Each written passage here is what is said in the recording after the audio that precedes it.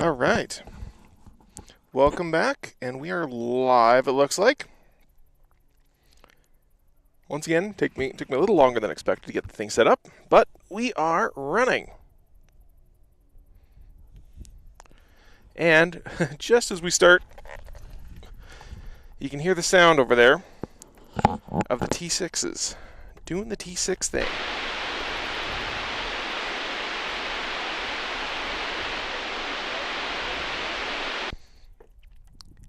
Move that radio a little bit so we might be able to hear a little bit better.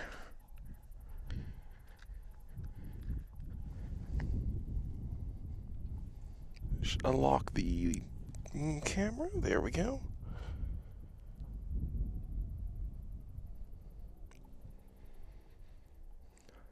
So we're supposed to be having the T6 heats right now, the 1 versus 1.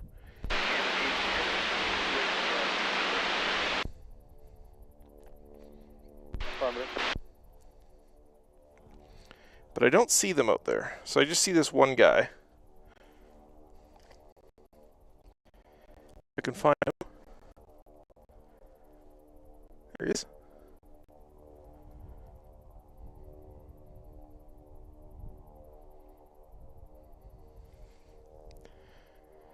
I suspect one of the T6s might not have taken off there, because that sounds like a T6 to me.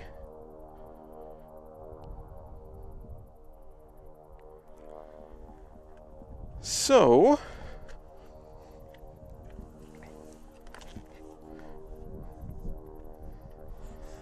all right. Something else I need to get set up here. Got the other camera, but I'm not entirely sure if I'm going to set that one up. Oh, I know. I forgot a memory card in the sound recorder, so I'm going to go get that set up right now. Oh, I can actually just record. So we got some T6s.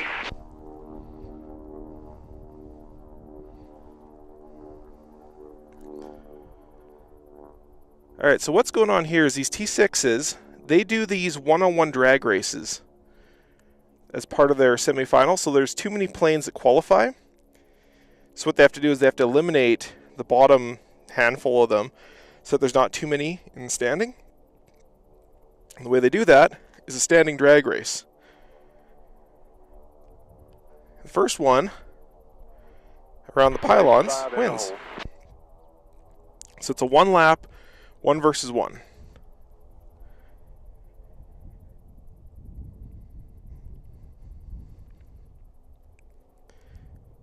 The only other standing start aside from Formula 1, obviously.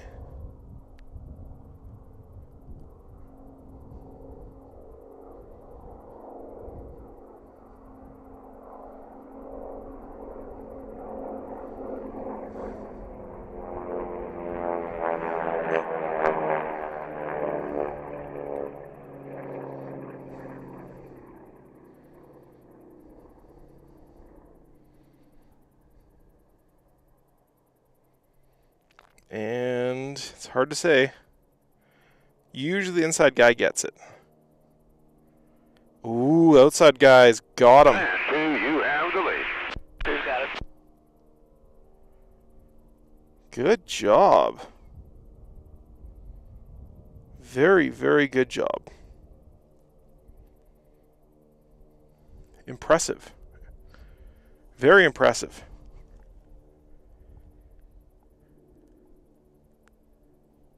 It's not very common for the outside guy to get it.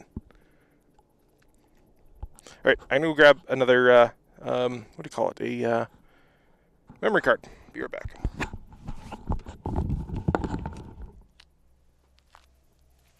Downway B, mate, or 1-4. 2, number 1. Race 69, downwind of B, 1-4. Race 69, following traffic ahead on downwind. 69.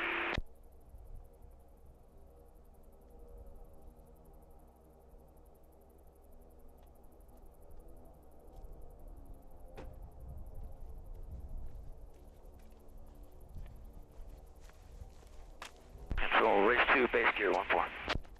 Race 2, clear to land. Wind 0603. Race 2, clear to land. 25, race 90 is coming up on your right. 25, roger.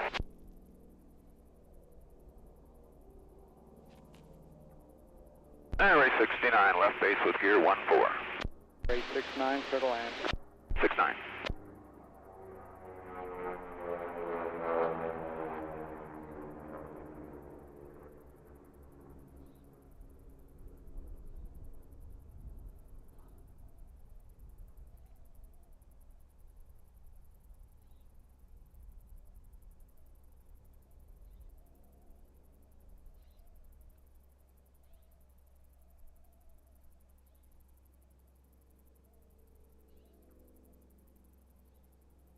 Race 5 will be entering on the back side of the course. 5 cleared on course. Wind 100 at 5. Landed at cover on runway 14. 5 clear on course. 90, you have the lead on 25. Okay, thank you. And we're going to 14, confirm tower. Race 5, affirmative. Beauty. Race 2, 5 and 90, yes, runway 14.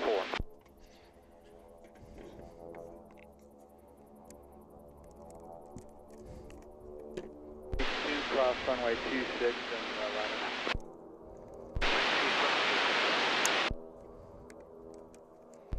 Coming back around. Race 5 on the back side. Race 5 right. Where are you, race 5? We're on the back side of the course, no pack. Race 69, cross runway.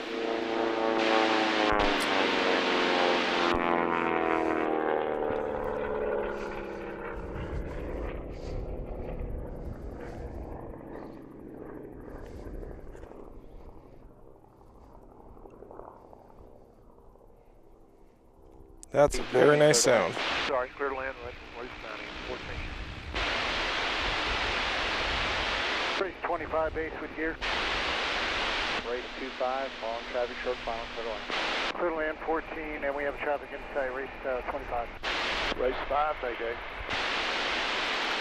Race 5 Mayday. Wind 100 at 5. Race 5, downwind 14. Race 25, you want me to go around? Negative, race 25.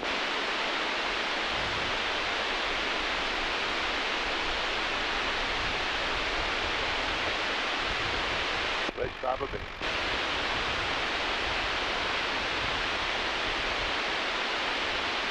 Race 5 traffic, short final, clear to land, runway 14. Roll to the end 25. Full cook. Race 90, cross runway 26, turn out.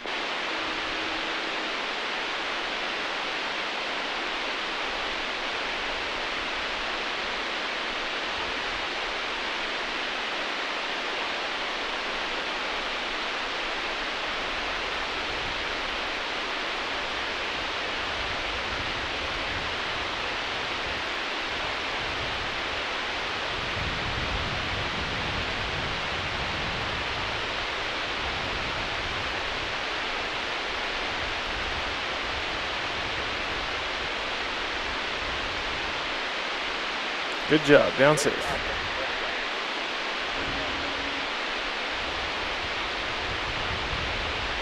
Race 25, roll to the end, cross runway 26.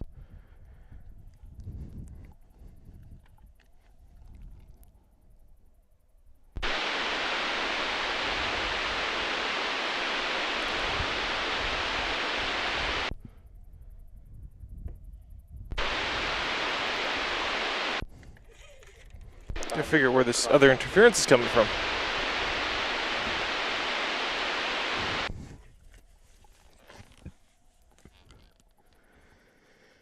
What time is the F-22 show? I don't think there is an F-22 show today. Actually, I don't even know if there isn't one in general. So let's...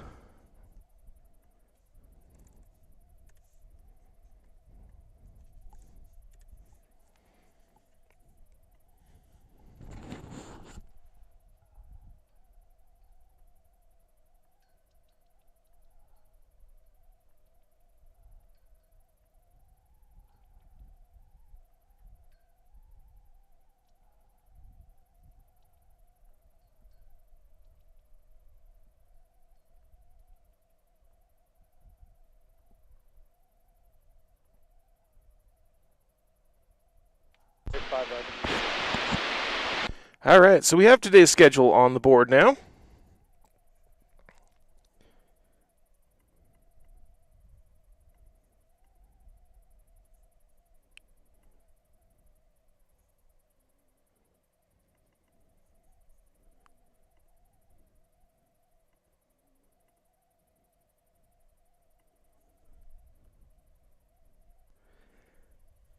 And we can see that in front of us we have another IF1 heat in a few minutes. Then we have a welcoming ceremony in about 30 minutes.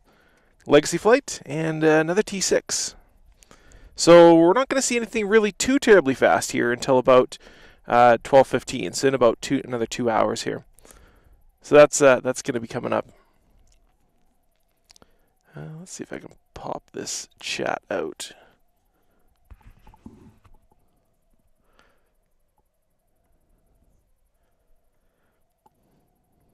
Got it. Cool. All right. I posted about the live stream on the IF1 fan group last night, and they deleted it. So they obviously don't want people watching this stream.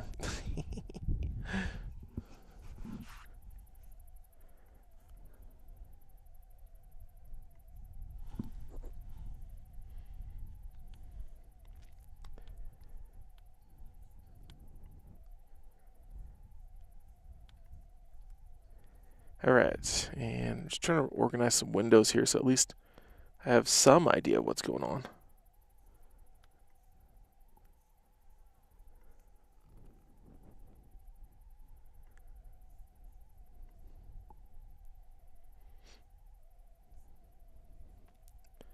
There we go. All right, so as we wait for that, let's have another quick roll.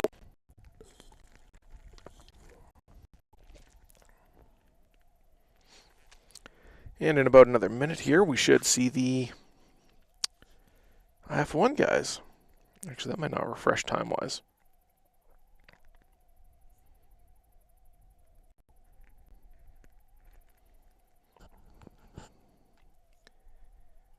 And if we hide that, should just...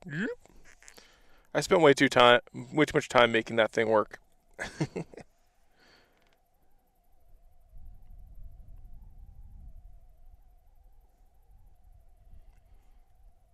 All right.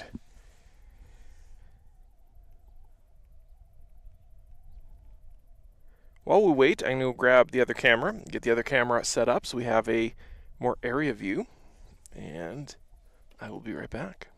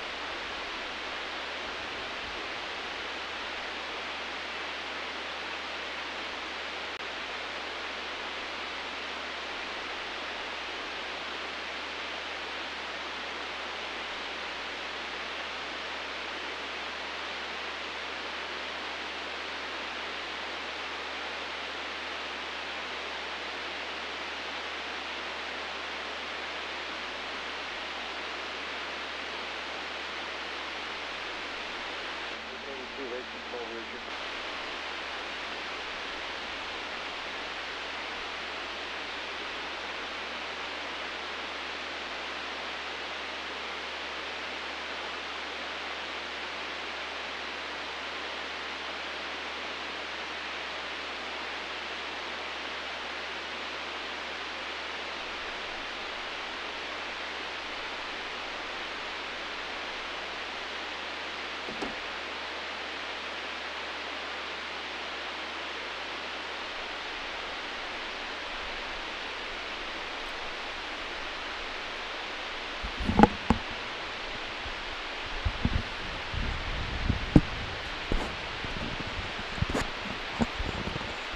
Yeah, I wish I could, but it's not legal for me to repost their live stream. So, best we're getting is two of mine here.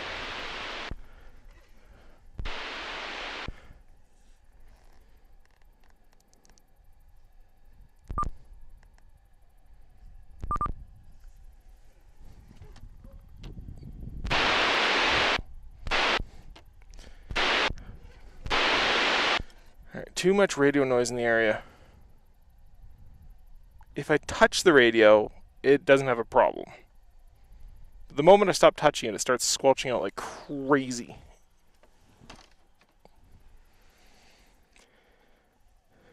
See if that maybe does something. Cool.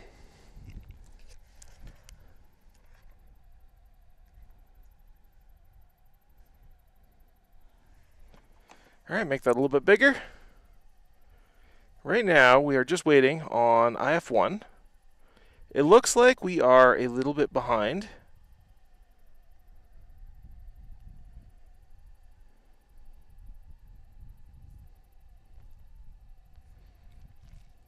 So we should have seen IF1 heat starting about 10 minutes ago. But unfortunately, they still have not started.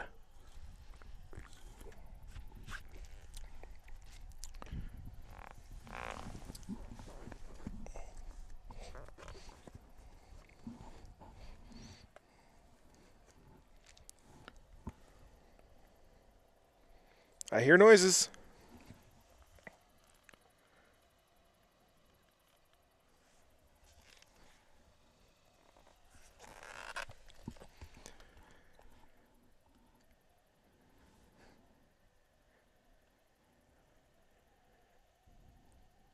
Hear noises, but don't see any planes.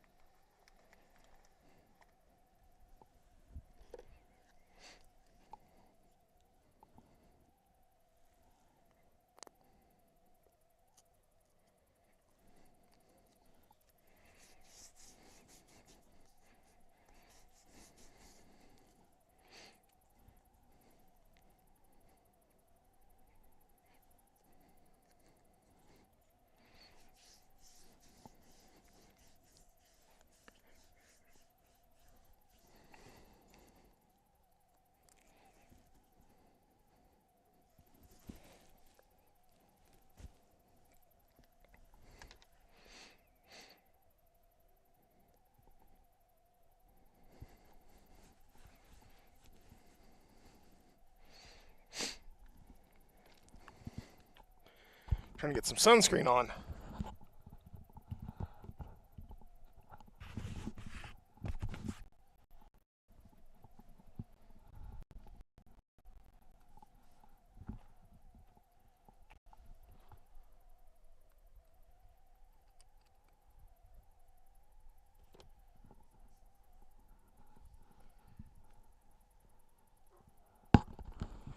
All right, much better. Still no planes, though.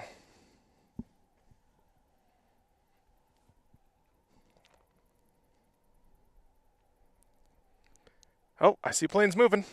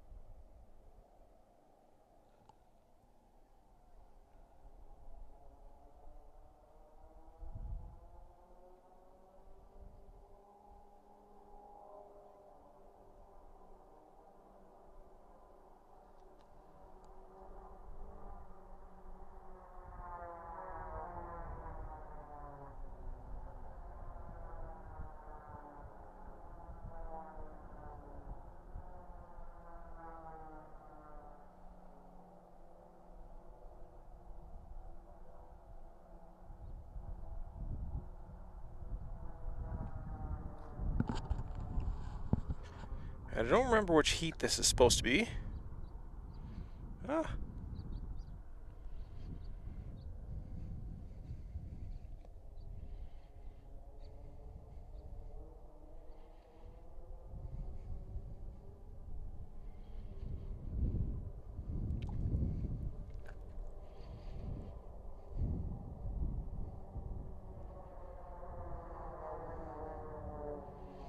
That does look like Metters. This would be 1A or 2A?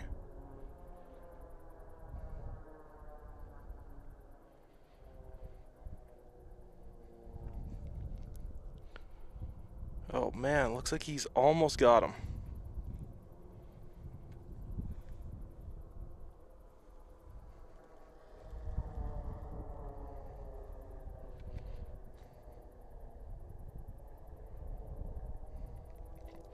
It's really hard to say, but he's catching him. He is definitely catching him. Look at that.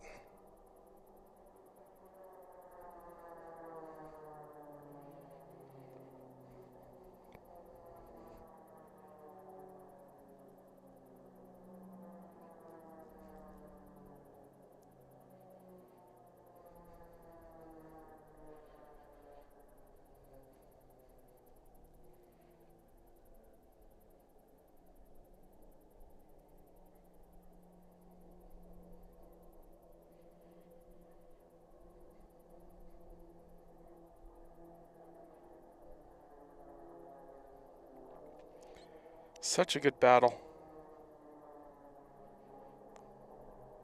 Oh, he's got him. He's got him.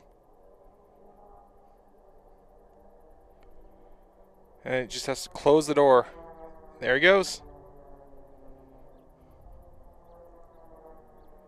It's game over.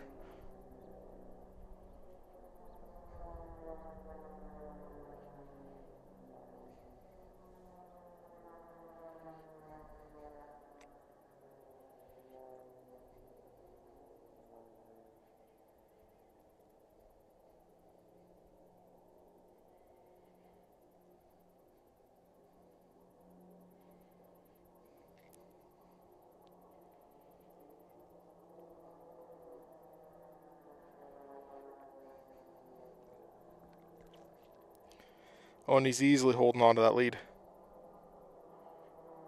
Easily holding on to the lead.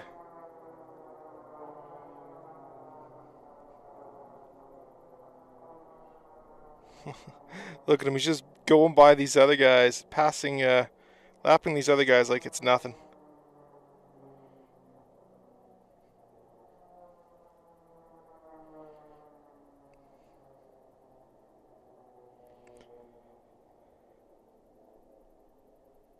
Kind of looks like Pumpkin. Or it might be Slab Dog.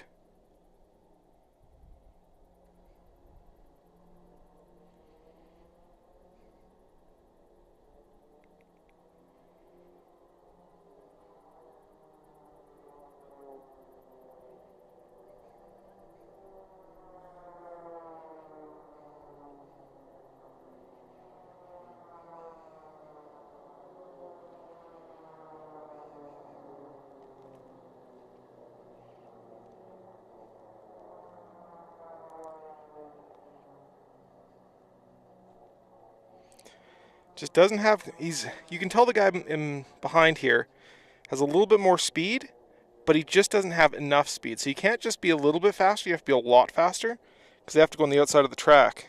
So I think they say you need at least 3 miles an hour advantage on somebody to pass him, and it looks like he just doesn't quite have it.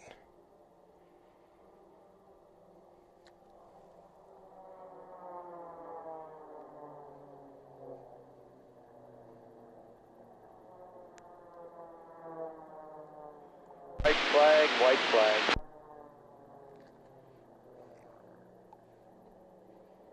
Look how high he's going.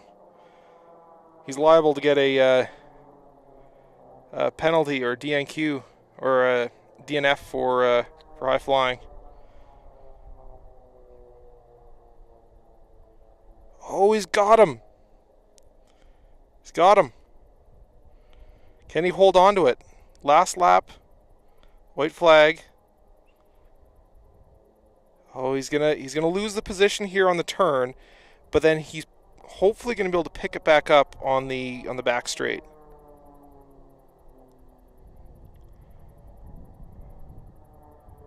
I think he's got him. He's got him. He's holding it. Good job. Very good job.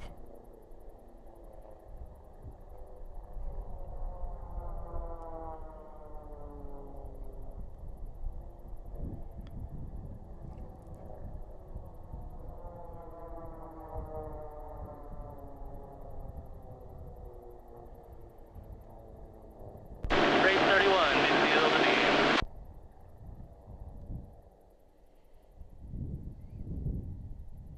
Ooh. Right at the end there. That's going to be a photo finish. We'll have to see what the timers say. Race 79, downwind of beam, looking for 81. Amazing. That was amazing. That's why we come to Reno. See that kind of race. 79 will be behind 81.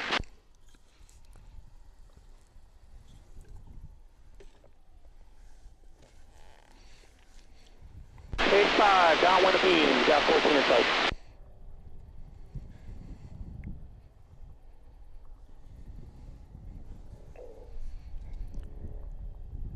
Race 82, down on the beam, I got 85 in sight. Race 81, basic gear. 79, base switch gear behind 31, 81. Race 31, switch gear. 52, downwind of beam. All right. So what's our schedule looking like? So that was Heat 2A, so those were the first place guys. So in about 9 minutes, we should be expecting to see the welcoming ceremony. And then in about 29 minutes, we should see the legacy flight. And 85 going around. What race was that? That was the welcoming ceremony. Good morning, Tech Guy. Welcome back in.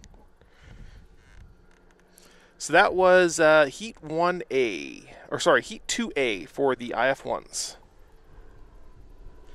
So we saw, earlier we saw the T6s do their one-on-ones.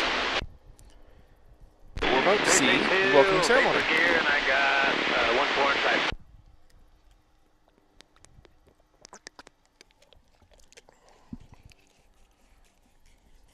And 85, downwind of beam. Thanks, Tech Guy. I do what I can. I may not be Blanco Lirio, but I will do my best.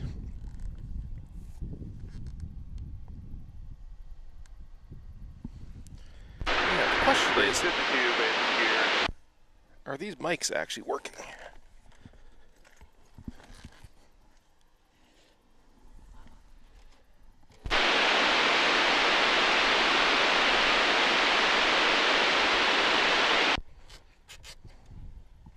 That could be causing part of that.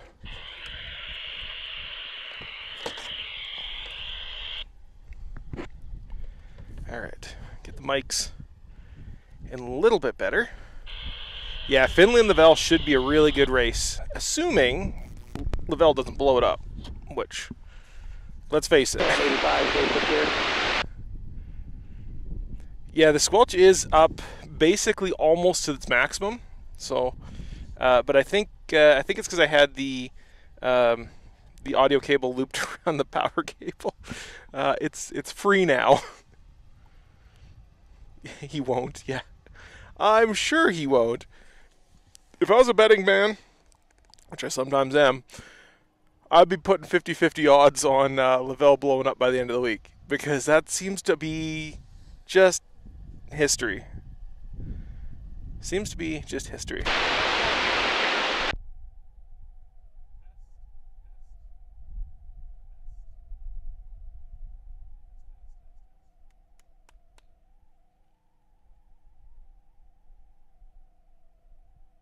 Test, test.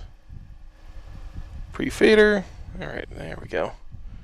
I'm just testing some of the audio levels here, seeing if we can get a little bit more out of the area microphones. Test, test,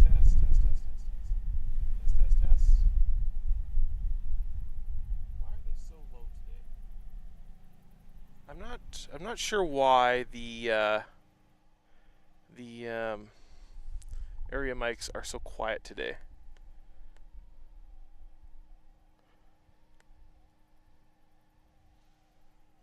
All plugged in, appropriately set. We'll see when the audio gets better. But yeah, Jeff Lavelle. Yeah, Jeff Lavelle he's an absolute champion. I'll tell you that for damn sure. That guy knows how to fly. He also knows how to build a fast airplane. So if I didn't remember checking his qual times.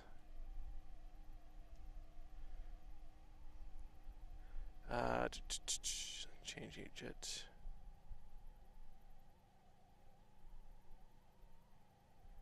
Strings attached.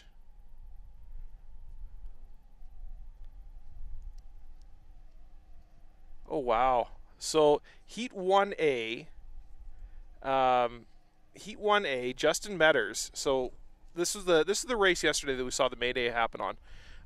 Josh Watson, afraid not, got a 16-second penalty. That usually means a pylon cut. But Justin Metters, the one who pulled the emergency, who pulled the Mayday, he came in. Obviously, he had DNF'd, so he didn't finish. But even with the 16-second penalty, Josh Watson was still about 6 seconds ahead, 4.5 or 5.5, 6 seconds ahead of Justin Phillips and no strings attached. So that's a fast plane. Let's see. So we'll check that. Jet heat. Yeah, we saw that one yesterday.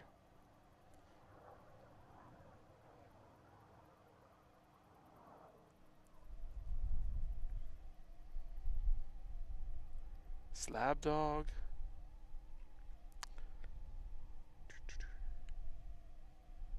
And heat 2B. So that would have been earlier. What? Oh, this is wonderful. I should post this link in the chat. This is the unofficial race results for 2B. Does someone want to tell me what's wrong with the first place?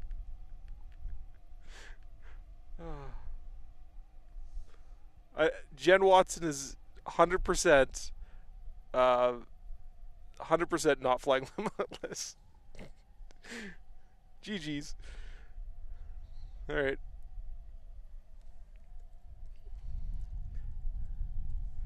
So about every 5 minutes, my software will automatically update me when there's updates.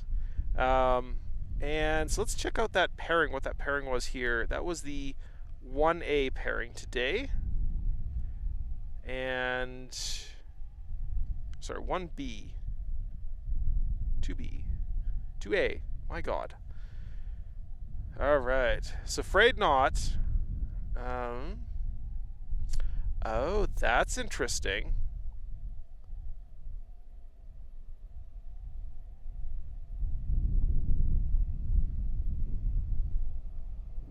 That's very interesting. So that 2A that we just saw. Oh, who is this? Who is this?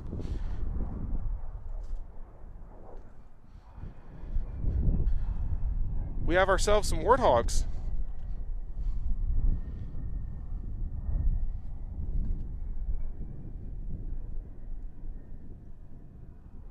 Coming into land. One of my favorite airplanes. I think it's a favorite of a lot of people. I think I might have the overlay up, so I'll try and keep them on the right side of the screen so you can see them. But, ooh, beauty. Look at that. Gorgeous. I'm a big fan of weird airplanes. The weirder, the better. And the Warthog is a weird airplane.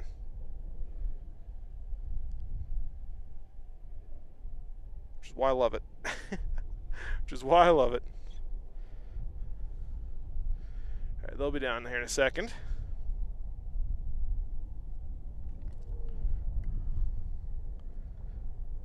readjust the tripod. There we go.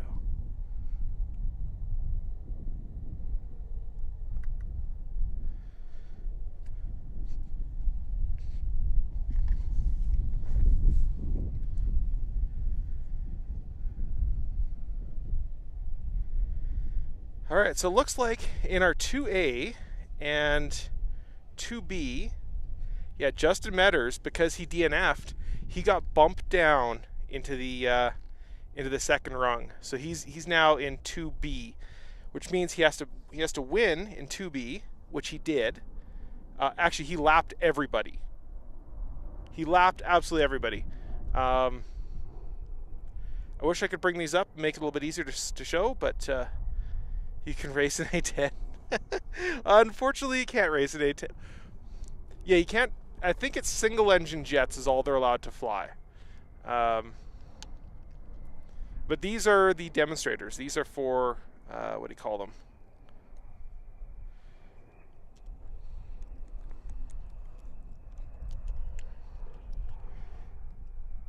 These are performers.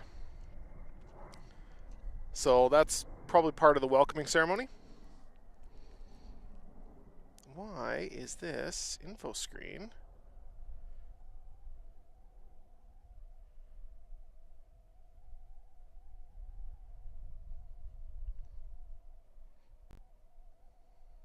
You know what? I bet it doesn't let you run timers in OBS.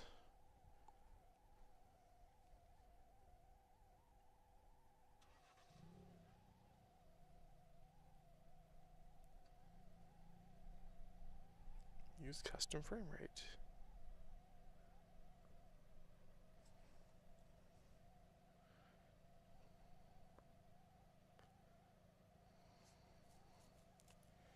Yeah, I guess no timers are allowed. Kind of explains a few things. Yeah, best close support. Yeah, I don't think any of them have dual engines in them in the jets, in jet class.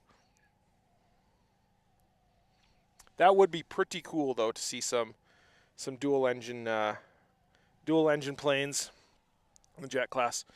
Interestingly, so in talking to Microsoft, because I got a couple friends at Microsoft, they came by to say hi to me yesterday, but of course I was out here streaming to you guys.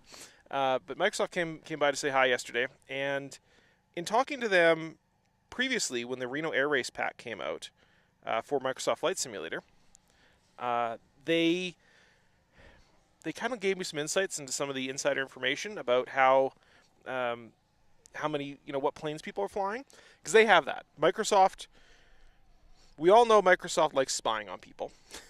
They're not quite as bad as Google, but they're if the spectrum goes on one side, you got Google, who spies on everybody. Well, Facebook who spies on absolutely everybody whenever they possibly can, and then Apple, who spies on nobody, even when they could. Microsoft would be like right in the middle. So, but Microsoft, they are collecting all that information. Apparently, jet class is easily the most popular in the Reno Air Race pack. And that might have changed now that it's kind of become old hat. But yeah, that was the thing. I'm gonna set this thing up so that it automatically refreshes these things every few minutes. Not today, but for tomorrow's stream.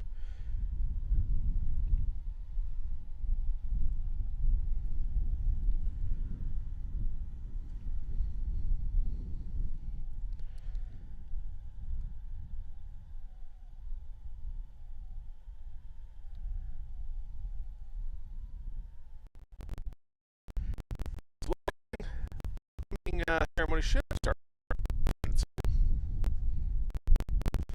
We haven't seen anything about day 10s coming in. Now, that doesn't mean that it hasn't started.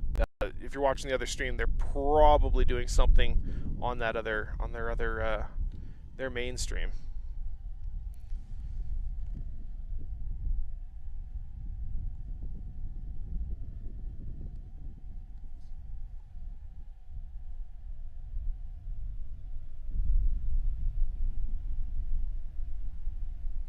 I do have a guy with his very noisy Ford RS behind me, running his engine, which, you know, it's a nice car. All right, let's see if we can see if there's something going on the... Make sure you tell my friend that the radio is much better.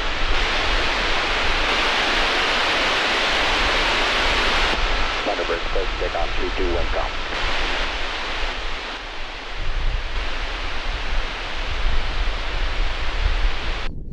I don't know what it is about this particular frequency, but it is so noisy.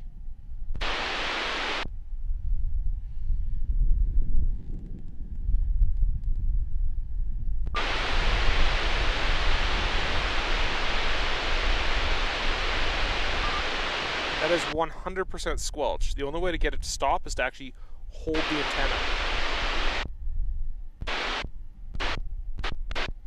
That's me tapping the antenna. That's ridiculous.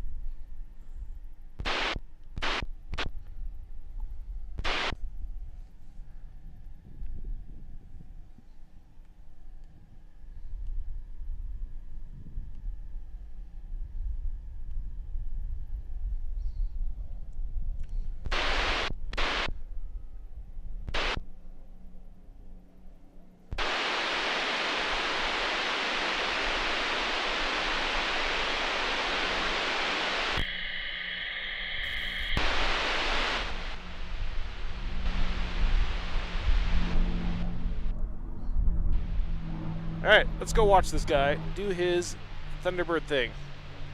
Switch us back over to the race frequency so we don't get all this hissing and buzzing and shit.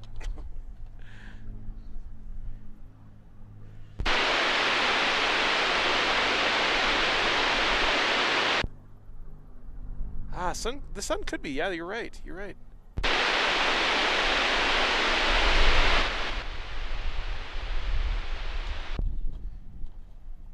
That is true.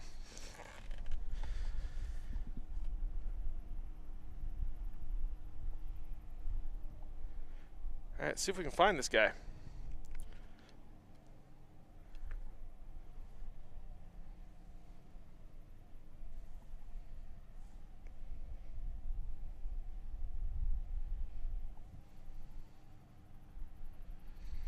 It's back here somewhere.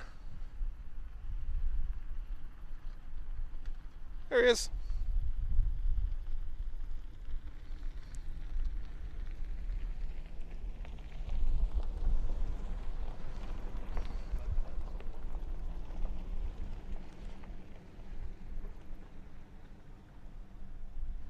I think I might have the antennas, or the mic switched left and right.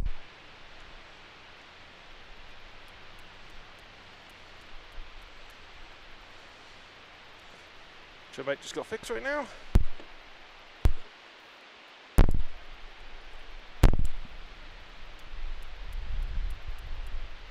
That might be a bit better.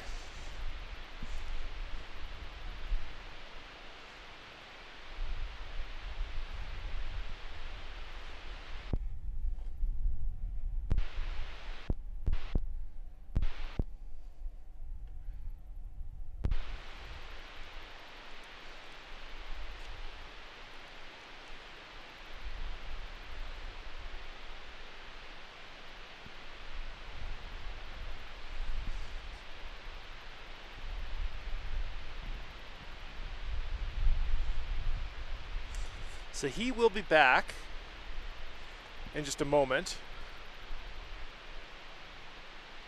to do some flybys and legacy racer stuff.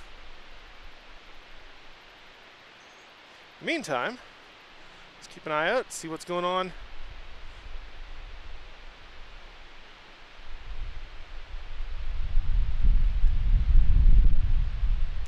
So, if you were watching Reno for the past few years, you'll know that this is a that's the stands you're seeing in front of you there, and the guys on the very left, so if you look on the left side of your screen there, I'll turn off the overlays so you can see them, but the guys on the very left there, those are our section 3 guys, and you can see they're wearing orange. You can see them all the way up from here. They're the best fans, the absolute best fans. They'll be here till, they'll probably, Section 3 will probably be here next year, even without any races happening. Because that's just how dedicated those guys are. They're true mad lads, that's for sure. I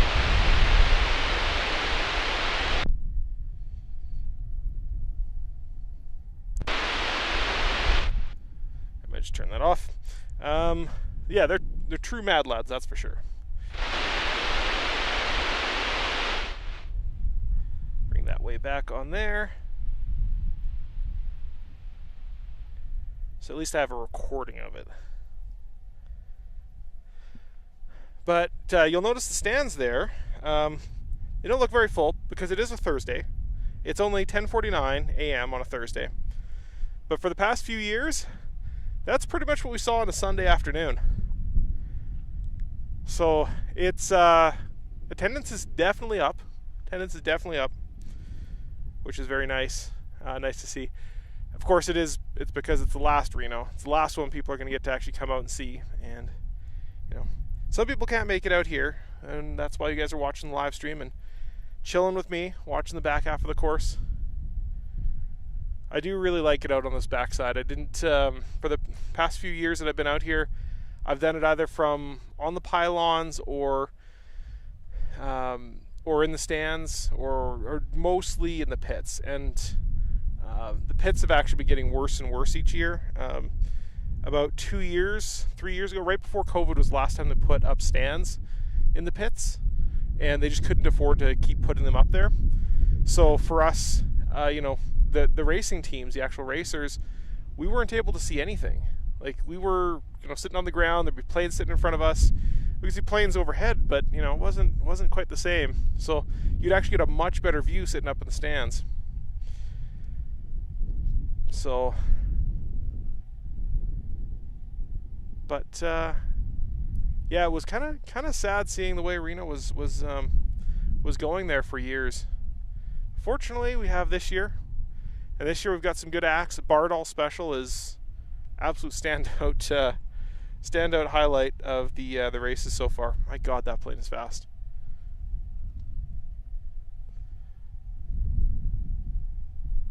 It's basically Voodoo. So the guy who owns Voodoo decided he did not want to field Voodoo this year. So the guy who owned Bardol Special said, "Hey, can I steal all the parts from you?" So there's some photos floating around online that I can't legally republish, unfortunately, that show Voodoo effectively taken apart, and they are shown pictures of Bardol being taken apart like 6 months ago. And what they did is they took all of the performance mods, all the engine performance mods, out of Voodoo, and put them into Bardol Special, and that's why Bardol is so fast, just coming out of nowhere. Because last year Bardol was kind of meh, it was a pretty much a stock airplane, but this year it's kind of the favorite. Blower engine was a highlight for me. That was incredible. Incredible is one way to put that. Yeah.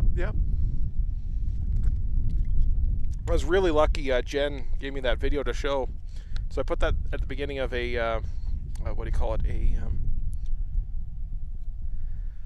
a short here a couple days ago for the daily dose of the Reno Air Races.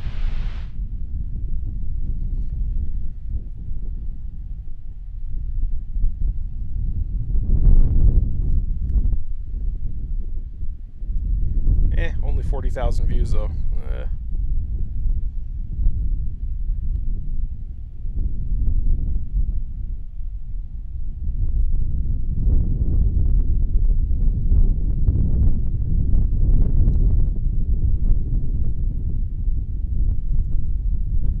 Hello, Max Don. How's it going? We're all just kind of chilling here, just waiting for the next part of the races to show up. So if I pull up the schedule here, so right now we're kind of in the middle of the welcoming ceremonies, and then in about 6 minutes we're going to see the UNL Legacy flight. supposedly. Now, the schedule is subject to moving around as things progress. Sometimes they can get a little bit ahead of schedule or get some scheduling time back.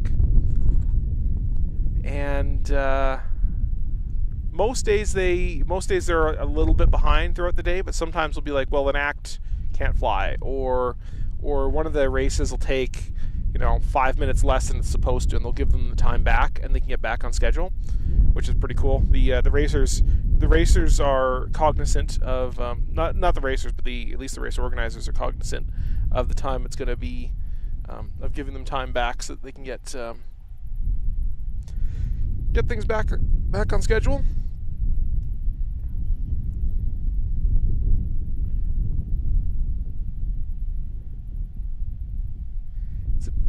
It's a bit warm out today. Not actually that warm yet. It's only about 21 degrees here. What is that in Fahrenheit? Not sure.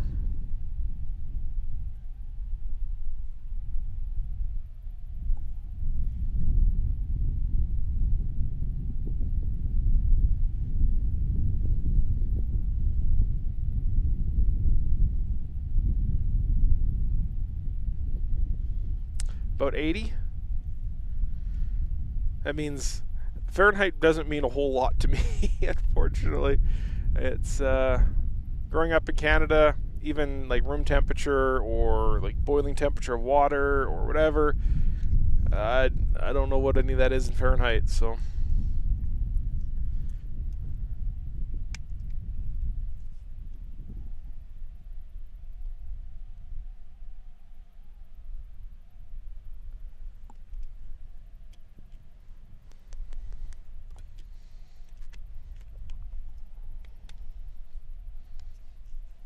I'll figure out what's wrong with this timer here thing tonight, but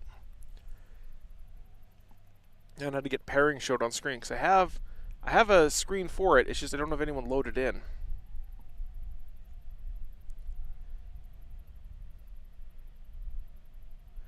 All right, so we have some race results here from 2A, the unofficial. Josh Watson in Frayed Knot, 624, 233 miles per hour. Wow. Justin Phillipson, no strings attached. Those are the guys who were battling it out right at the front there. And he was about 10 seconds behind him, almost exactly 10 seconds behind him. So at 227 miles an hour. Tim Kuhn there, Acme Special, Deja Vu, Sleeper, Cheap Thrills, and Feisty coming up at the last place.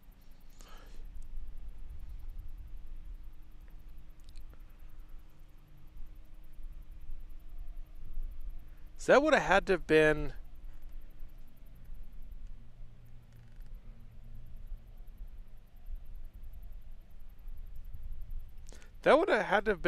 no strings and what airplane, honey, for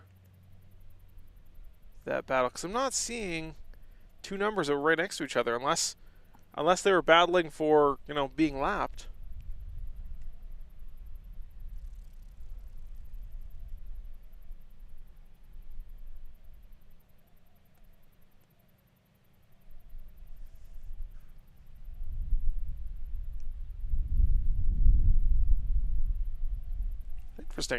Interesting. I'll have to look into that.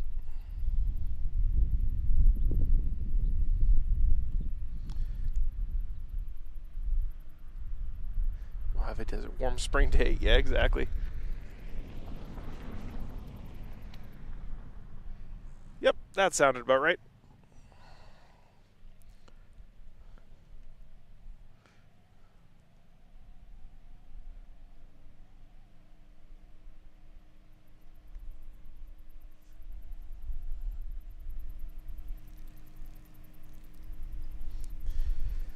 You get noise sounds from the Ford. Alright, so let's check my EcoFlow and see how much battery power I've got. Pulling in about 80 watts, using about 130, 140. About 4 hours remaining. We'll get a bit more power, so I think we might actually last a majority of the day.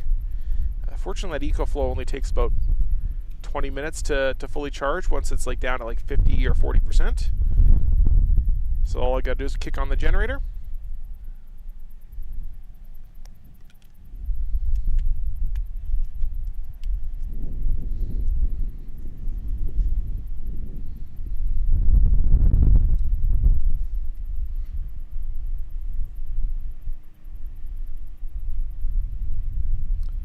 Alright, 2A just got updated as well.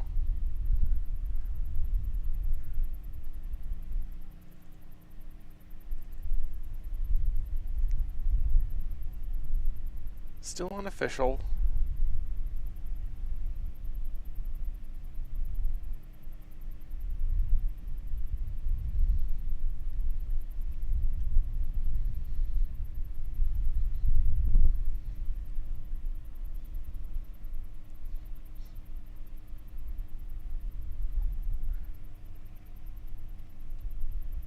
I hear airplane noises. Who else hears that?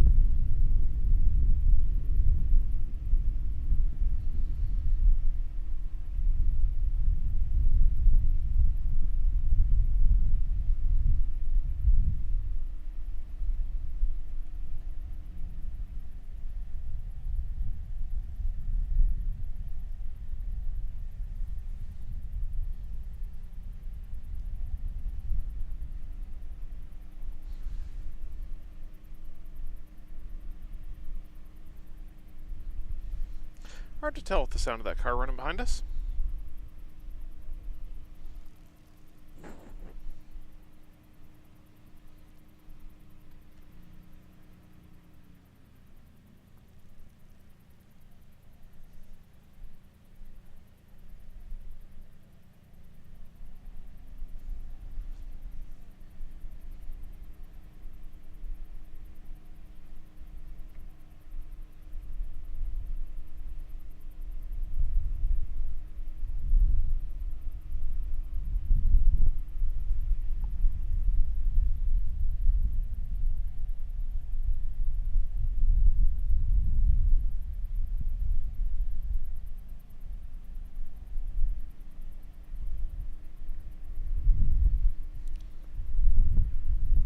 Thought I heard a plane behind us, but I guess not.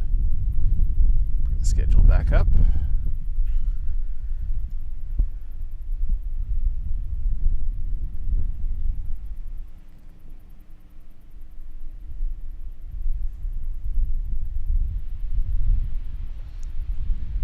Go full Greta Thunberg on the guy behind you. How dare you? How dare you?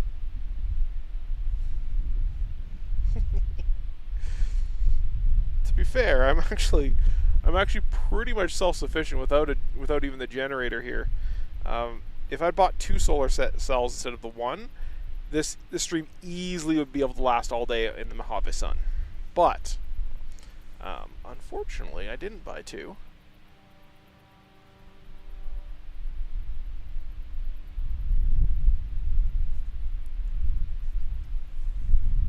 Get that radio back down.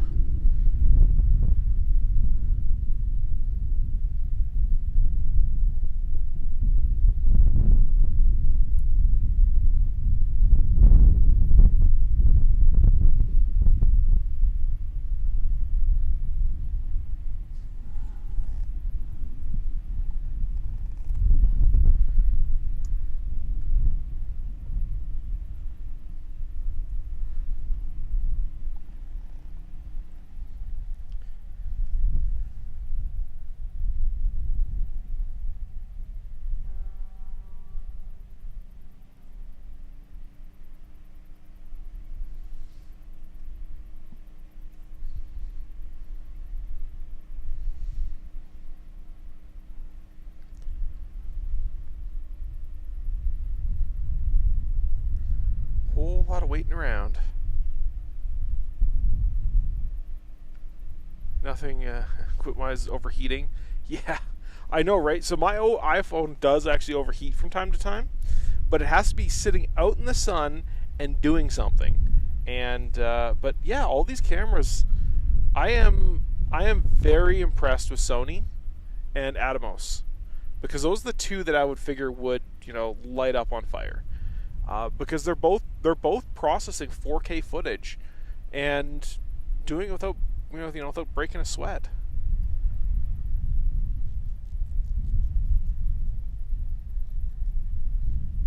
I should send some photos, post some photos of the whole stream, which I might actually do right now, because why not? Post that onto Instagram.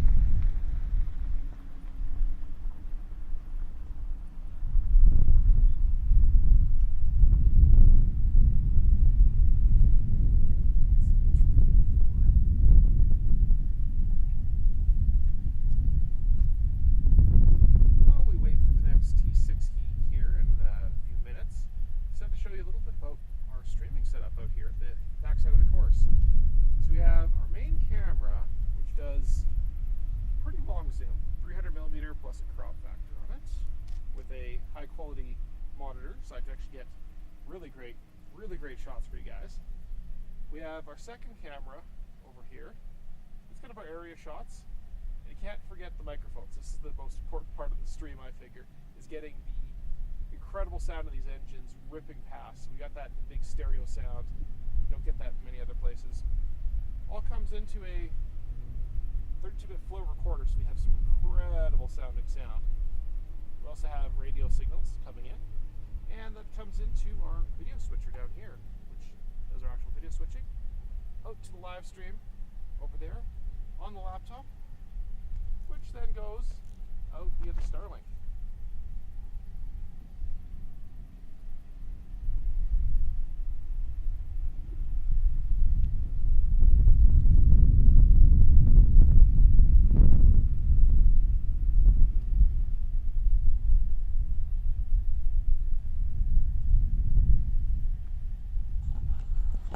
Cool. So that's going to upload.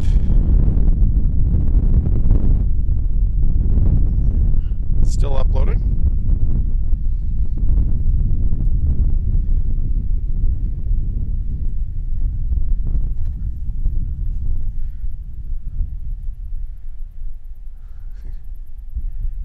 Pro Max dimming screen, sunlight.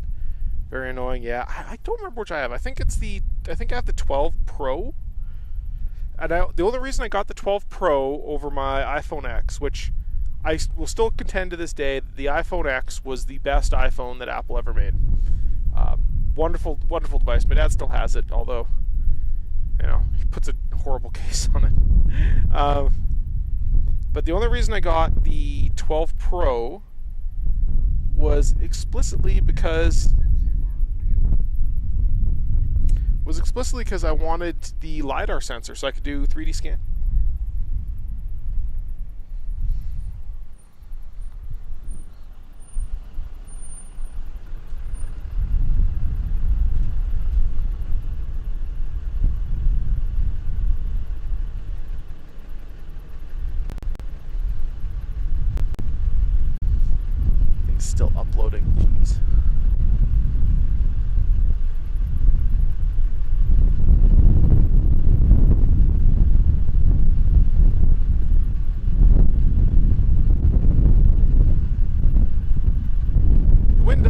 nice, but it sounds awful.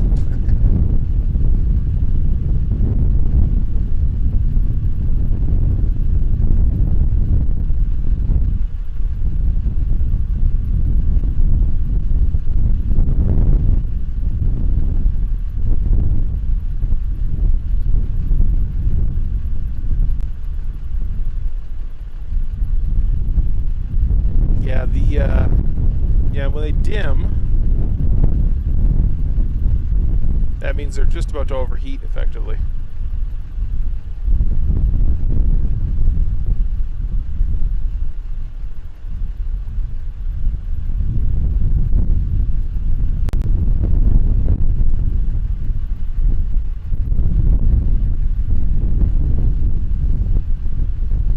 Fortunately, that sound's coming off the area mics. I was tempted to buy dead cats for them, but I couldn't find any that would fit, so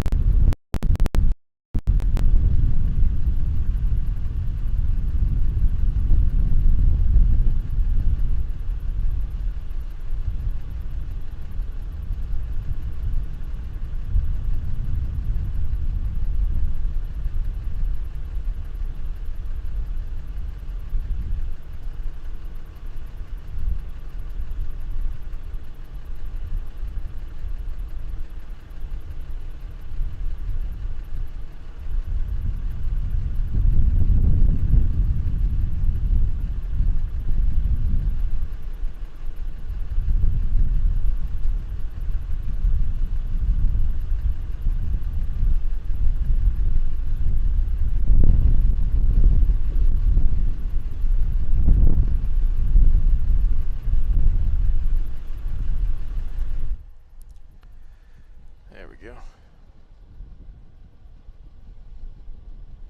Got a guy with a big dually diesel. Well, big diesel sitting here next to us now too. Oh, and look who's back. Alright. Story just posted.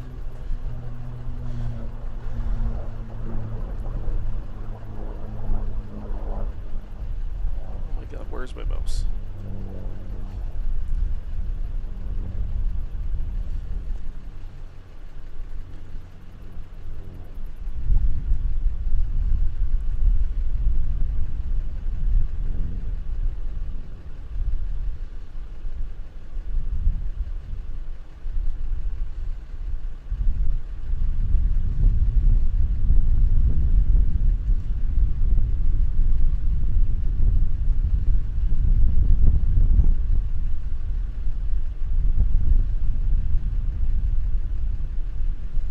I think he's going to turn a lap for us, which means we are going to see an unlimited ripping by here, punctuated by diesel noise, but that's fine.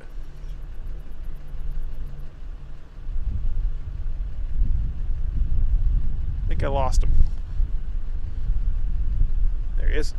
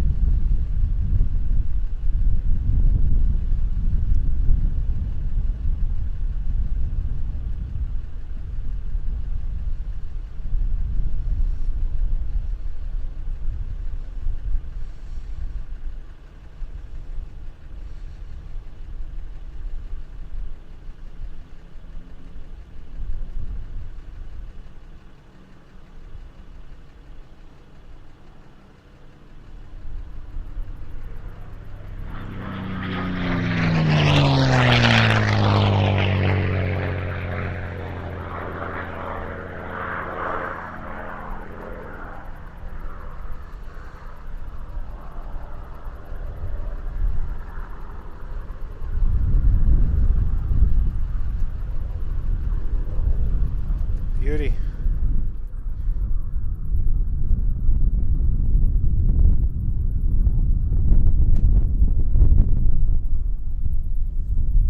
Zoom off the course.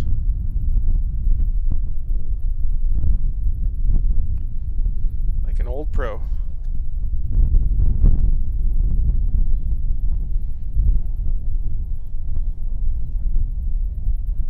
So if you're coming to the races, you'll be able to actually see this guy in the pits over the next couple days.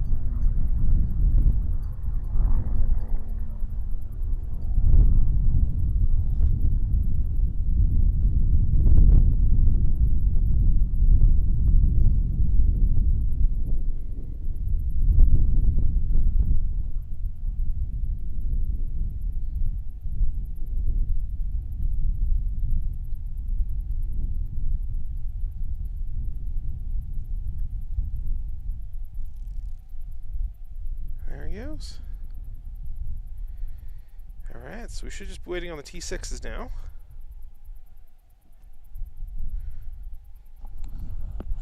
Yeah, I think there's a couple more. I think he'll be doing a couple more in the next couple days, but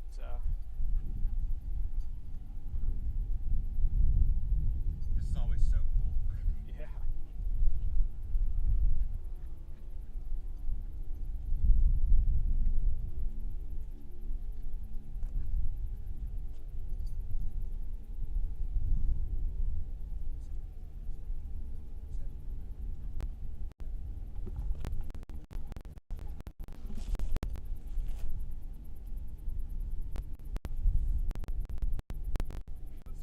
T6 is taking off any moment now.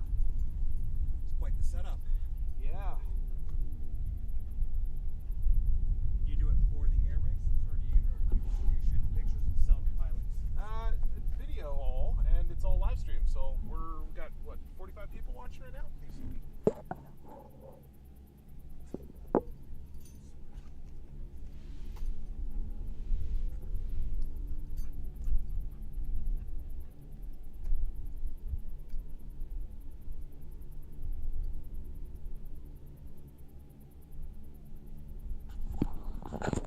Peter, yeah, no, we are in the same locations we were yesterday. So, just where I think the tripods might be a touch lower.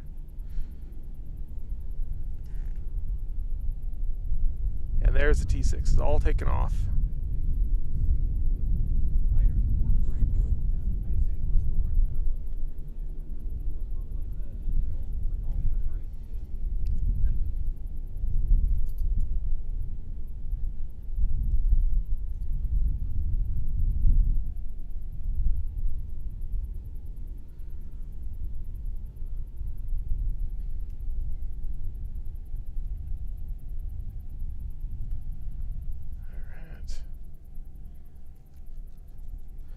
Let's go get the cameras on these guys.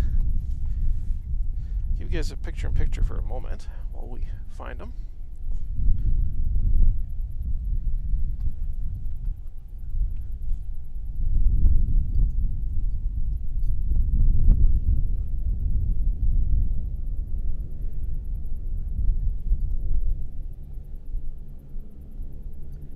And there they are.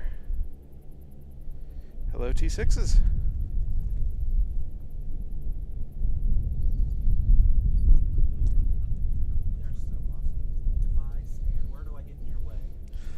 Pretty much anywhere in front. Is it zoomed out real wide? Yeah, that one's pretty wide, although we don't really do most of the footage is coming off this main camera.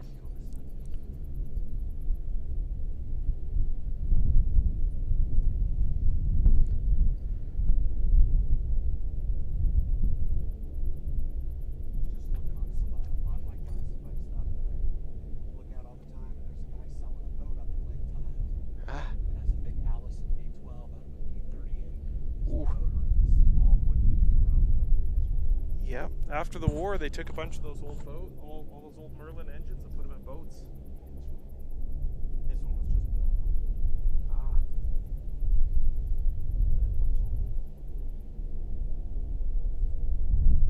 Yeah, big engines they put in some of these things. They're like, some of these guys are pushing like 400 horsepower. Not these T6s, but 4,000 horsepower.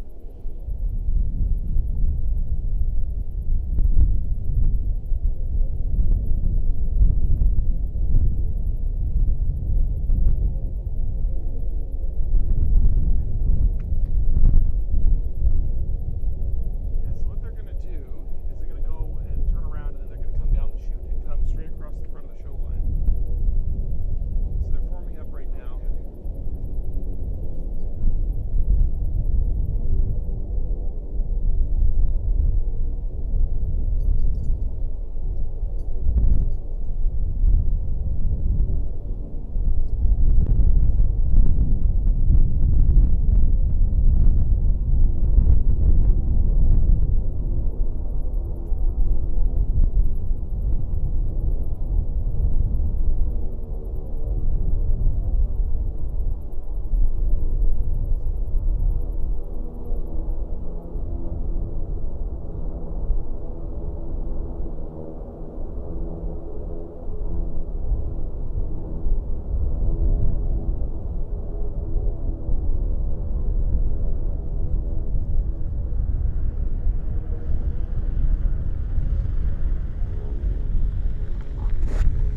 Alright, so we're going to wait for them to come around onto the chute.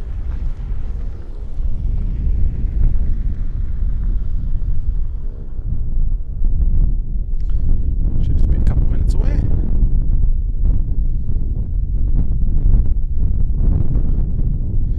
The chair's about to fly away.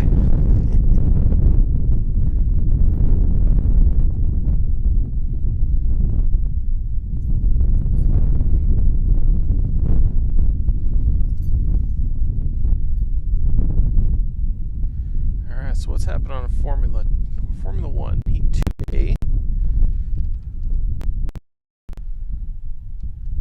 Just corrected times looks like again.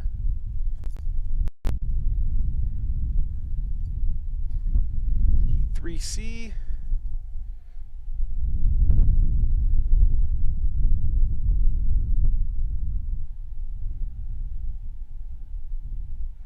Where is Outlaw? Maybe I moved up to B.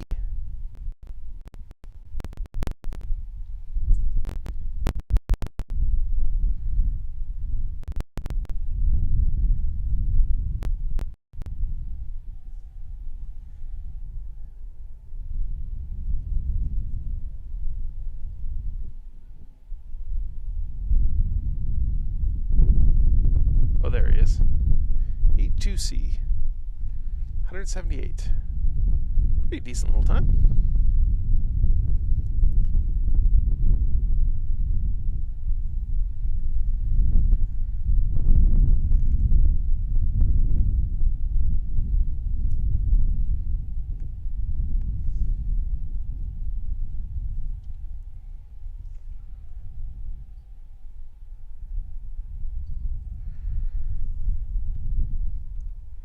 Quick look while we're waiting for a look at the schedule here. T6s should be on the course in about 6 minutes. Then we have Jim Pete's in the Honda Jet in about 25 minutes. And our first sport heat of the day. So first real fast guy of the day in about 49 minutes from now.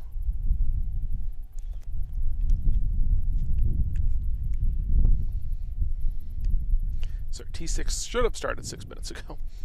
I guess that's when they took off.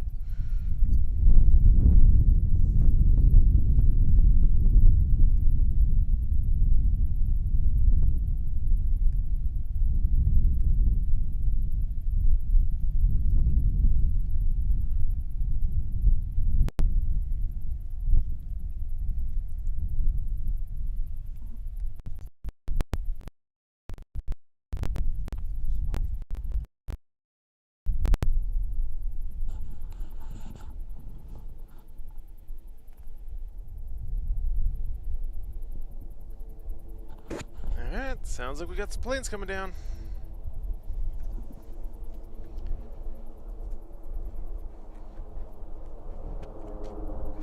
Smoke on.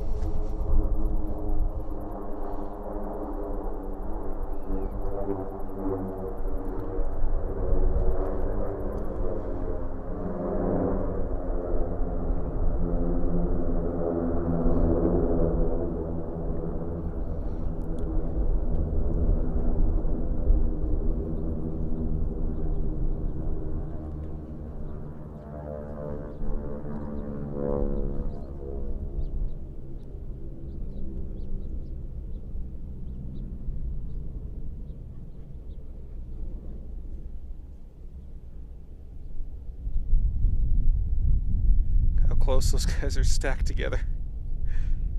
That's ridiculous.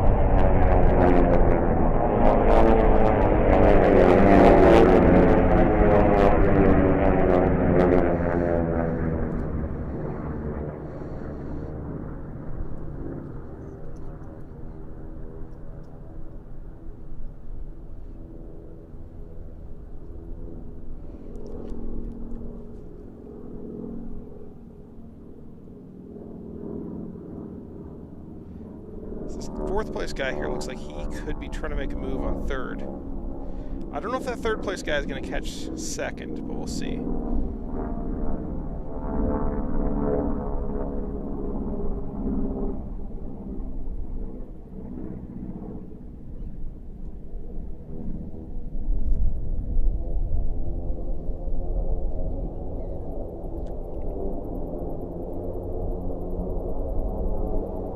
First place pilot is just walking away from everybody else.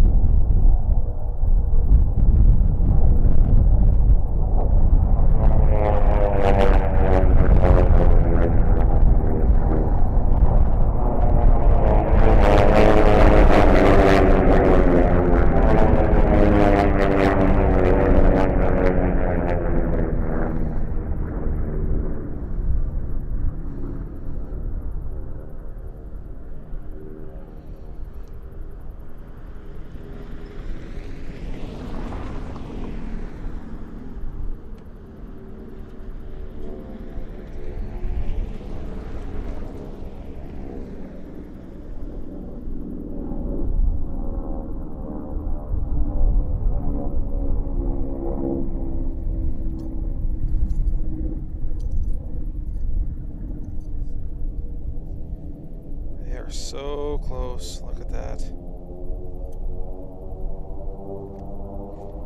I get three-way race here. If he can just keep this guy at bay.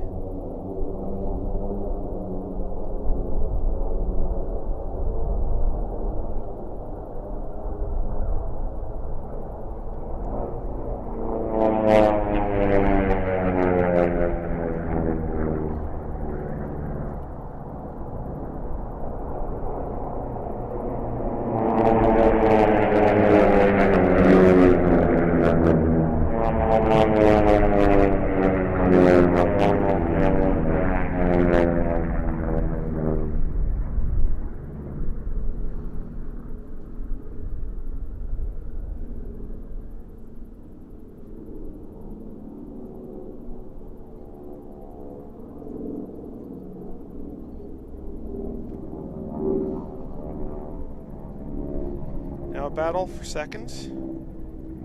Coming up.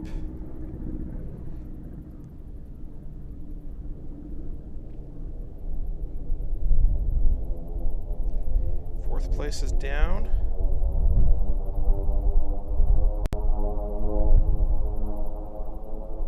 Can he do it?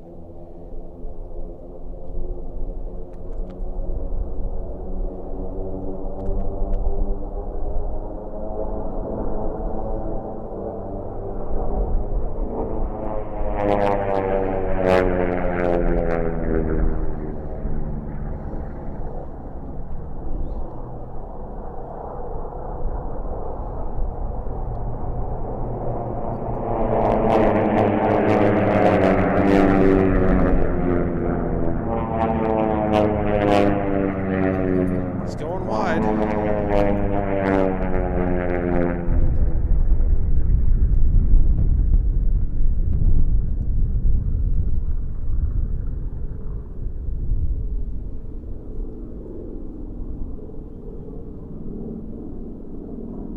He's got some speed on him, that's for sure.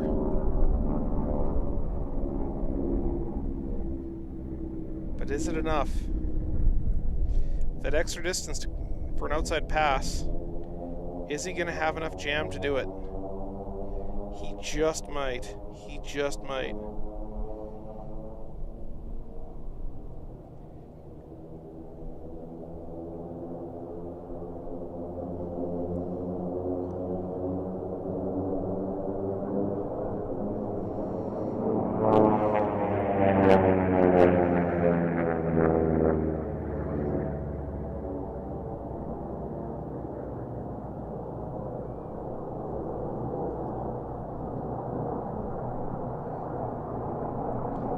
Look at that.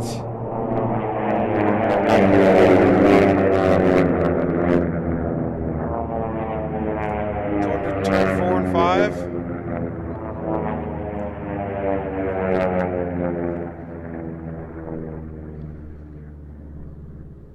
I'm kind of cheering for him. I'm kind of wanting him to make this and close the door.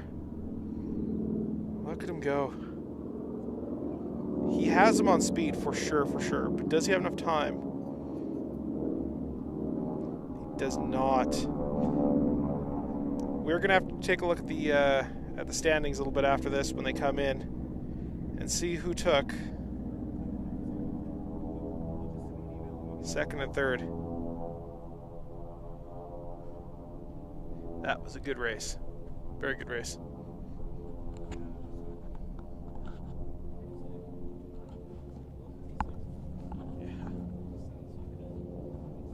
In all the years I've been coming here, I have never seen this good of racing.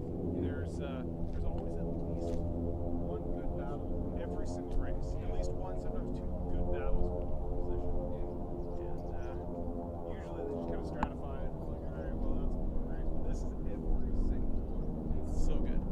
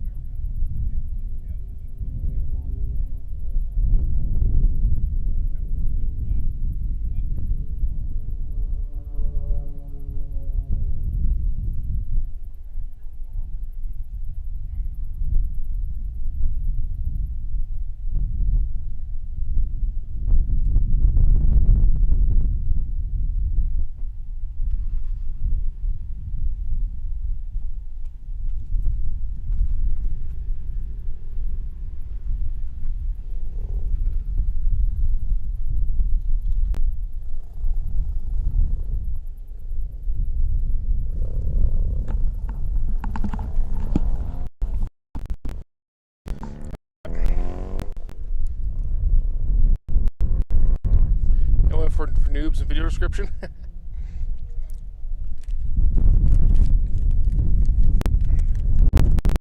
Did I not put anything in the video description? Maybe not.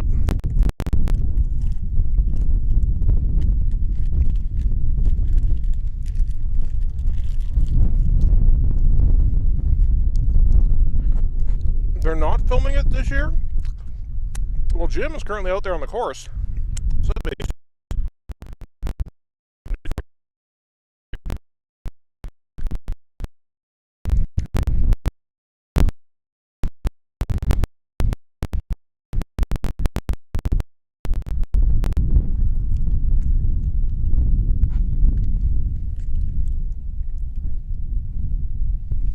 currently eating a chocolate bar.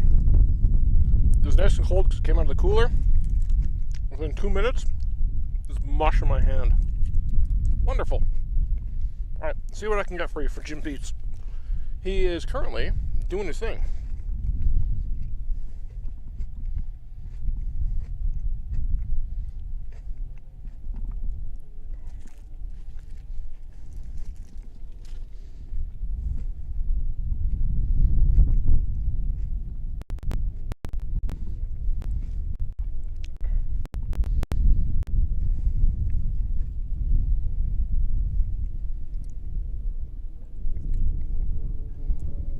Cuban 8.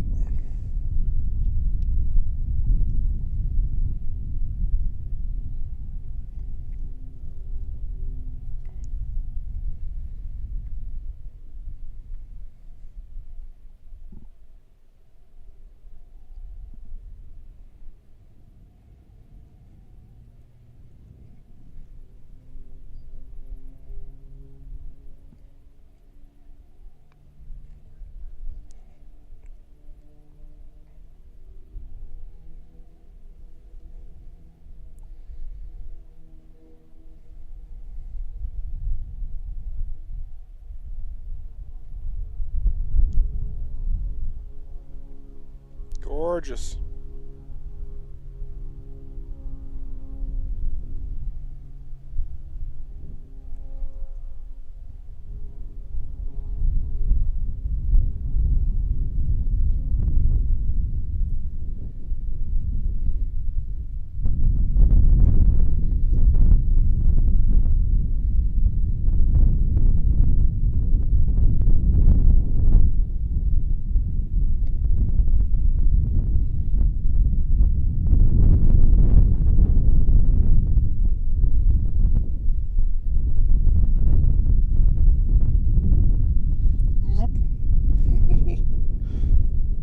I love when he does that.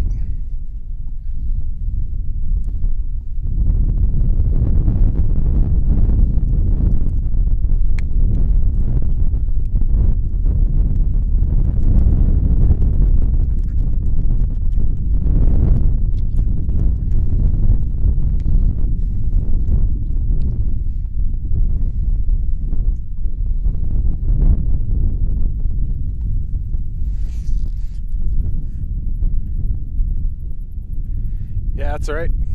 They won't stream it. I will.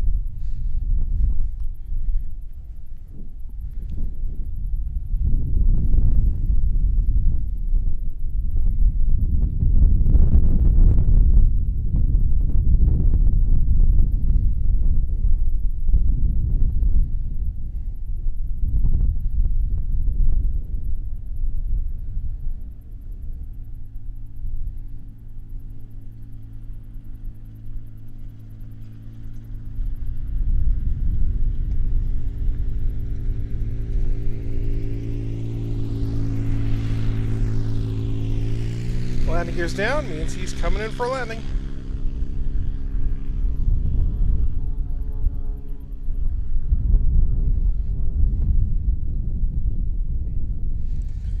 And on today's episode of What Tree Is This?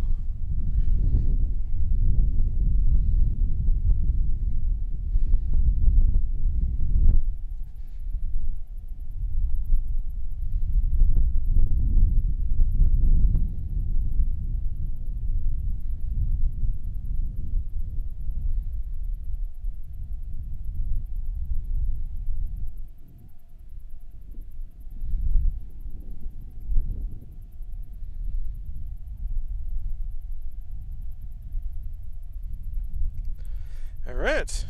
That was pretty cool. Jim always does a really nice show. A friggin' bonanza.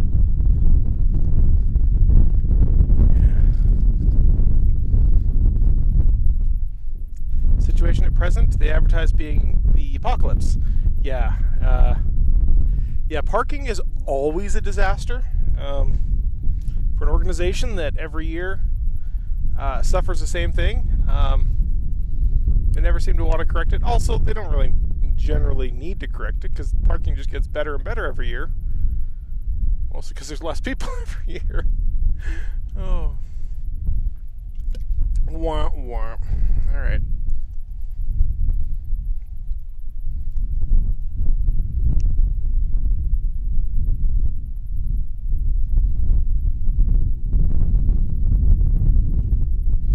All right, so we got some pairings for Heat 3C and B and A for Formula One.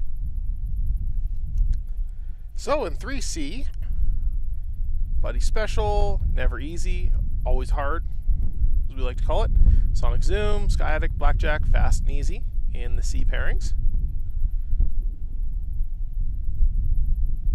In the B pairings, Cheap Thrills, Monkey Ninja, Feisty, Slab Dog, Atomic Pumpkin, Annie, Fat Ass Cass, ooh, and Outlaw moves up to silver.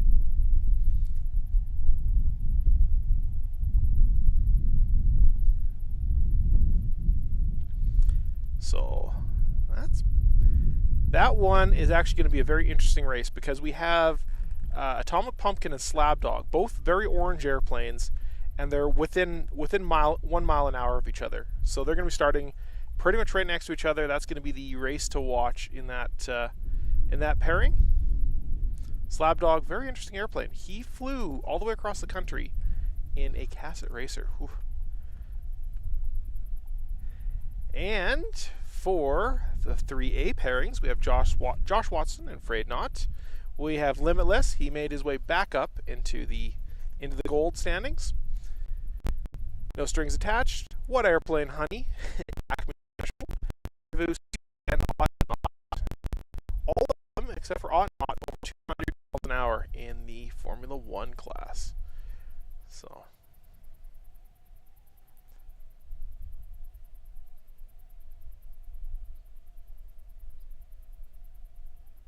All right. Those pairings look super interesting to me. All right, so let's see what we are at. We are Jim Peets just finished his flight.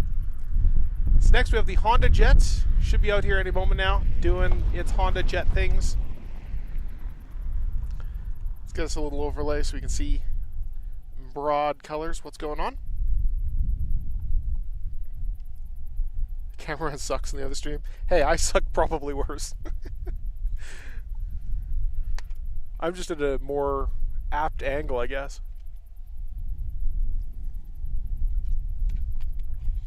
Plus, the one thing I'm looking for is the best race, the best battle.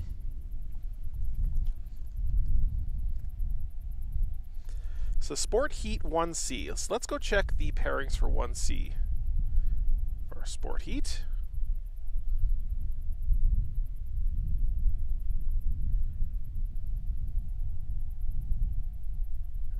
What's next? It's going to be Sport Heat 1C. 1C.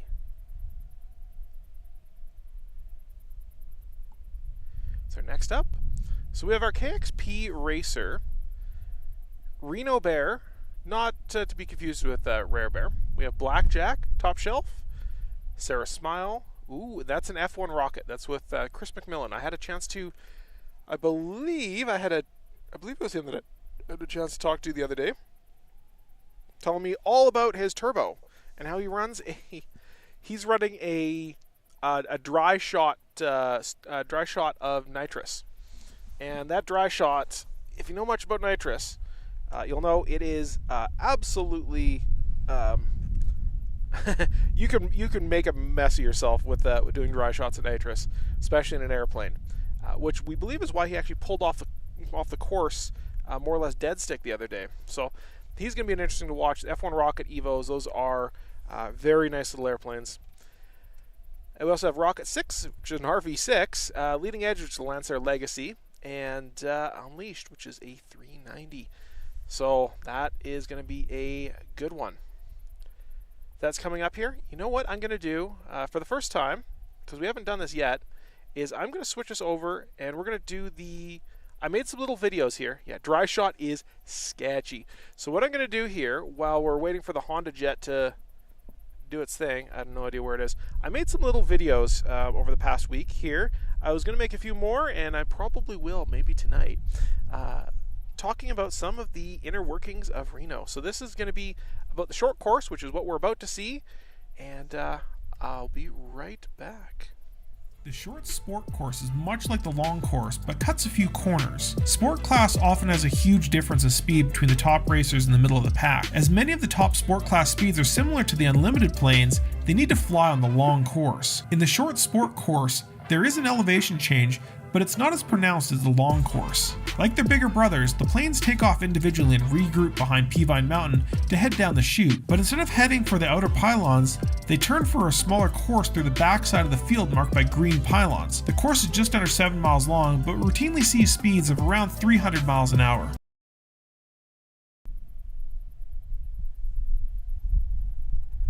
Alright, that worked, I think. Did the sound alright? So that's a little brief about the short course. Short course much shorter than the long course, but longer than the T6 course, longer than the F1 course. No real records get set on there because, you know, it's kind of middle of the run. Kind of the run to the litter, but they can't run the really fast guys on that course because they just end up pulling too much G's. The rules do allow a wet shot, but some guys just do them differently. So, interestingly, though, that Evo Rocket, he has a, what do you call it? He has a spray system on there. So it's not ADI, but the spray system allows him to run, allows him to cool the cylinders. So if the cylinders get hot, he turns the system on, and it sprays water onto the top of the cylinders, so not into the cylinders, and that provides significant cooling, enough to keep the engines much cooler. We were talking to Andy the other day, Andrew Finley, and we believe that his cooling is 80% water, 80% water, and only 10% air, because as that water hits those cylinders, it vaporizes and effectively pushes air out the front of the cowl. So only a little bit of air that's actually coming in the front side of the cowl gets in. The rest of it is all pushed back out by the vaporizing of the water on the top of those cylinders. Which means at full race power, Andy is not getting pretty much any air cooling. That's well, so a boil-off system is a little bit different than that. But kind of it's in the same ballpark. You're right that it's in the same ballpark. So a boil-off system, they usually the way you cool off your oil is you run your oil through a intercooler of some sort, basically just a radiator, and that it's a radiator, not an intercooler, and that normally has air blasting through it. And in a boil-off system, what they do is they close off the air intakes to make it more aerodynamic, and then put that radiator inside a bunch of water or liquid of some sort. And what happens is that as that radiator heats up, it starts boiling that water, and as that water turns from water to steam, it expands and then blows out the back. But as it's transitioning from liquid to steam, it's actually taking that heat away, and that means you can have a lot faster speeds, but you have a very limited run on the actual airplane. So if you wanted to fly that thing for an hour, it just absolutely could not handle it without an air cooling system, which is a boiler. But because we're only running these races, kind of 20 minutes, 20 minutes in the air at most, that's a totally viable system for air racing, but it's not a viable system for flying around regularly.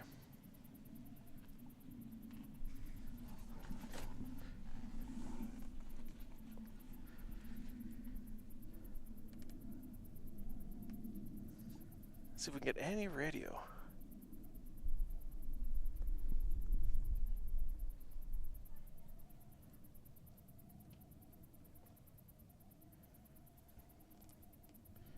I think the radio might be working okay now.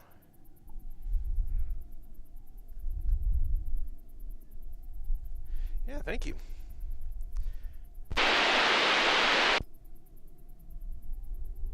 Bad radio. Bad. I'm wondering if maybe putting it underneath the canopy here might help. Disconnect from power for a minute.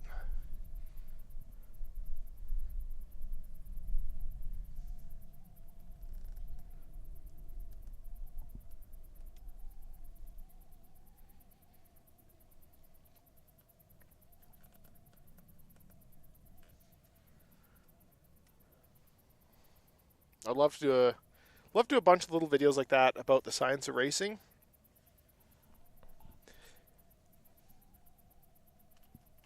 So, yeah, I was hoping to talk to some pylon judges over the past couple of days, but unfortunately they just never kind of showed up. I saw them one day, and I'm like, I'll catch you guys in a bit, and then they disappeared, and then that was the last I saw of them together. I saw them, busy doing other things. I'm not going to bother them, but pylon judging is a very interesting kind of science, and I would say science, and I use the word science very loosely. The science behind the pylon judging is people stand underneath the pylons and they look up through the hole, and if they can see any part of the airplane fly through that pylon, then they consider that a cut, so they can get really close to it. What that means is that there's actually a cone that goes up through that there's our Honda jet. What that means is there's actually a cone going up above that pylon. So as they get lower and lower, the course actually becomes smaller and smaller. If they're higher up, they have to be further out, otherwise they're going to be seen through that cone. And that's why it's usually faster to fly at a much lower altitude, because you can get tighter in on the pylons. You have a shorter line, and it ends up being faster. You're caught, even though you might be further out than the guy below you.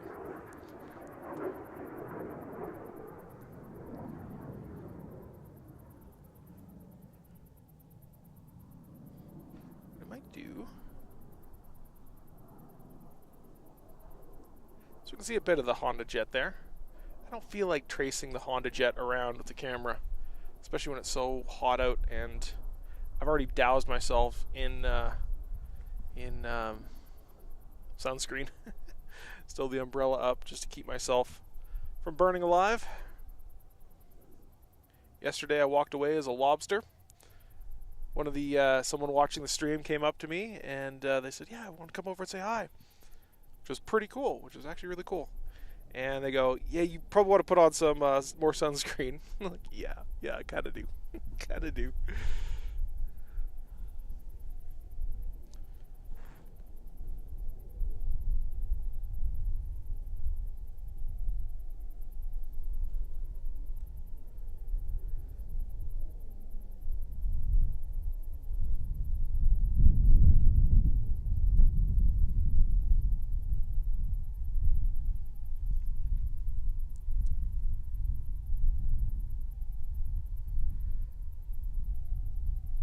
So, this afternoon, looks like we have sport heat. We have an A10 rehearsal flying at about 12:20, about 12:55, I guess, is when they're in the air. We have a C-130 doing a water drop, which will be kind of cool to see. We have our Unlimiteds flying at about 1:30, Heat 1C, followed by our sport class of Heat 1B. And we have our F-18s, we have a jet heat, unlimited heat. We have our Dassault as well for the billionaires in the audience. And then we have another sport and unlimited heat. So nothing but fast airplanes this afternoon. So this, I believe this sport heat 1C I'm not sure if 1C... get one of those easy up tents for the sun. I know, Kevin. I actually bought one, and I'm like, I'm not really gonna have the space in my car, so I didn't bring it. So instead, what I have is it's an umbrella, but it's a reasonably large, well-shaped umbrella, and I can adjust it a lot. Yeah, Honda makes jets, and they are interesting. They're very interesting jets. I'll put it that way. The reason I say they're interesting is because they have, instead of having jets attached to the fuselage, they're protruding from the wings. So they bolted them onto the wings. They stick up above the wing on these little pylons above it, and they're goofy. They're really, really goofy. But they're not bad performing jets. Honda doesn't tend to make bad stuff. So if their airplanes are even 10% as reliable as if their airplanes are even 10% as reliable as their cars are, then hey, a little bit more reliable than every other airplane ever made. Not really. Airlines are pretty reliable.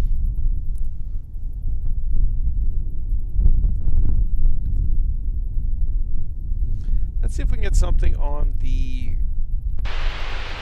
forward frequency.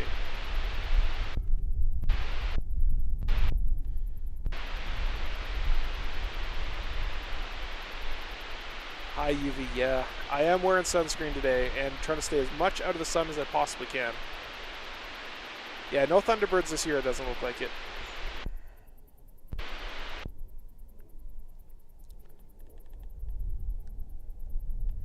I'm told solar output is high, which is probably what's wreaking havoc on the radio.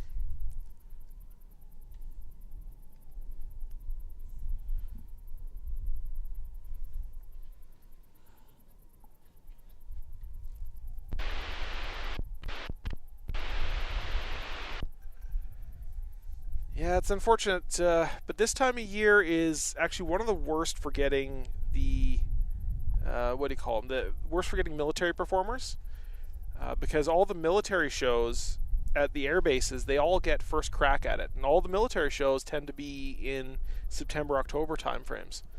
So whenever a show at a military base says, hey, we want a military act, they get the first crack at them every single time, which means Reno is left to kind of get whatever's left over. And sometimes that means no military acts, or not very many, or not very good military acts. I am still pretty excited to see that C-130 do its water drop. And apparently there is a U-2 flyover, was it tomorrow, I think? I can check tomorrow's schedule.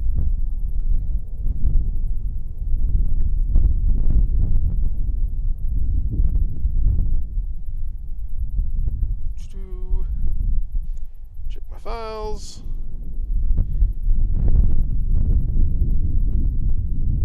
Yes, there's a U-2 flyover at about 11:30 tomorrow, which is going to be a highlight for me because I have been out here while there have been, I think, 4 U-2 flybys, and I've never seen one yet. Interestingly, so Jason, I actually have a friend. She is one of the IF1 racers. She flies the Atomic Pumpkin, and as part of the Women in Aviation thing, Steph Strickland was able to get her into the chase car behind the U-2. So as the U-2 is doing its flyby, it'll do like a mock landing, and they'll have a chase vehicle come up behind it and do that. And she got in that vehicle as they were doing that chase thing. So she has some good footage of that up on her Instagram. Atomic Pumpkin. I think it's on the Atomic Pumpkin channel. They're louder than I thought. The climb more aggressive than an angle that I expect. Exactly. Yeah, they are. They're interesting, very silly airplanes because they have these massive jet engines. They should be really, really fast, but they got these really high aspect wings, so they're really, really efficient, which is how they get to extreme altitudes. They're very, very purpose-built airplanes. And I'm actually kind of surprised they're still using those and not using the SR-72s. So I'm not quite sure what the purpose is of them flying the U-2. But, hey, I'm not angry.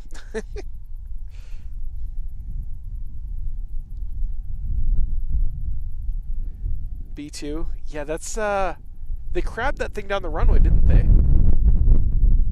Because it's got those weird wheel bogies. Does it show things like the Performers, the Honda Jet demo? Wonder why? Yeah, I don't know either.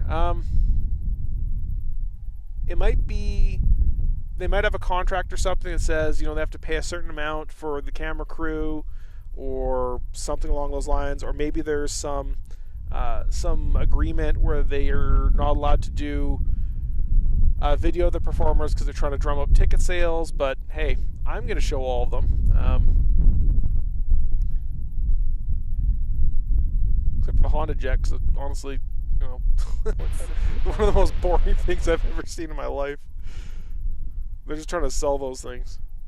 So if you're a billionaire and really want me to show the performance of the Honda Jet next time it's around, or the Dassault later today, let me know by sending me $1 million. I mean, if I've ever been to the London Air Show, I have never been to the UK yet. And I was hoping to go this year because I found out earlier this year that there is narrowboating, and I had no idea what a narrowboat was until earlier this year, and I gotta say, I kind of want to do it. Oh, London, Canada. No, I've never been to the London Air Show in Canada. There'll be blank shots. Yeah, blanks and yep. Yeah, that's crazy when you hear the was it the Vulcan cannon? It's like it shoots like 50 mil or 50 cal rounds, doesn't it? At like 1,000 rounds a minute, some stupid number like that. Last Sunday, yeah, no, last Sunday I was down here in Reno getting footage and whatnot. Yeah, it was great. Yeah. Yeah, a lot of I'm surprised at how good they're able to put on air shows. When I was a kid, I used to remember the Abbotsford Air Show was like the one to go to because it was reasonably nearby, and went to that and I was like absolutely blown away. But I'm surprised recently how many air show acts there are and how many of them are so good. Like they're starting to do night shows. They're night shows with fireworks. A guy I know called what's he call his act? In any case, he flies in a Long Easy, yellow Long Easy, and go easy aviation, go easy air acrobatics, I think, aerobatics. In any case, he does this. His day show's all right, but his night show is the one to see because his plane flies so slowly and so gently. It is perfectly suited for a night show. Absolutely perfectly suited for a night show. So.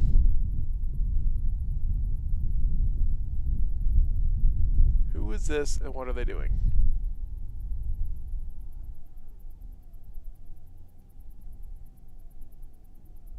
Well, there's a plane in the air. I don't quite know what it's for. It's not part of sport heat.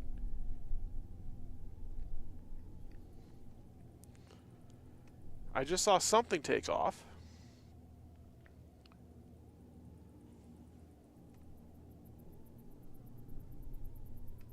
Something else. All right, so we're now lining up the F-22 demo. Yep. I've seen the F-22 demo a bunch of times. They had it up in Cold Lake last year. A friend of mine is the air boss for the Cold Lake Air Show, and I was in the static demo. My plane was in the static demo, so I got to meet a bunch of guys. I got to stand like 3 feet away from the F-22, which was crazy. Those planes are way bigger than you realize. Until you're standing up next to them, good Lord, those things are huge. Not huge, not like B2 huge, right? But they're pretty cool planes. So they're huge. It's got to be with a Y. They're huge.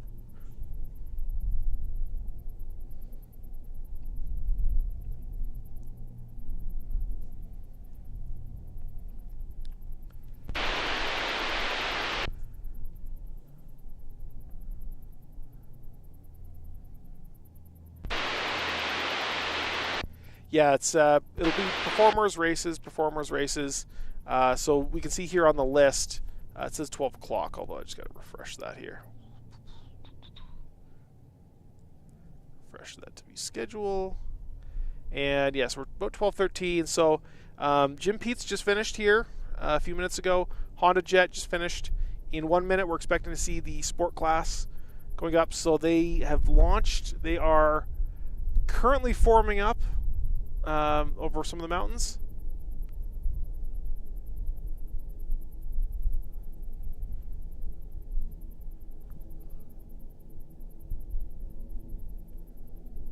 Looks like someone was struggling to get formed up. Two cross center in position, leaving a hole.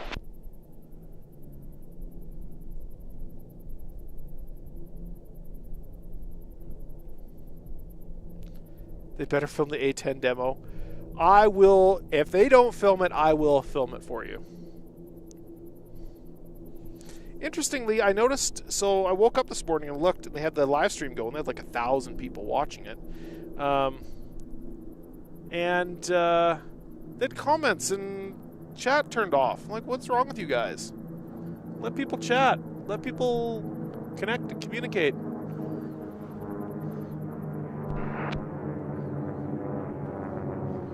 This is Heat 1C. So this is the lower guys, the bronze guys. I don't know if we have a medallion sport this year. I don't think we do.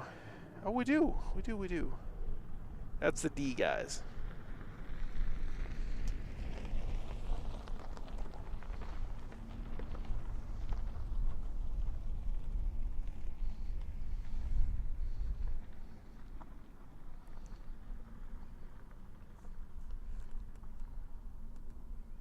ADSB, yeah. Well, a lot of the guys will turn off their ADSB while racing because sometimes they'll get notification like traffic right ahead, just constantly while they're flying. Totally useless to them. So, a bunch of people getting upset, them not filming their show demos this year. Yeah.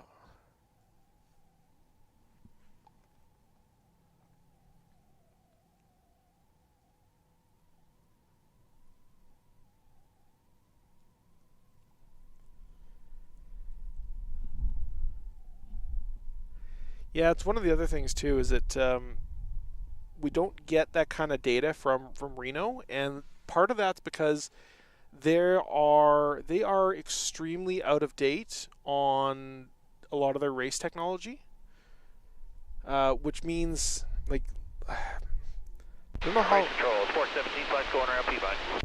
A lot of this is kind of hearsay and kind of my memory of what happened last year, but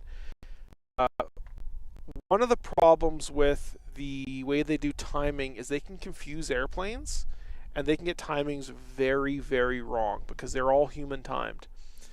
They do them with a camera, but they can mix up airplanes. So they had one guy qualified or had a race time that was substantially wrong. You could tell it was substantially wrong. And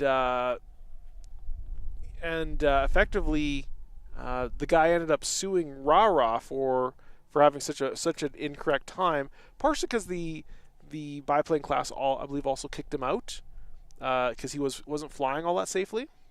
Oh look, a spider.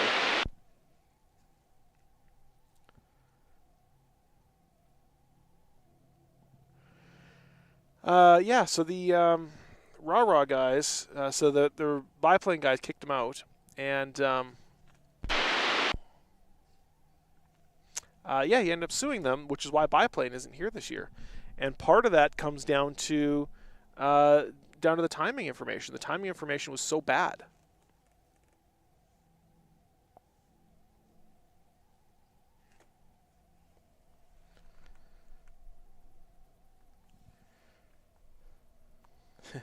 Yeah, Reno is kind of hella unsafe. I will definitely agree with you on that one.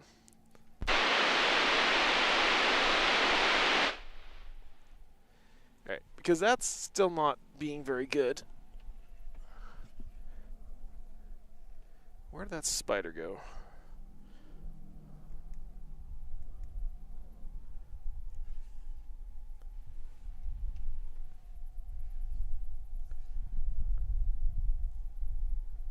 Yeah, the Galloping Ghost crash. Yeah, that one was a particularly bad one.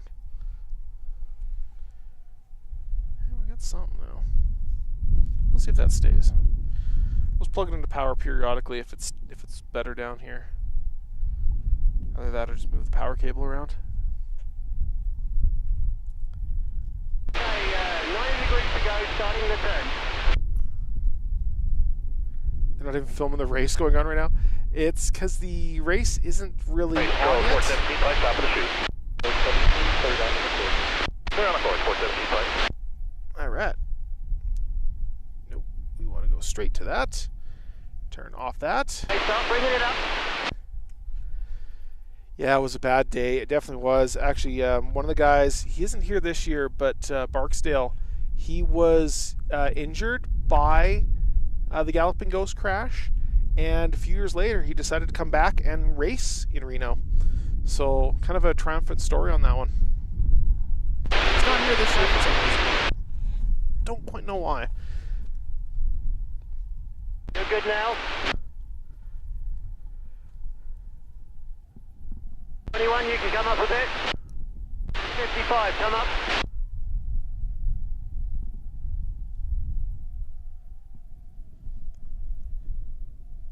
Back a little. Okay, so let's find where these guys are. They're somewhere back behind Peavine.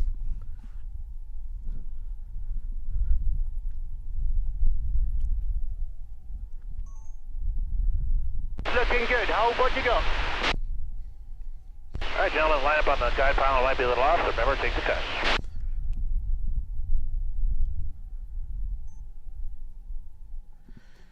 Where that spider went. Like a mean one. What you got, keep it steady, looking good. There he is. Climbing up my fucking leg.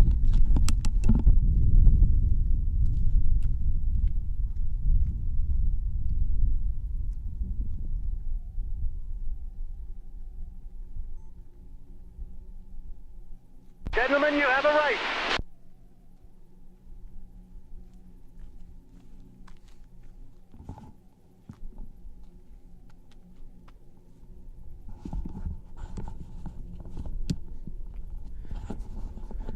All right, found him.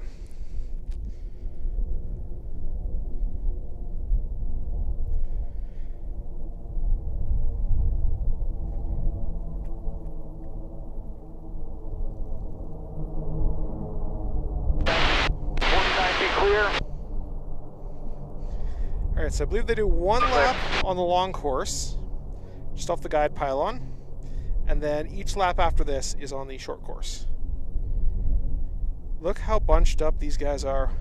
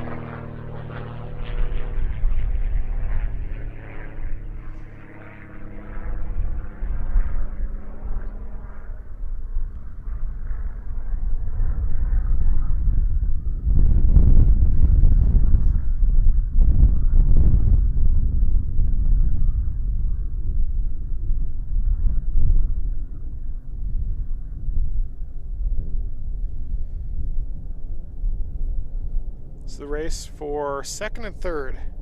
So we have the first place guy up ahead here.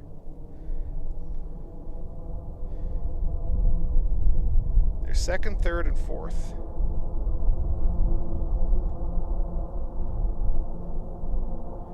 Oh, we have someone coming off the course.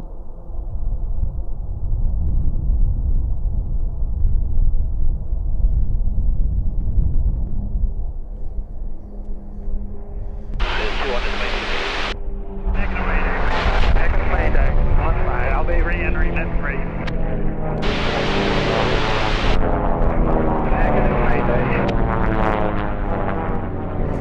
Alright, so he's not a Mayday, so we're okay. He just pulled in, I think, probably too tight into the course. Didn't want to do an inside pass, so he safely pulled out. It's a decision they can make, and it's a safe one. Total respect for that.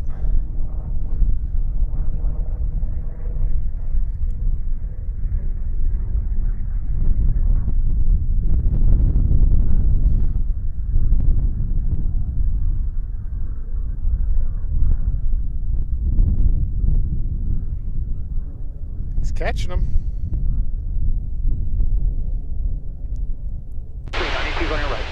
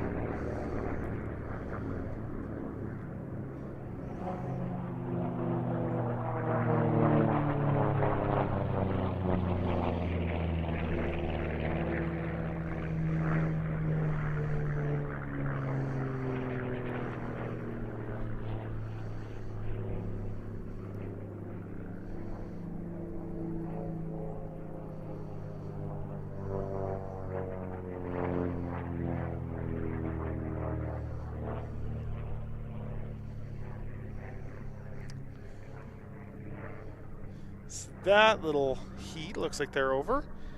These guys, where are they? See if we can find them. These guys look like they're having a little bit of a race.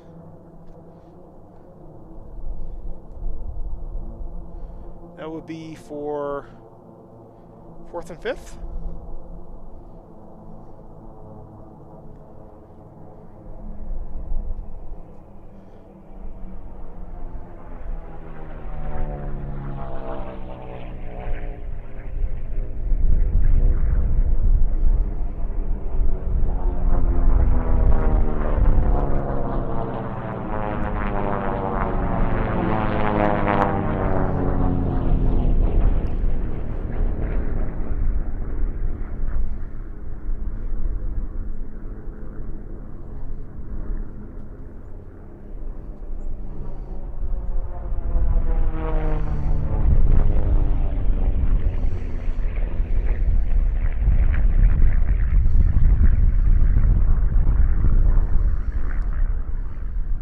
Catching them.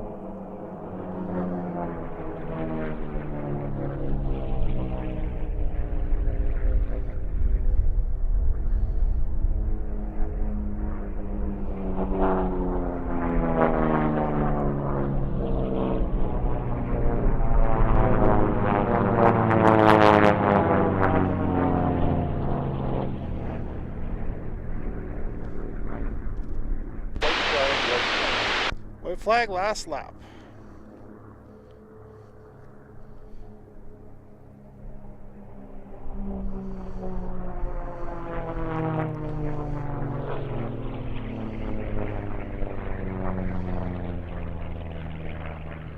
I don't know if he's going to catch him. I don't think he will. Doesn't quite have enough legs.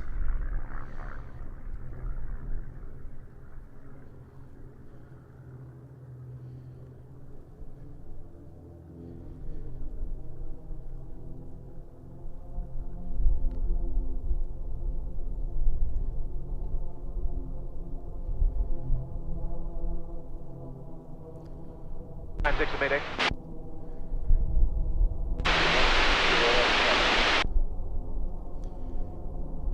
We just had a mayday. I'm going to keep an eye out for him.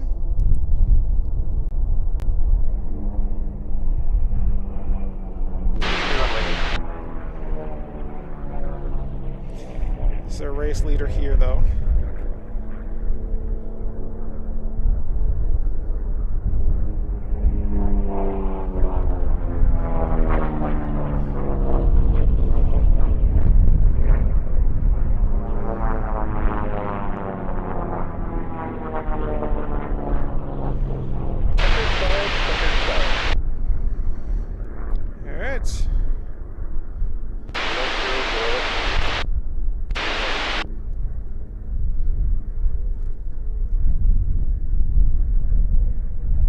Alright, so we got a mayday coming right overhead of me.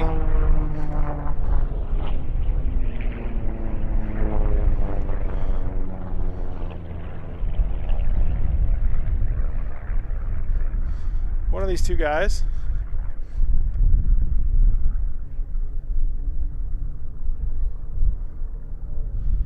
Probably this guy right here.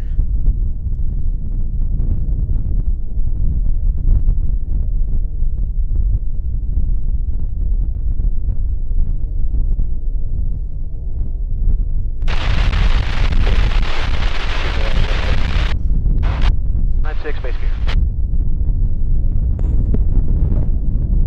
421's out of cold down.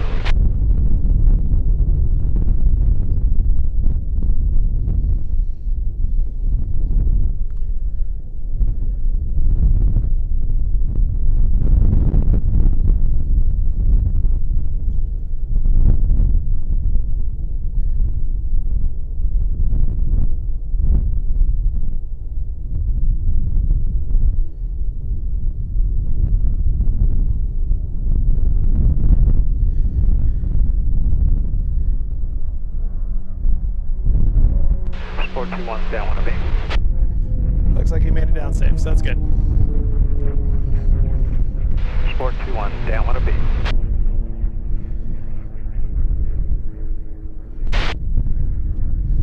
Don't know what the mayday was for. Could have been overheating. There's a bunch of different things they call maydays for, but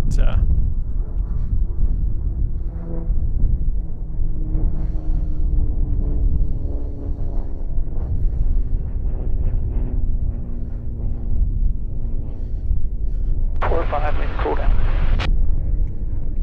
421 base of the deer.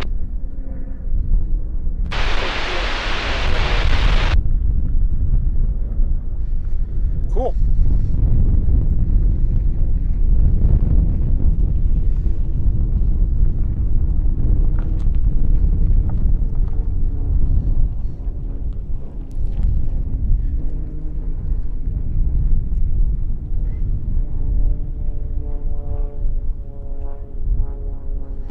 State position. 4-5 over the racetrack.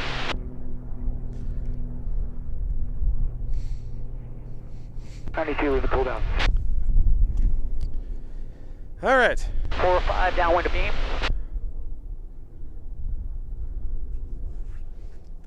Very good race, yeah. Yeah, very, very good race. Photos. Yeah, fixed gear racers. Cool down at home. Yeah, they are. It's kind of rare to see the fixed gear stuff, guys going that far ahead, but they definitely do sometimes. All right, so that was our Sport 92 down with the 1C. Started 19 minutes ago. 49, leaving cool Next down we have at Philip home for runway. Steinbeck, who's a performer, and then right after that we have our A10 rehearsal. So the A10s are going to be doing at least one A10, maybe two. I know there's two on site. 55, leaving cool down at home behind 49.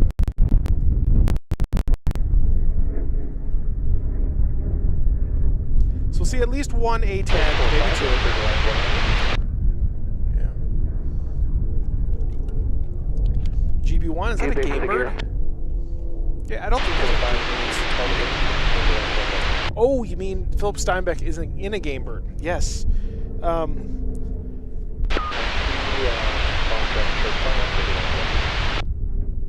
So we'll definitely be getting footage of the A10 because the A10 is going to be cool. I've only seen a handful of them flying. They had them at the local air show, and I was driving out to go look to do some maintenance or something on my plane, and 69's leaving cool down at home.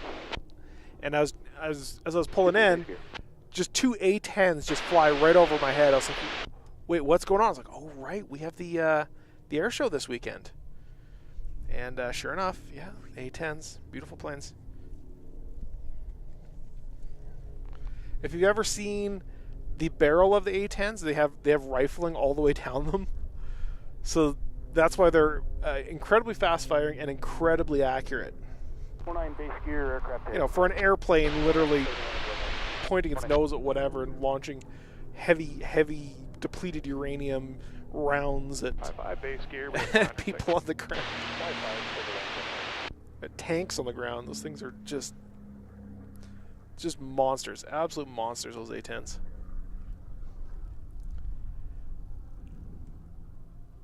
They always have like two aircraft in the show just in case something goes wrong. They have an alternate aircraft. Yep, that makes sense. That makes sense.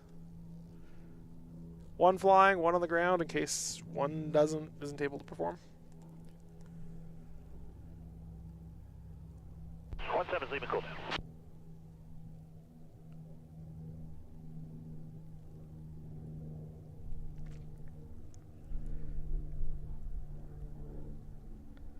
Cool. All right, so let's check and see what. 9 space with the gear. All right, so we probably have final standings here. Yeah, we have final standings for our Formula Ones. Looks like Slab Dog took the 2C title, and Annie came in second. That's with Push. Push being one of our resident rookies. I believe actually Slab Dog is a rookie as well. But Annie is one of the fastest Formula 1 racers around with a slab wing, I should say. If you got an elliptical wing, you're faster, usually. But very cool. Sonic Zoom, Sky Addict. 17 downwind to beam. Outlaw came in third place, looks like.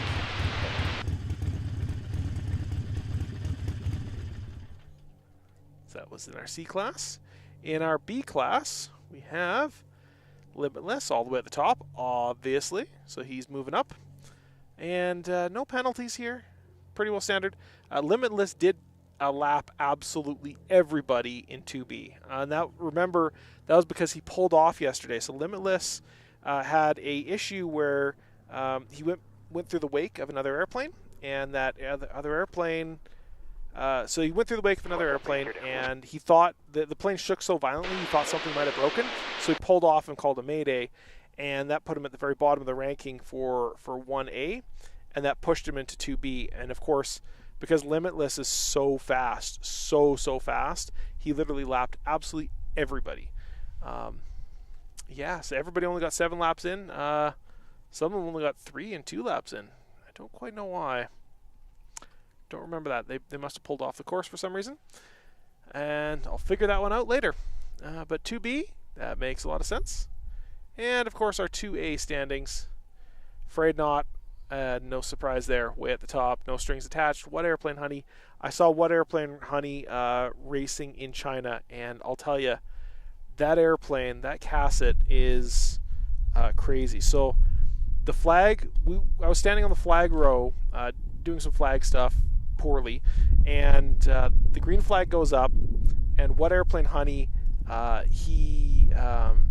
he he full throttles it but stands on the brakes, and then just using the elevator is able to keep the plane basically flying straight and level on the ground stationary.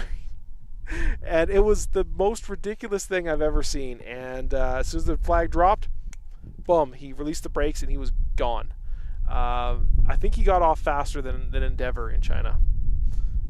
Absolutely just one of the most bonkers things I've ever seen. And 2A rankings there. Feisty is in 8th place, so they are going to be bumped down to the B class next time, as Betters moves his way up. All right, so T6 1A. Actually got 2 notifications for that. It's changed twice.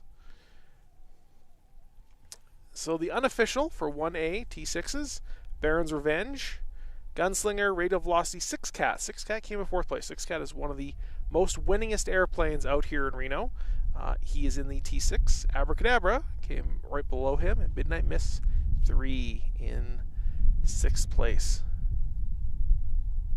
Those are unofficial, but they will be checked and ratified, made sure there's no pylon cuts or any such malarkey going on.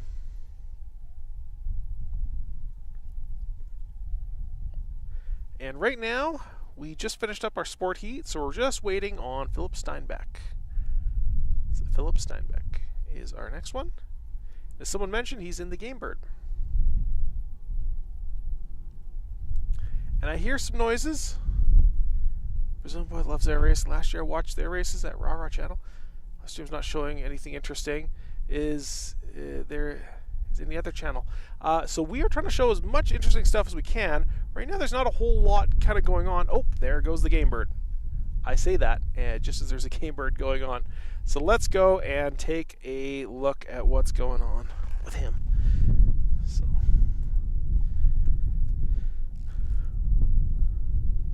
let's be Philip Steinbeck. There he goes. Look at him. These Game Birds are absolutely crazy airplanes. I believe mostly made out of carbon fiber.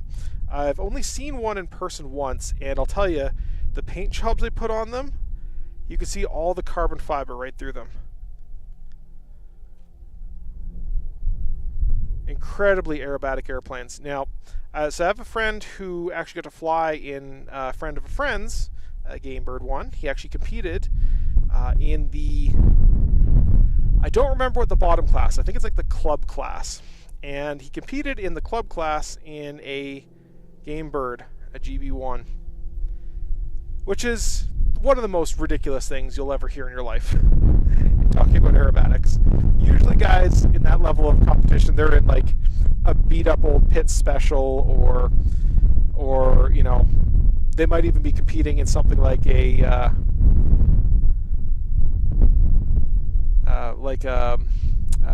like a high wing, what's the word I'm looking for?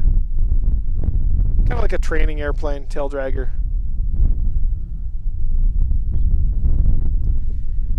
But a Game Bird, that's something usually reserved for the highest levels of competition. And to do that as your like entry-level competition plane is, well, that's a little bit crazy. I'm also told these things are not terrible cruisers to like cruise long distance. Certainly better than the Extra 300, which I have had the pleasure of cruising in and doing some minor aerobatics in. But the Game Bird is something else. So if your hand's on the stick, it's not so bad. But the moment you take your hand off the stick, it goes into a pitch oscillation, and you have to arrest it, otherwise it will just keep oscillating. Apparently it does eventually damp down, but it takes like a minute. So if you take your hand off the stick in a Game Bird, it will just sit there oscillating in pitch all the way to your destination.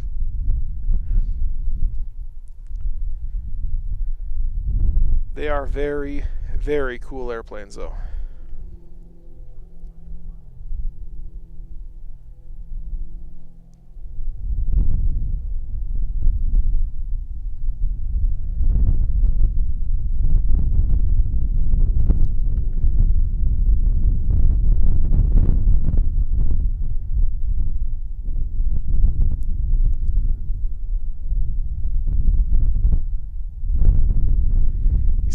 realistically outperform a... Oh, look, he's hanging it off the prop there. He should outperform an extra 300, extra 330, Edge 540s. These are really purpose-built competition airplanes.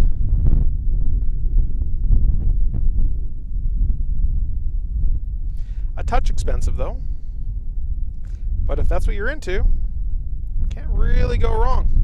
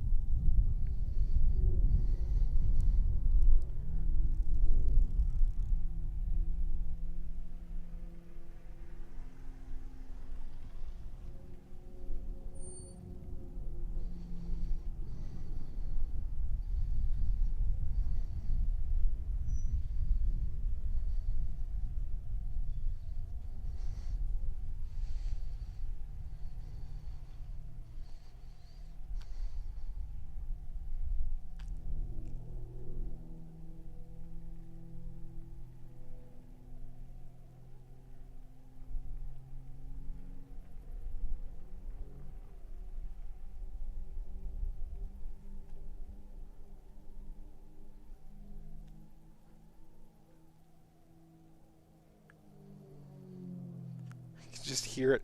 The audio is delayed because obviously they're so far away. You can just hear that engine ripping around.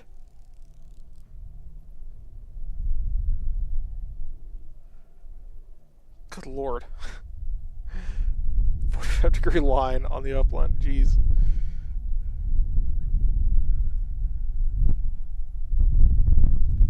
All the power in the world.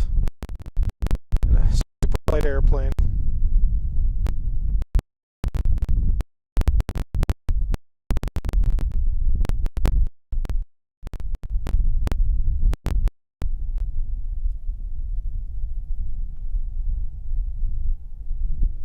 Doing a low flyby. Saying hi to the crowd.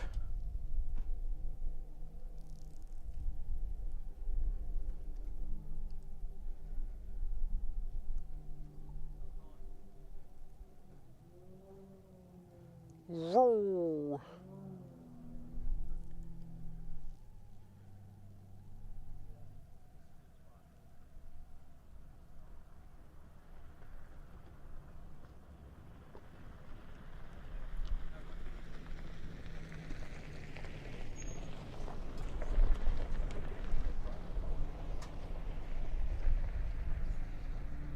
I don't know where he went.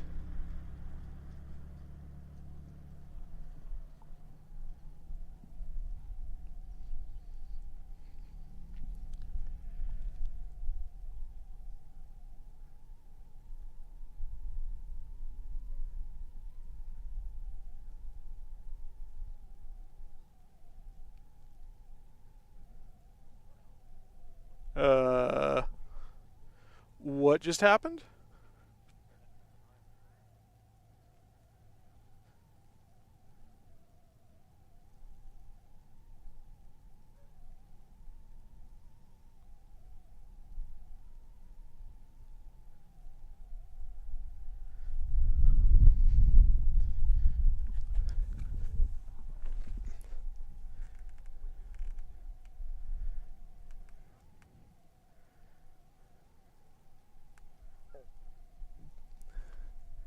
Prepared to fly competition if you have an issue. I had no issue with your airplane.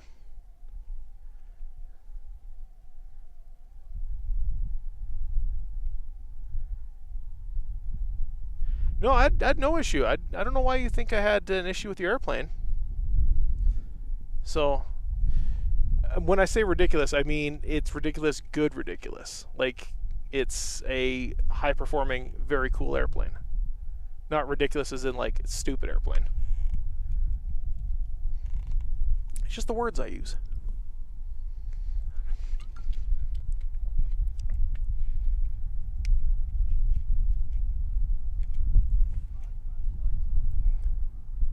This is an attention sake. No, he very well could. He very well could be the guy that has it. But yeah, no. He knows I thought it was a cool plane, so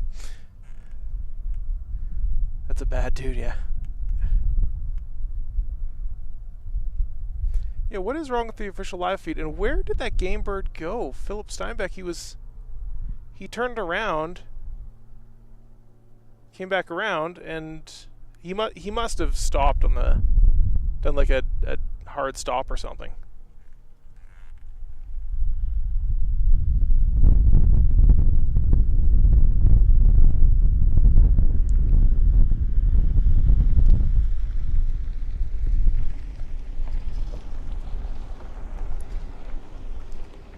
Official live feed is stuck, eh?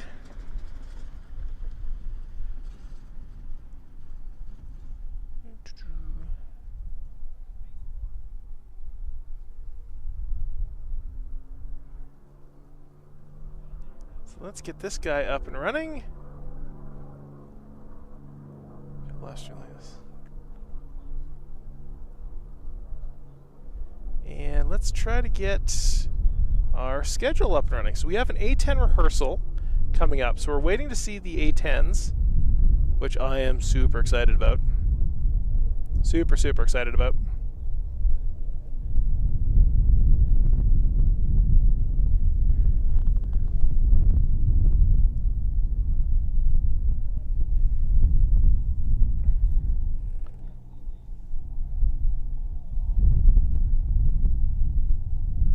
There is a plane in the air, but it's definitely not. It's definitely not the C-130, and it is definitely not the A-10. So I don't know what it is. It's not the Unlimited. Could be an Unlimited, but I don't know why an Unlimited would be taken off this early. We're literally 45 minutes away. The fact that the official is hosed, oof. Well, the official was on YouTube, so they shouldn't be having issues, I wouldn't imagine. But, hey, whichever. The aviator's dad can beat up all of our dads. No, I wasn't talking about this year. I was talking about a couple years ago when you let Scott fly the plane. That was a cool, really cool gesture.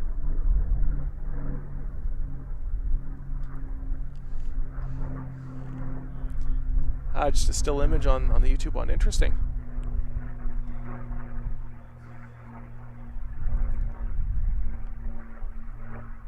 Yeah, no, I didn't mean to offend you, the aviator. I was talking about when you let Scott fly the game bird, which, as I said, was a really cool gesture. I haven't been following the rest of it though. Very cool airplane.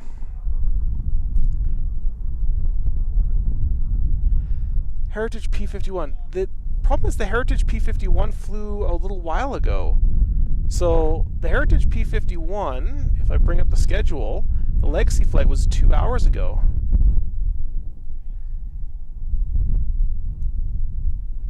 So the A10 rehearsal should be right about now, in about 2 minutes here.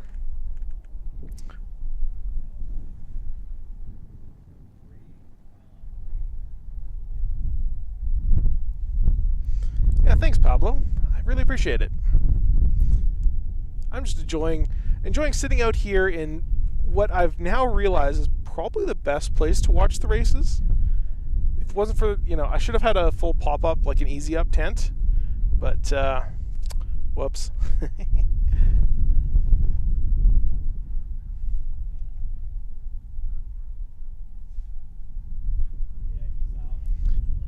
A dude. I'm a dude now. With my old hair, I would have been a dude. I got my haircut coming down for Reno because I knew it would be pretty hot out. So.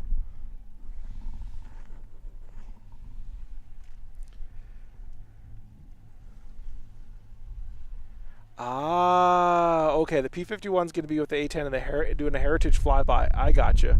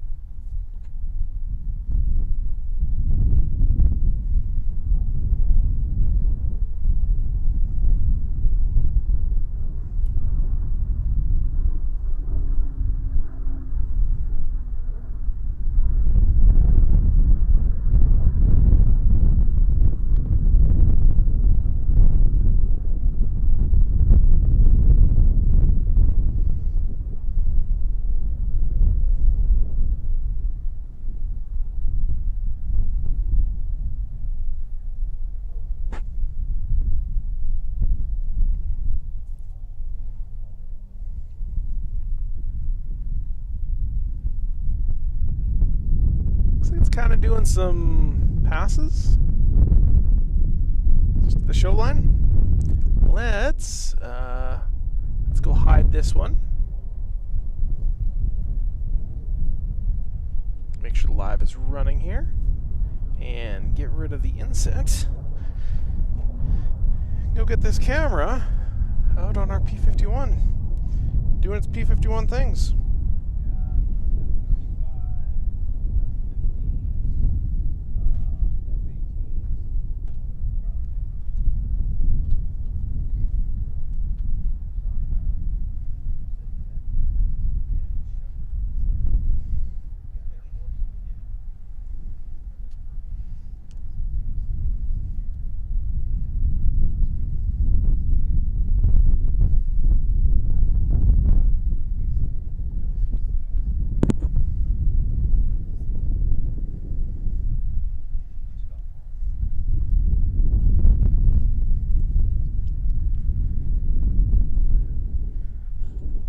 Here he comes.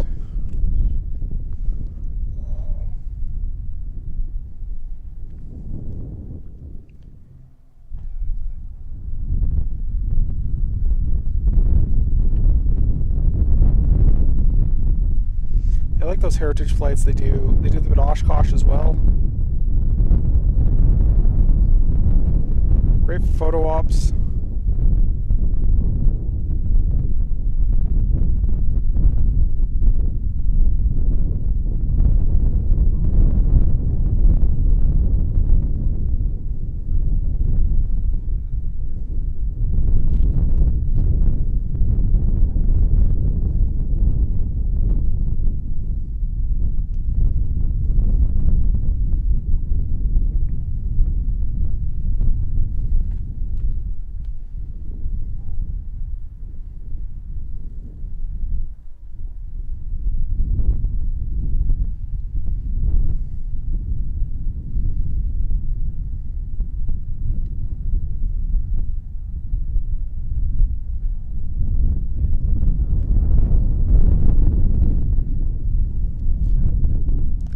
I hear a jet.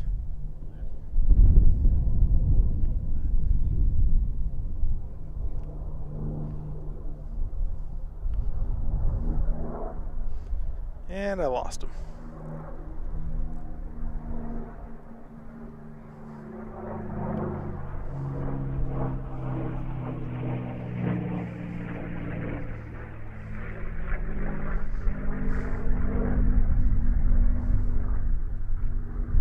There he is.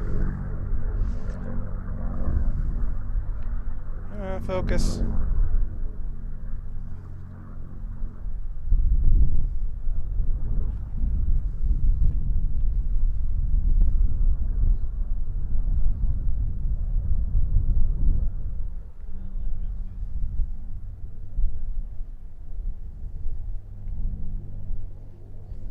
probably why they have so many performers stacked. I bet they have some time limit where they're charged by the production company per hour to put on the live stream. They're like, well, you know, we'll just put a blank space image or something for a little while the performers do their thing, so we only have to do certain number of hours. Who knows? I'm here all day, getting myself a sunburn. Turning myself into a tomato.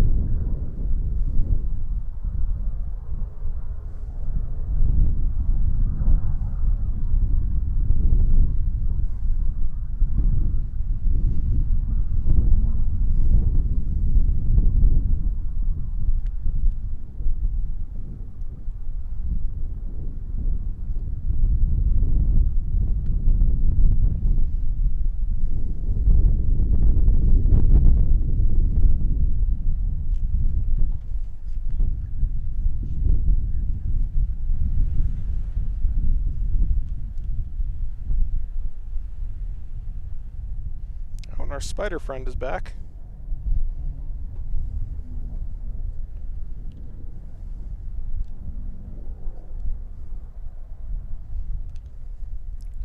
Wants to see what's going on in the camera. You do you, spider friend.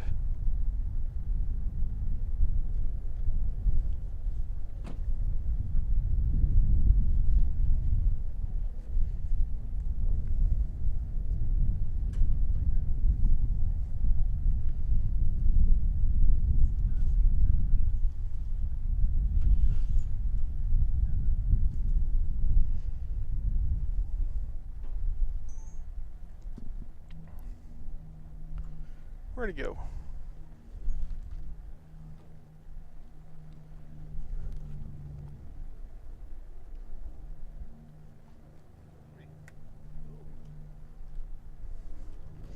Well, spider friend just went flying.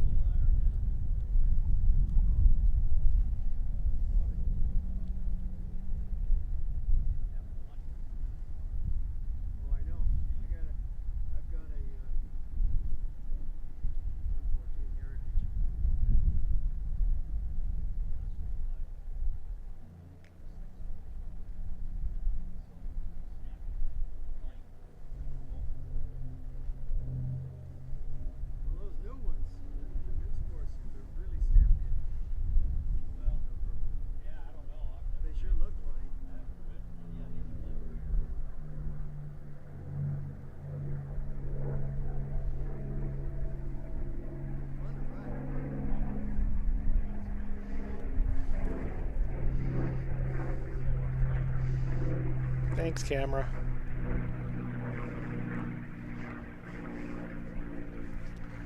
Problem is, if I lose him in the sky, the camera's like, nah, I gotta focus nearby.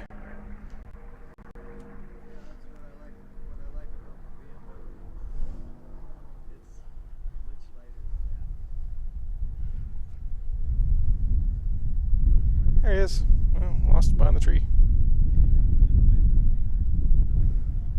Wonder if the updated schedule. And check the updated schedule because I do have a newer one.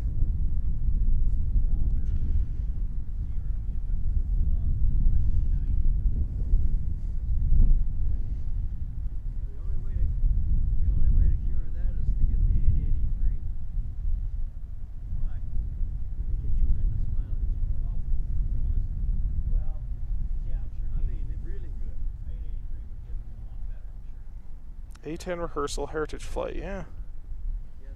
Supposed to go on till 13:25, so we got another 20 minutes. We might still see them. Might still see the A10.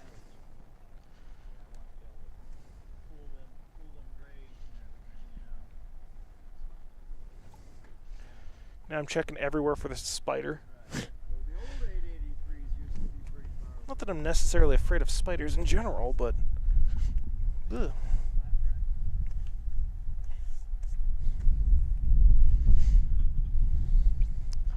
Paul's heard some bad things about spiders in the area.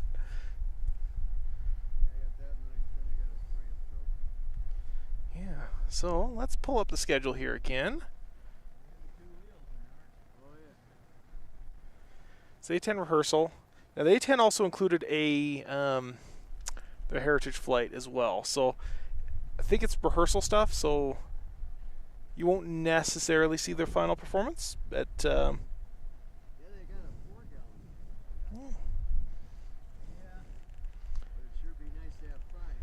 yeah, Precious Metal and Strega, yeah. Well, Precious Metal was destroyed here a few years ago, so hopefully someday they'll get it back up and running. And Strega and Rare Bear, those are the two that I would have loved to see, even if they just came as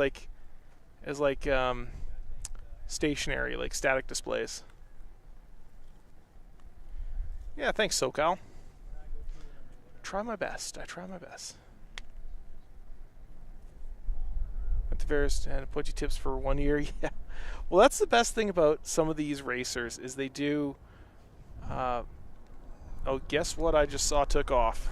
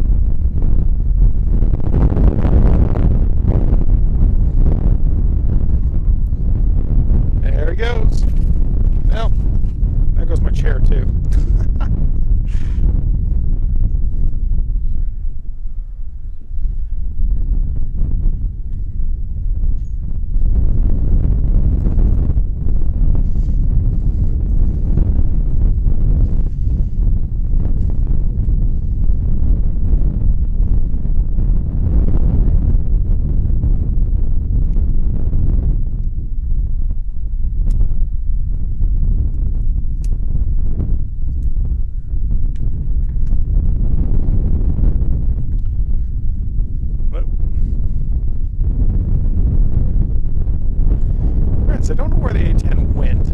It's somewhere by the trees. Presumably, you know, I bet it's going to do a sneak past. That was sneaky.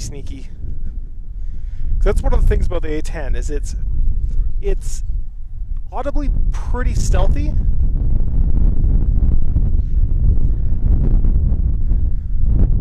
Because the engines are obviously up behind the wings, so if it's sneaking up on you on the ground, you're not necessarily able to hear it. So it's a great ground attack aircraft.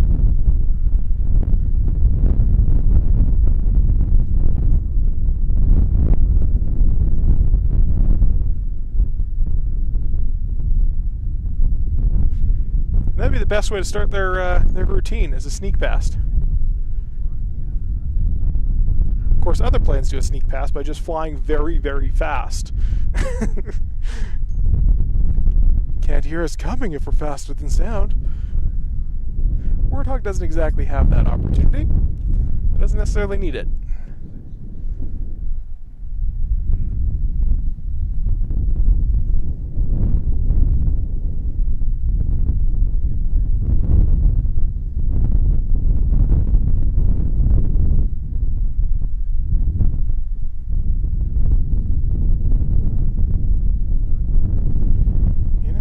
check, see what my power bank's doing. Got about 2 hours left, 3 hours, a little bit more than 3 hours left of the current solar charge, so. Here she comes.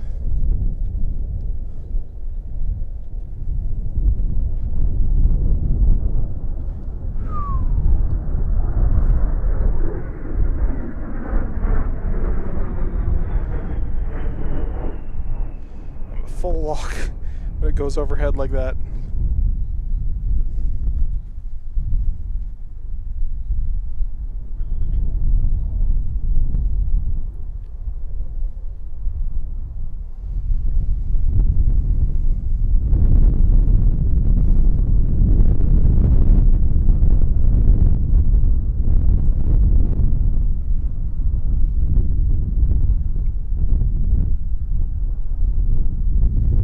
Much as it looks like it flies like a dump truck, it definitely does not.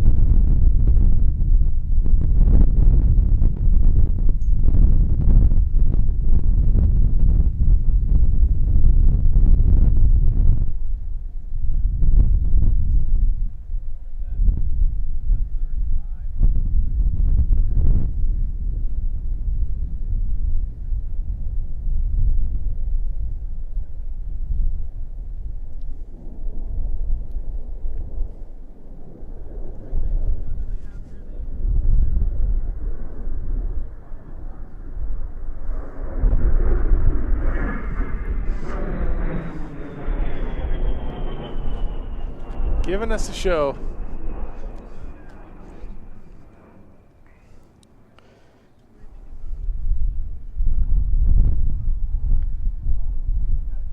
See if I can find him again. There he is.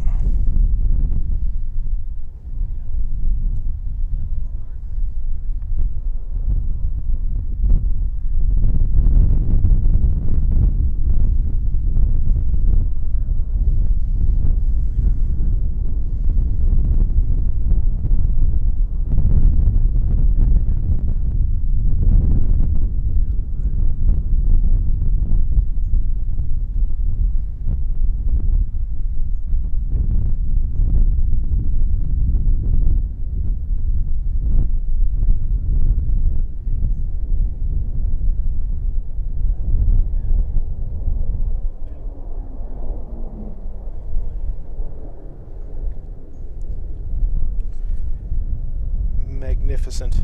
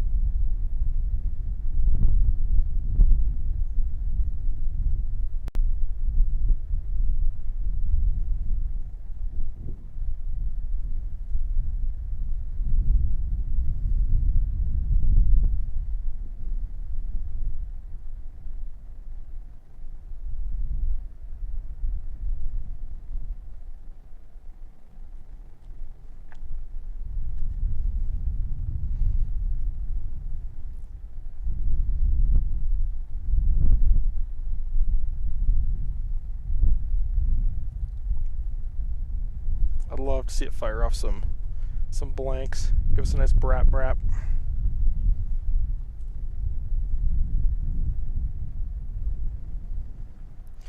I think they have to do some special stuff with the performers.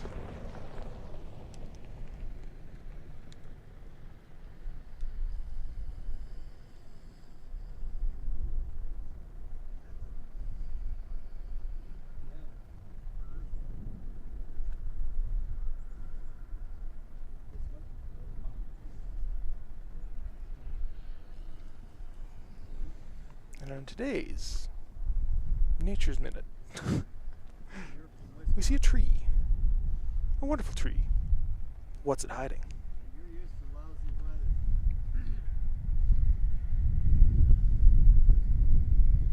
Oh, there he is.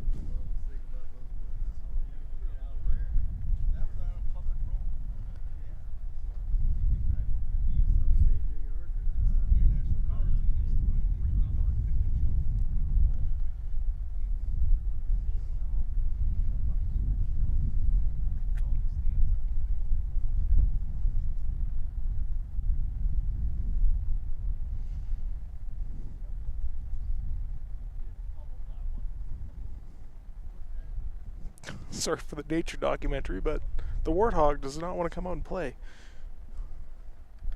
I think he's going up to probably do a high-speed pass. That's my guess. Disappear, climb a bunch of altitude over a bit of time, and then come down quick.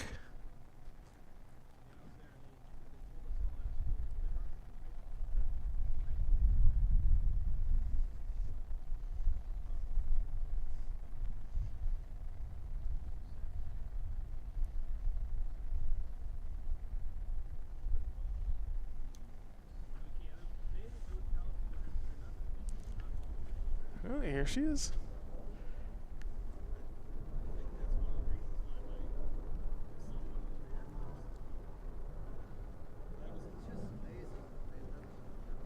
Whoa, look at that. High Alpha.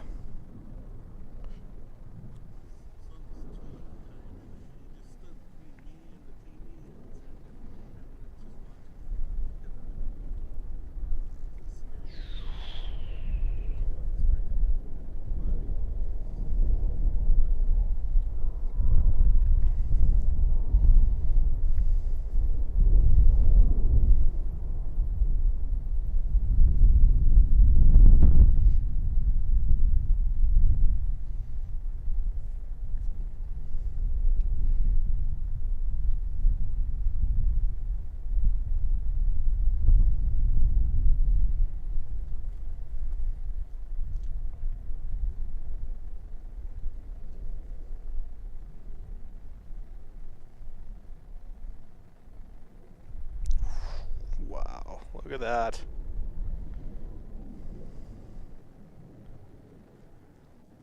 It'll be its swoop maneuver where it comes in on target and then just yanks up hard. Then does a pirouette in the air just to say, haha, you just got effed by an A-10.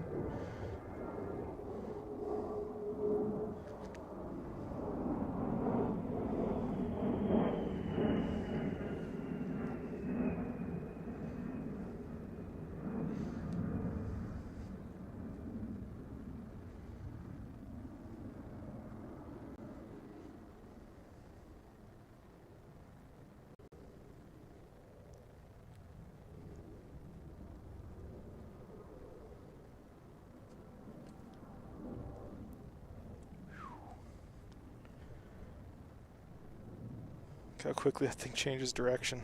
Man. Impressive.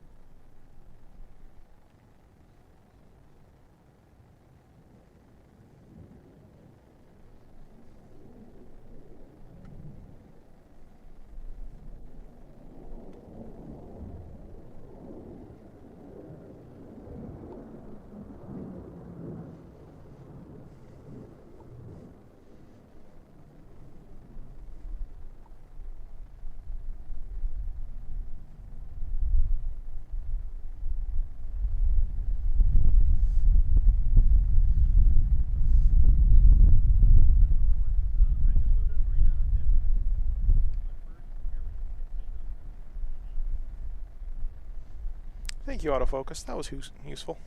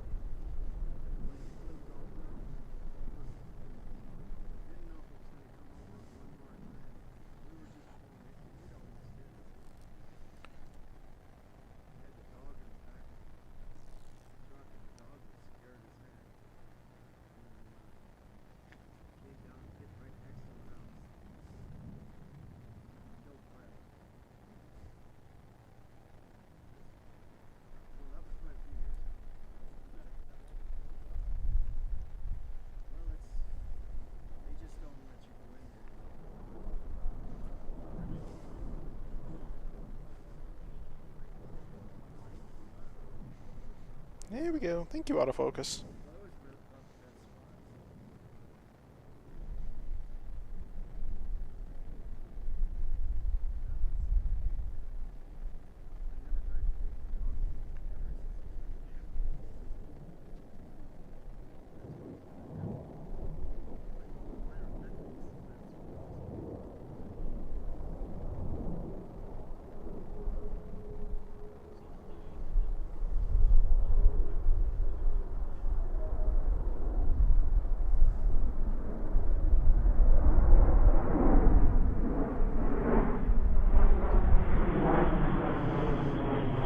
Coming by to say hi.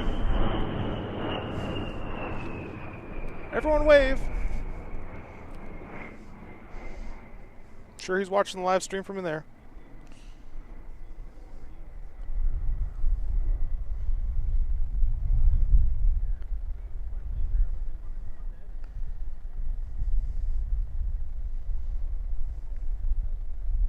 There he is.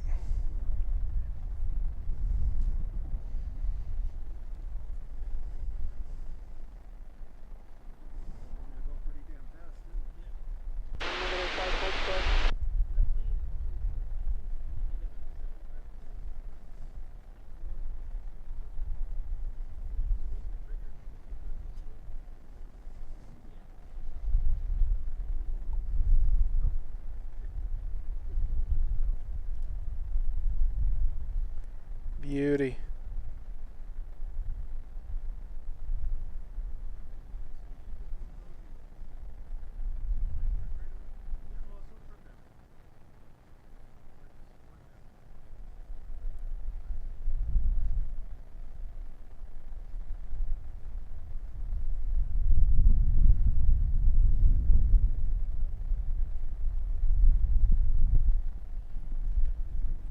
All right, while she rolls out, zoom out a little bit.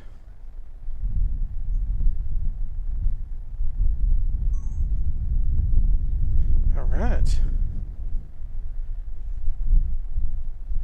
How do I get this thing tangled up?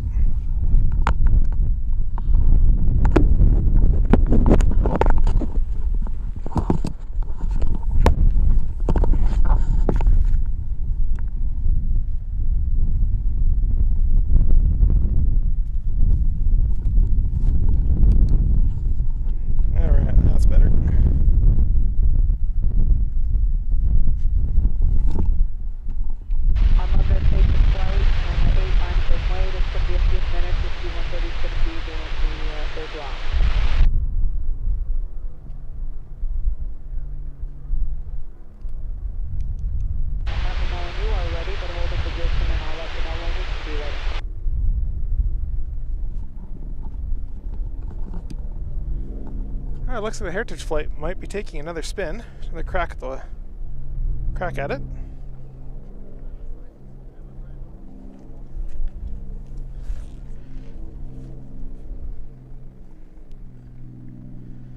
It's awesome. Yeah, thanks. instead of the show being during air show season. Yeah.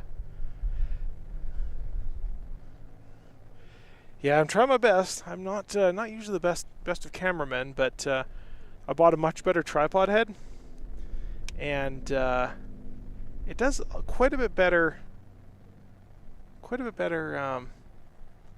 camera work. It makes it so much easier.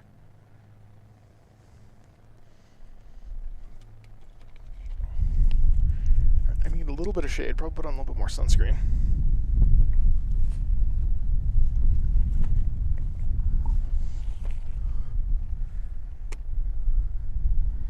All right. So let's take a look at our schedule here. A10 rehearsal still. So our C-130 water drop should be starting any moment now.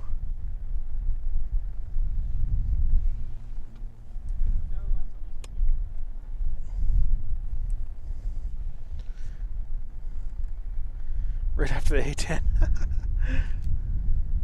Really ending any further developments about what's to come out here, or is it the attack base coming to fruition? So yeah, the Reno, there is some other cities that are very interested in taking over the races. I believe they have, it's either 3 or 6 different cities that are going to be here. So I know that there's a short list of 3 that are really good fits, and I think it's another 3 that are like, they could make it work. And they're all here. So if you're ever in the VIP tents and you see some politician from your local city or state, you might be in luck, because they might be the ones that are interested.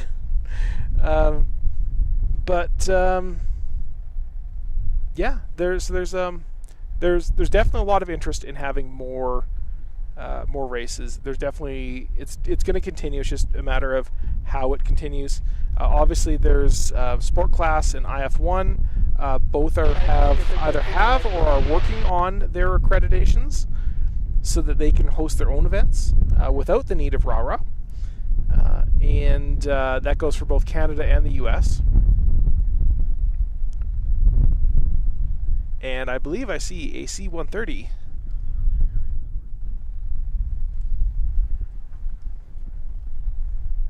Pop that over. Let's go get a view.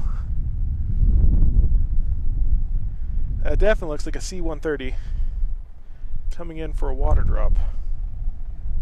Looks like there might be a couple of them.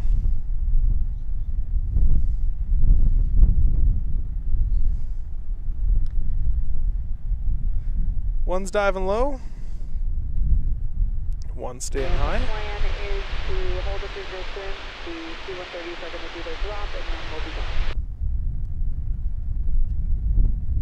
I'm sure we understand this situation. When you have to go, you could probably see them a mile east. We're going to do it real quick and then get out of here so you can depart.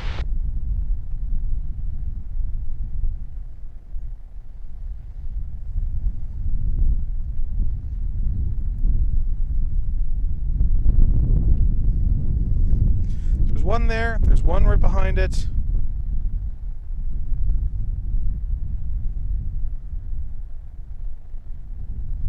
Question is, how zoomed in do I want to get?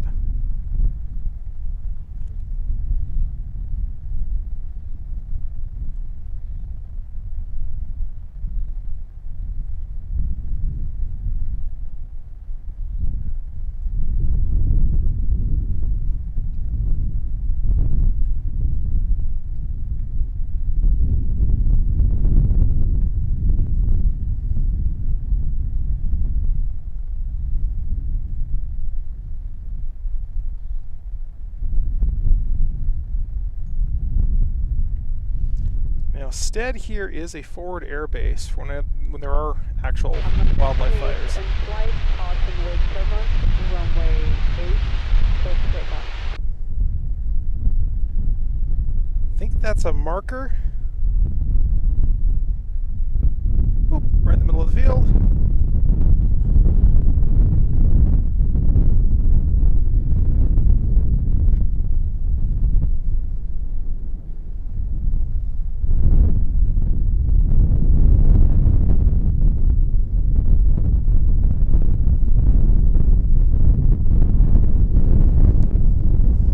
they're just dropping water bottles, keeping everyone hydrated.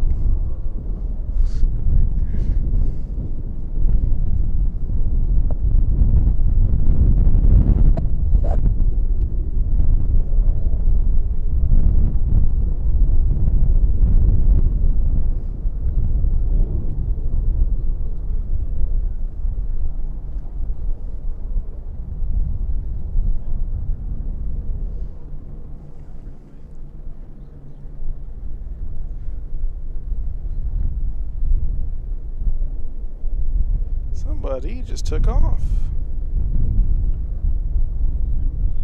It's like a jet. I think we might have a jet heat up next. Yeah. Which is why we're seeing a bunch of jets taking off. So I think the C-130s are probably going to come back and do another pass just as the jets are getting ready. Not start to slow down a little bit here. Left turn.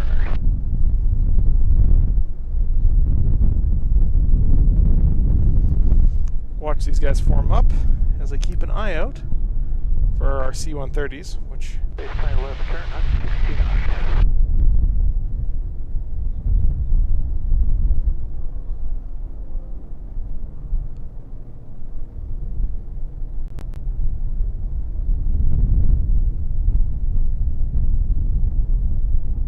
Thanks, camera. That was useful. Really appreciate it.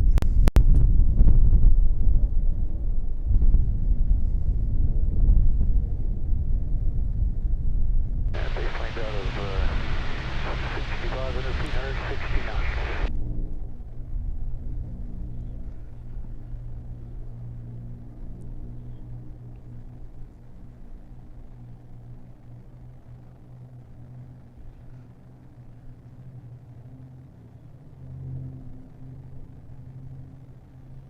Or is that unlimited?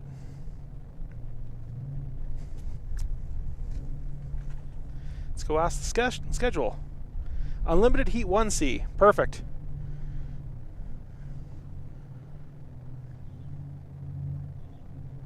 Six guys, license there, runner name coming up on the right side. Let's go get a camera on these guys.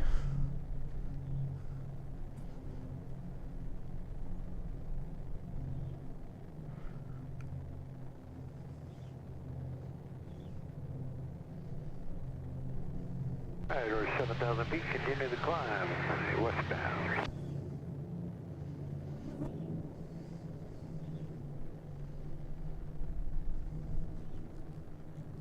Okay, baseline's going to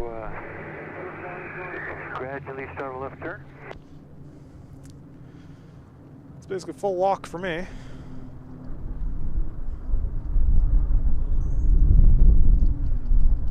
Good join up, guys. Nicely done. And race control, we have all the racers joining up.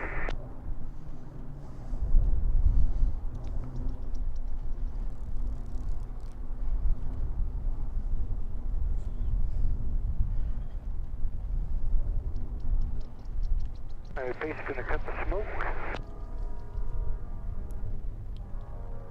Smoke's been off.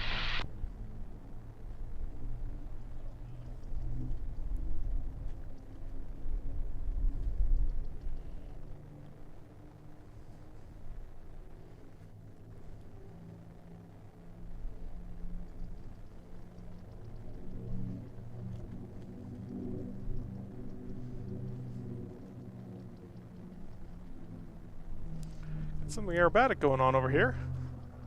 Now race control again, we have all the racers. Are we good for the course? I'm going to take the affirmative cleared on course. Alright, we're going up P line, we'll give you a call.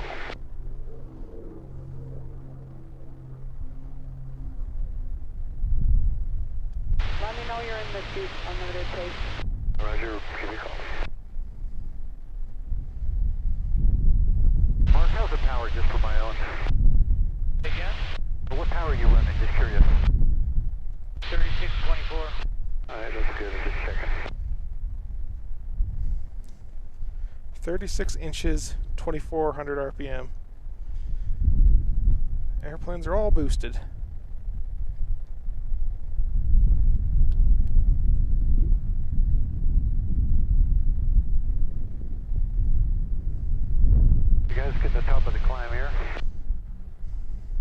Leveling off.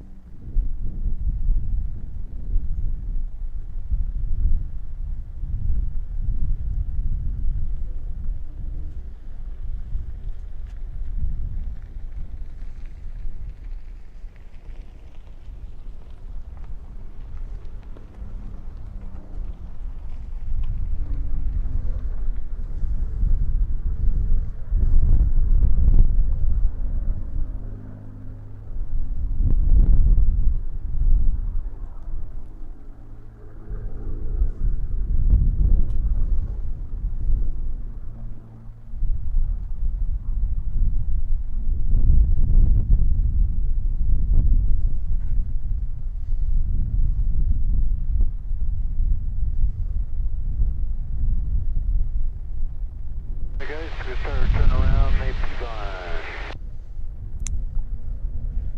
Alright, making that turn.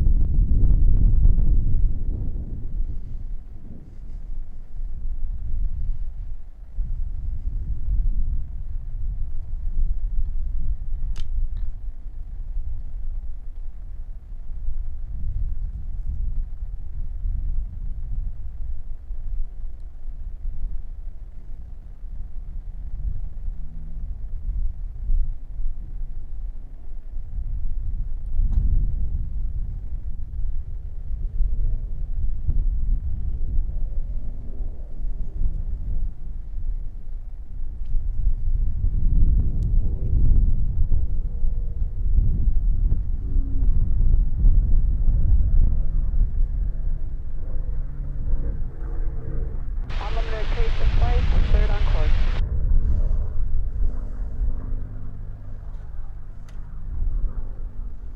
Cleared on course with a performer still out? Alright. Guys, when we roll weak level, that guide pylon is going to be easy or 1145.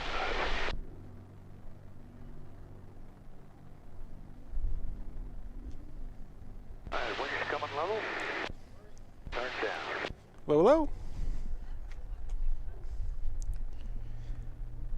We're just about to see the Unlimiteds come down the chute here.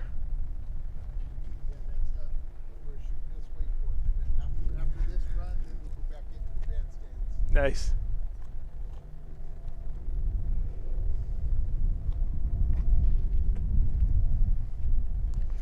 Oh, I see them.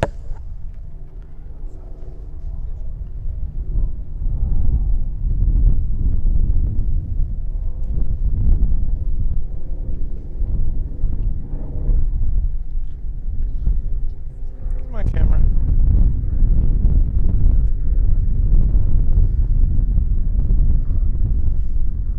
Good job, guys. Looking great.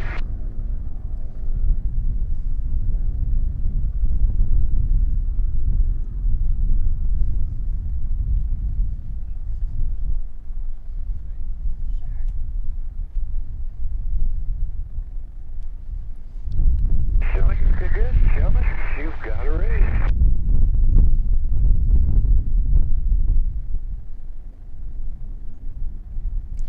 That sight never gets old.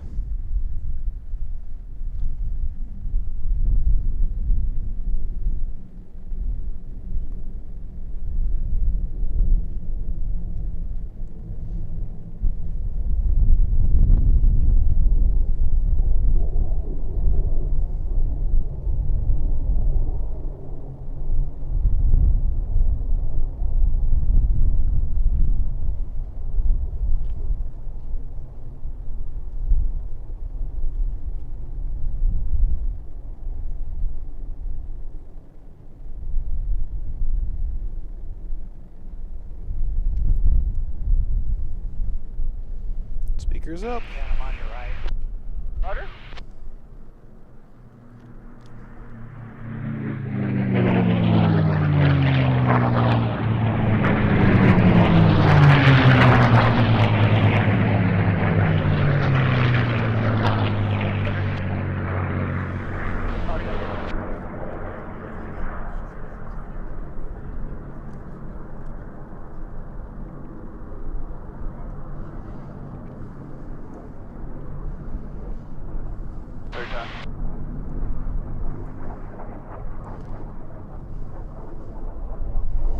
We have looks like a little bit of competition back here.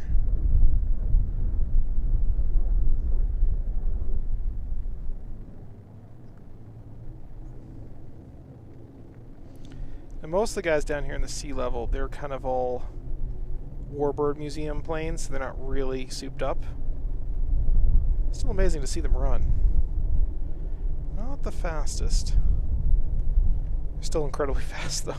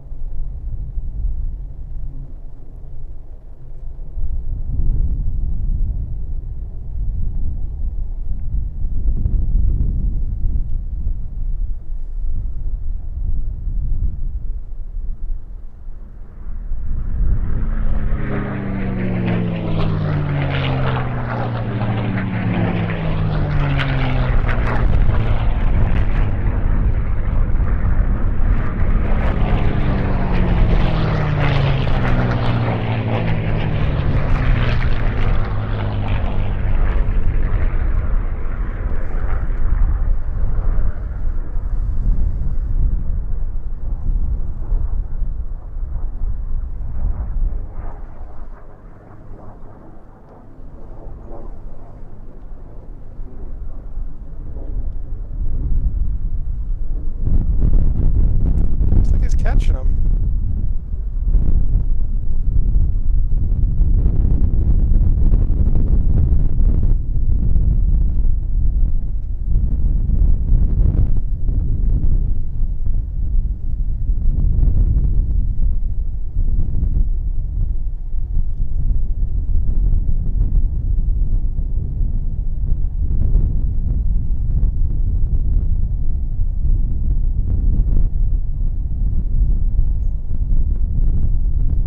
Always lose them because they disappear into the sagebrush.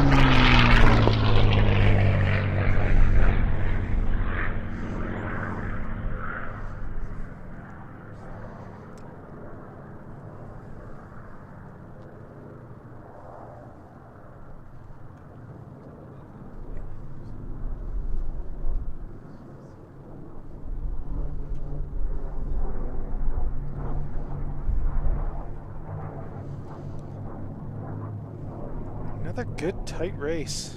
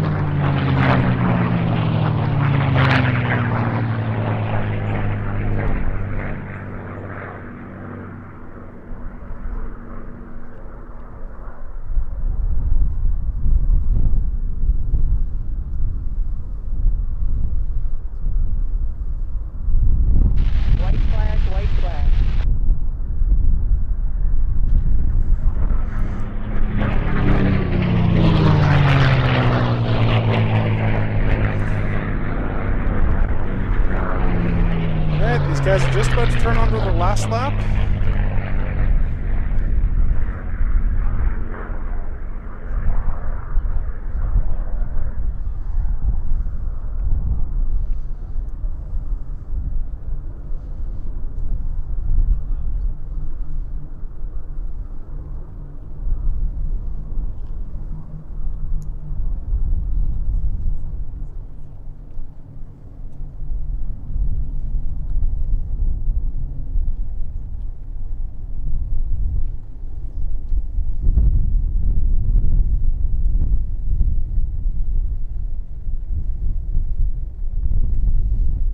The Jaws music playing. I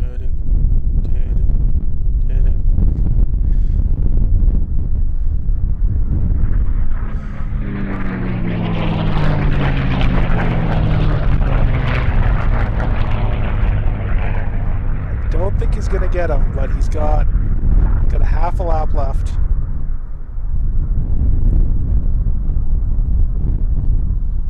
He's going high. Building himself some energy. He's going to push. Checkered flag, checkered flag. He's going to dive. Runway 8, wind 110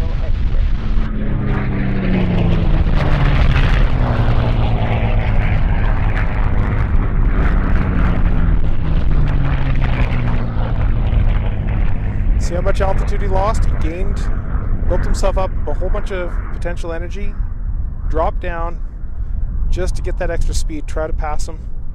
Couldn't quite make it happen. Hard fought, hard fought.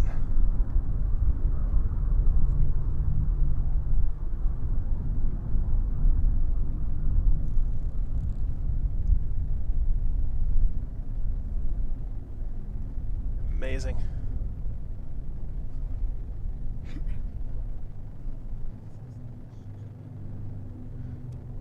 All right, we'll keep an ear out. Control, I understand that was the last race run up the course, right? Last race on the course, correct, thank you.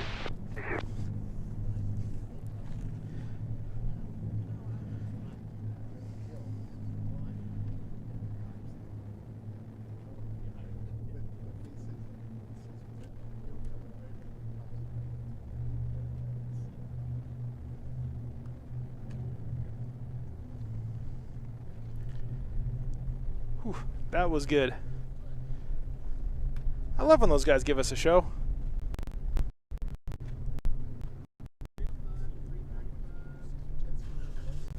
Alright, so let's pull up the schedule here. So next up we have our Sport Heat 1B in about 15 minutes. We have our F-18. Now Race Control did say that was the last one out on the course, which I'm not sure about. That was a close one, yeah.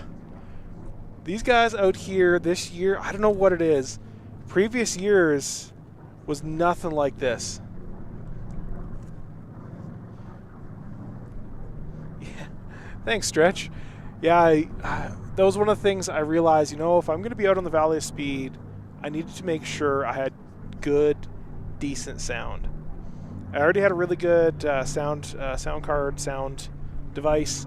I already had really good microphones. I just had to figure out how to set it all up. And these stereo pairs are... Oh. So if you're just listening on a phone or something, get it on your TV or get it on your sound system or get it in some headphones, because we got stereo sound. You can hear the things just rip back and forth across. Yeah, exactly. Not since Dega Red, Rare Bear, exactly. Well, there have been some years that have had some good back and forth racing, but it's like everybody this year is hungry. Everybody wants to win something. Everybody, you know, any chance they have to get in a good, bare knuckle brawl around this course, they're doing it. And I for one, am very much appreciating it. There's someone saying left, right, backwards, I believe. So are also, but still sounds amazing. Are they backwards? I can fix them. Left, Mark. Lower over. Just slightly below, behind to your left. I'll make it short and sweet. Gotcha. Left 5 is base of the gear. They sound all right to me, left and right. 5-5,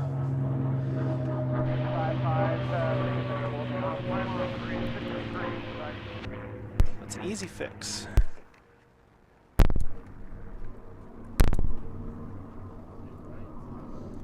Might be a bit better. say the wind, race control. Wind 070 at 6. Alright, let me go check this. Race 0 is base of the gear. No, they're right before. Rate 0, close the left. 6-3 is leaving cool down, I-18. Alright. Left. Right. There we go.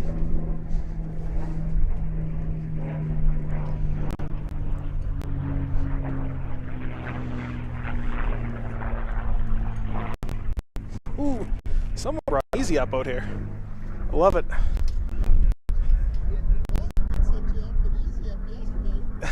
Nice.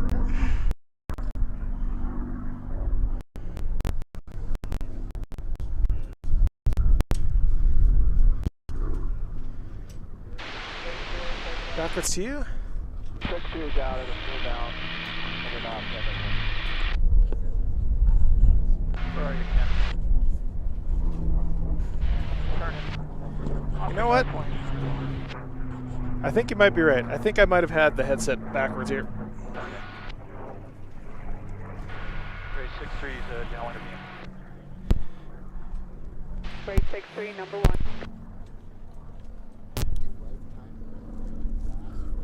Keep it going, John. Pretty much I kind of have to, right? They're literally the foundation of the entire stream. I know I bought this actually down here in Reno, what, 5 or 6 years? 5-5 coming downwind. When I set up a Rate 55, number 2. I needed a table to put stuff on once I bought it. It's just bumbled together. 6-3 is turn to base with the gear. Rate 63, clear to land. Good. Hey, Jake.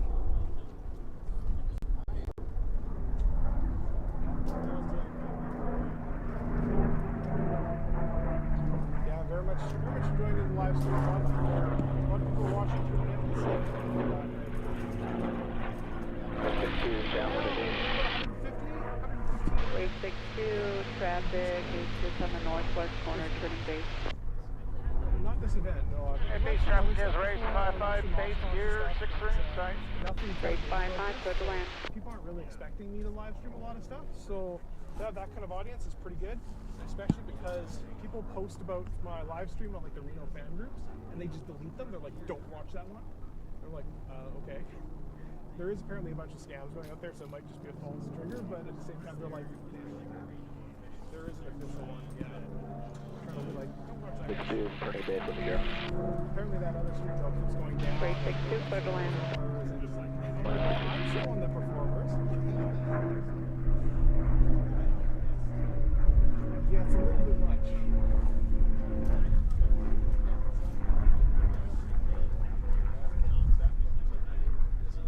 I'm gonna check my power. I don't know 30% power. Oh, I didn't know that. I didn't know that.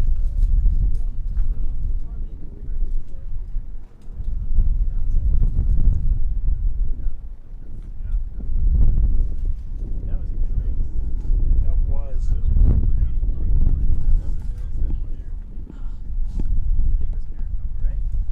Yeah, I think so. There was a Warhawk. Yeah, I don't know a ton of them. Oh yeah, that's the Air Cobra, I think. Air Cobra. Yeah, there's a bunch of really, really cool planes in the Unlimited guys. And that was the Unlimited one, I think C.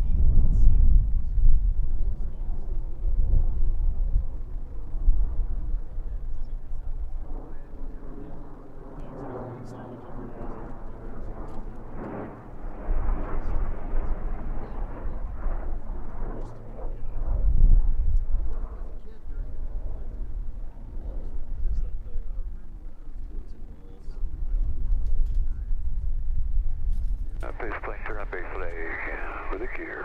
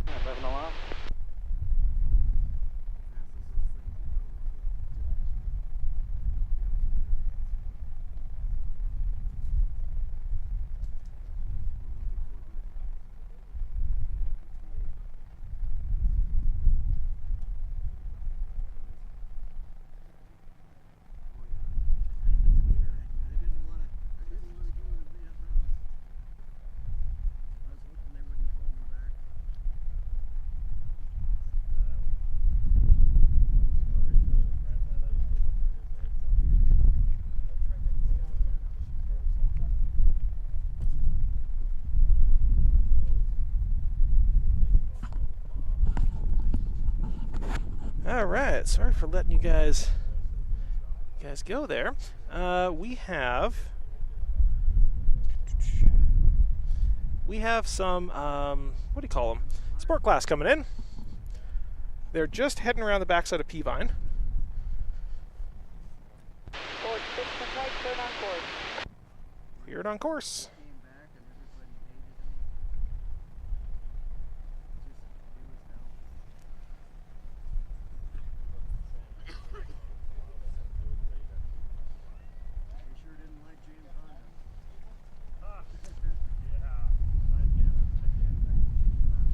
Let's see if this time this thing will decide it wants to stay focused. Downside of these lenses I've got is that they're not fixed focus. So as I zoom, the focus goes off, which is a bit of a problem. But of course, if I want those fixed focus lenses, they're like $8,000, and I don't exactly want to spend $8,000 on a lens. I'll just deal with the autofocus.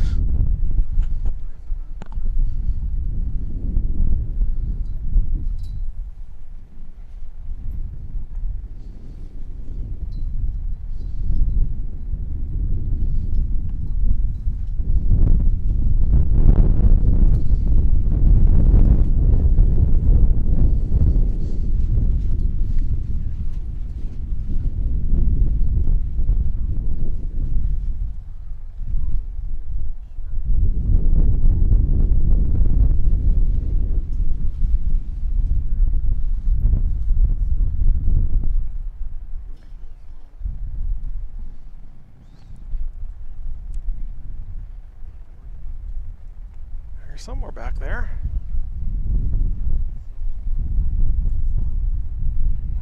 I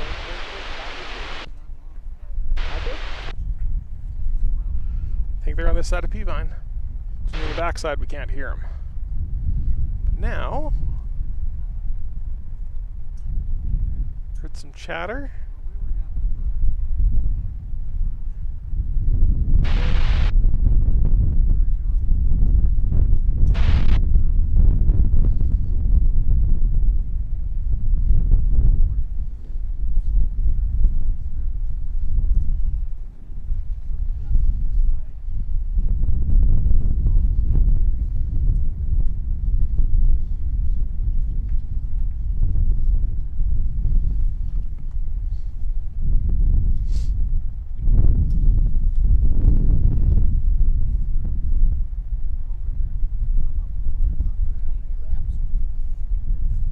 Sorry?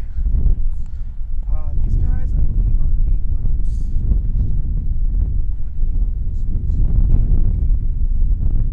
Sport heat, oh, sorry, these guys are 6 laps. So, one be 6 laps, that's a pylon sport course. Slow them down the chute. We'll get the main guide pylon, go around the full course, and then on the second lap, we'll come around to the inner course, so the green pylons. Walk closer. So that's a green one there. That's a green one out there. There's another green one out there. So they're a little bit further out.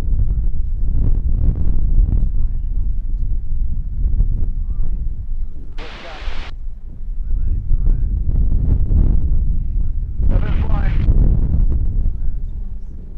7, keep going, hold what you got. You have 7? Yep. Hold what you got, 7.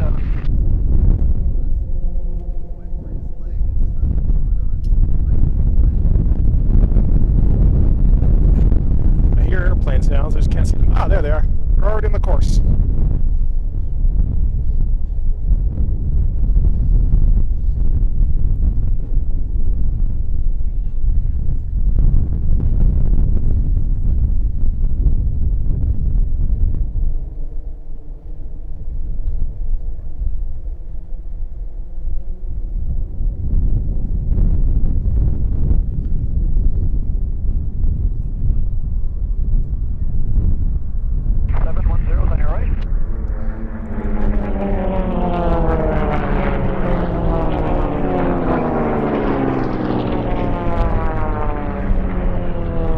I think this is the first second that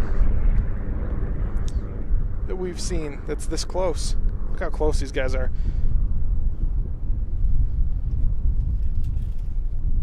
They are not messing around.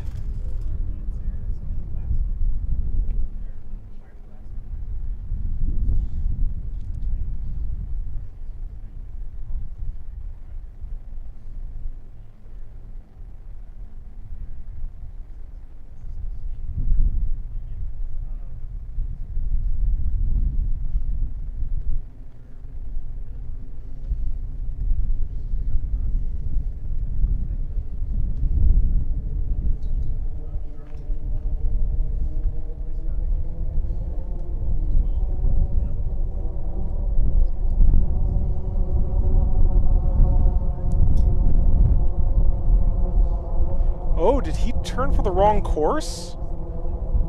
Ooh. What just happened there?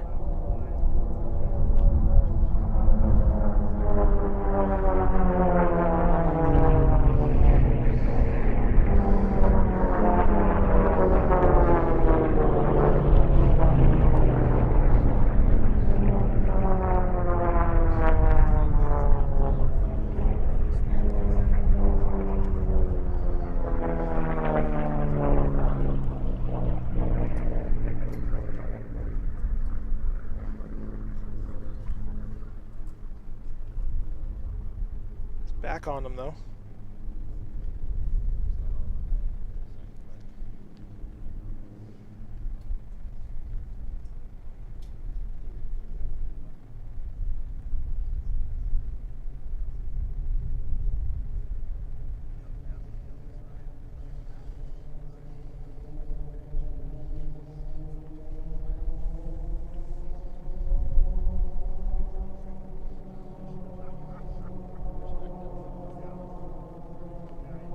He just turns wide.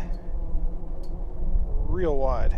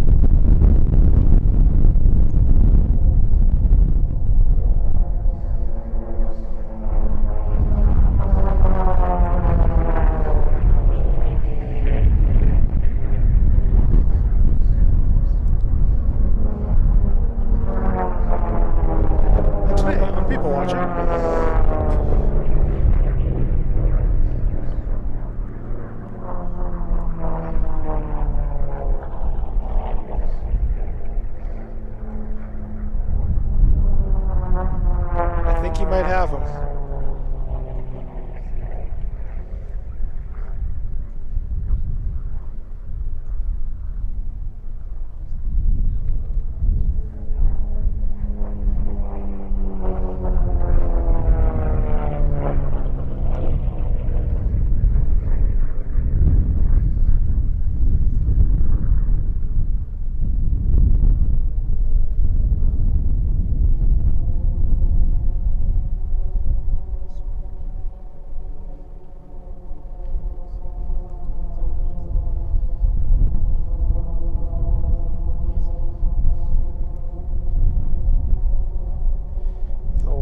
Tighter on the corners now.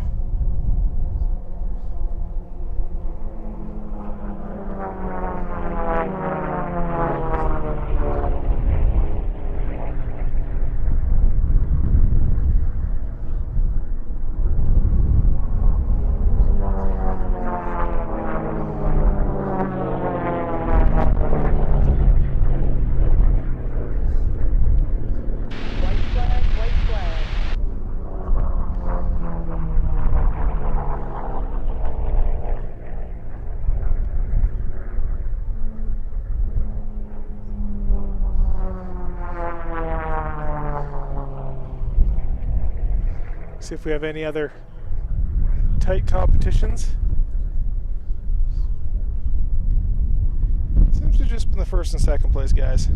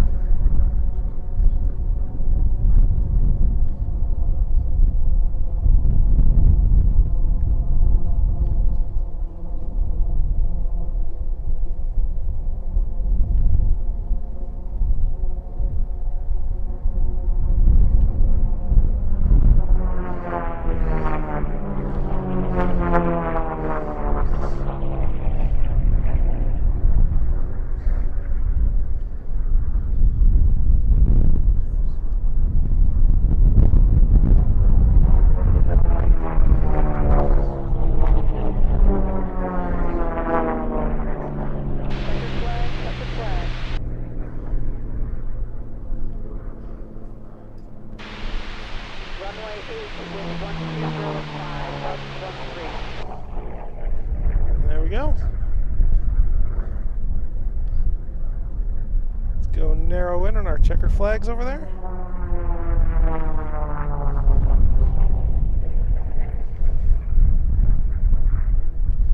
And watch everybody as they rip across. That was a good one.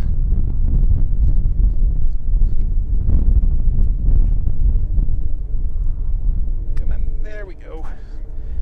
There we go.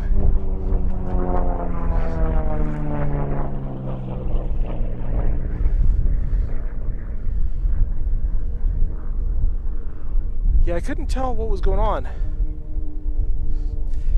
Yeah, I think the stereos are fine now.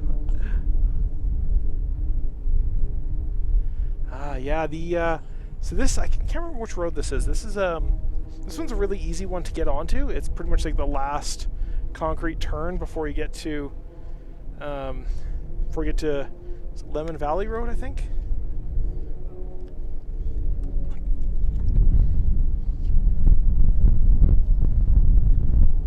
Look how much heat waves are coming off that, off the ground up there.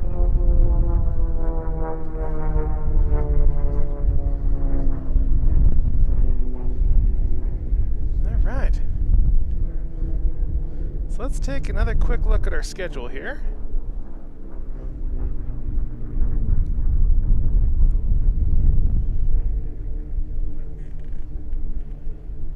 All right, so in another about 6 minutes, we're going to see an F-18 do its thing. They'll have another jet heat.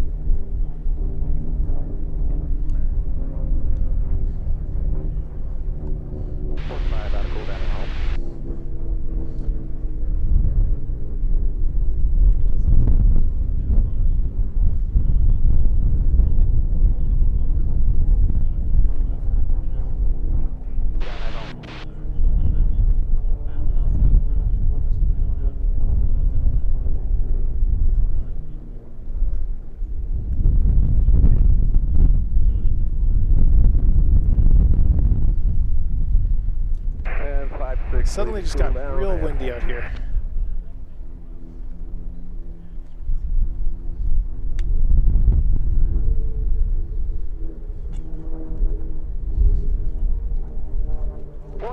Leaving cool down at home.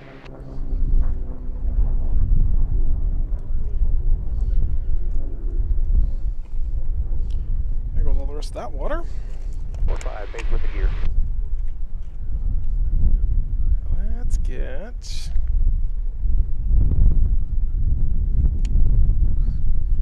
spectator cam.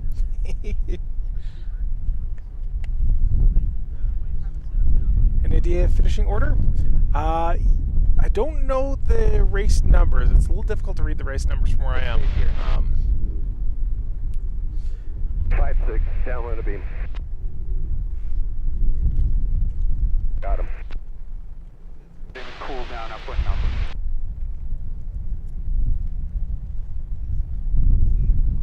Zero, downwind to beam.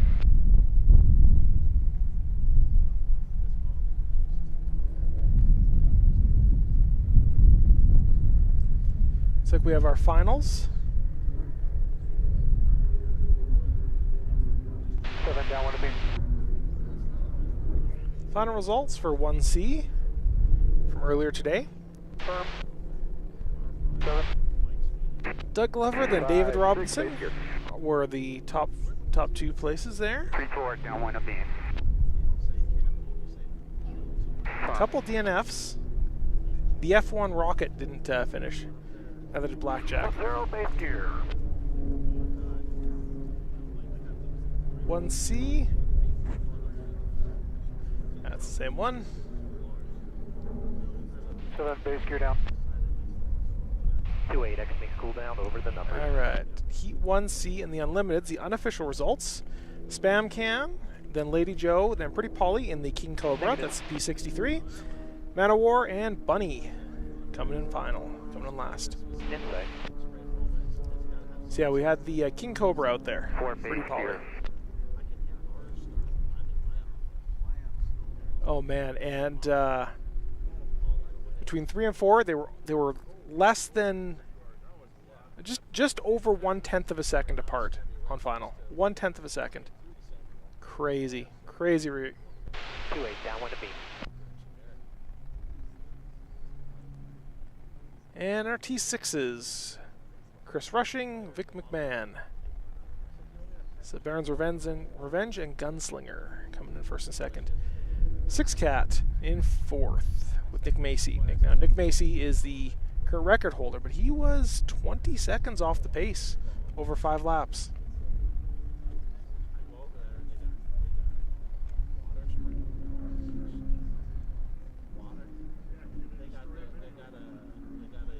Base gear. Very cool.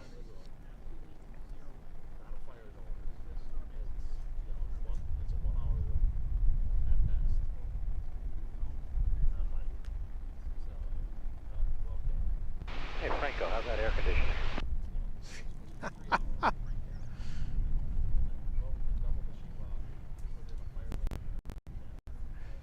Air conditioning. Sport, that would have been 1B.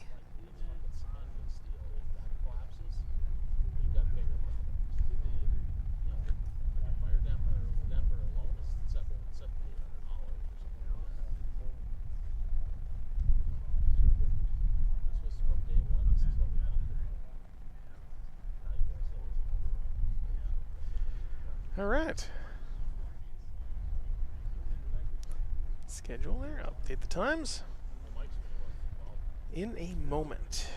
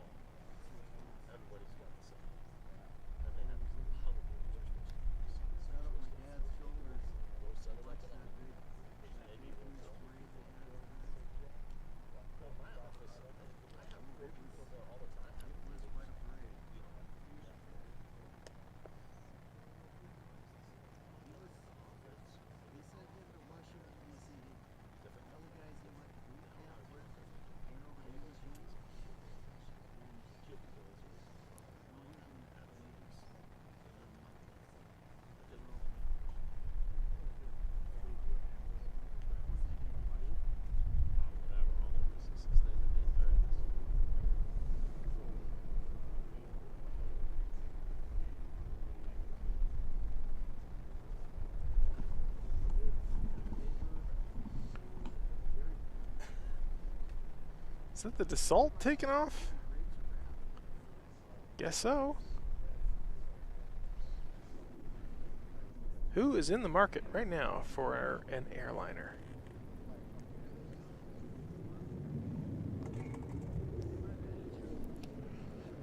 An impulse buy. There you go.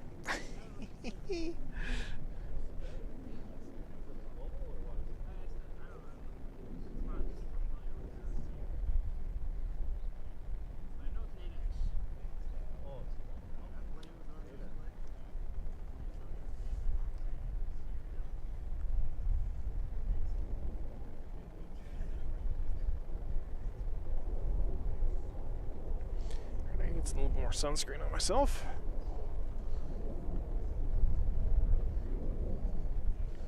figure which one I was using. So.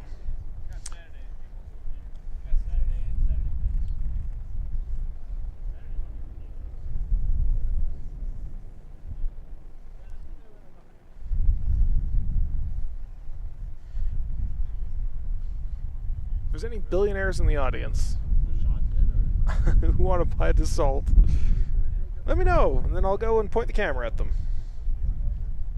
There aren't any billionaires in the audience. Well, then I'm just going to sit here and take in some shade.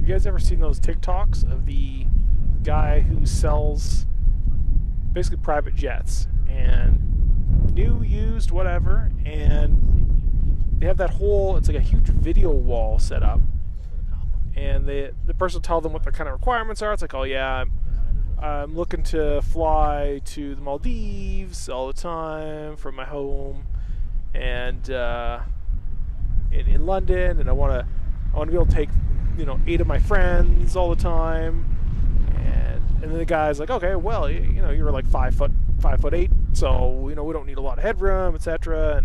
And it gives them a whole bunch of options. It's the most ridiculous thing I've ever seen. Just like, how wealthy are you when you're spending like $100 million on a jet? It's like, but when you're spending that much money, I guess it makes sense for them to put on a proper presentation like that, be able to get you in exactly what you want pretty much immediately.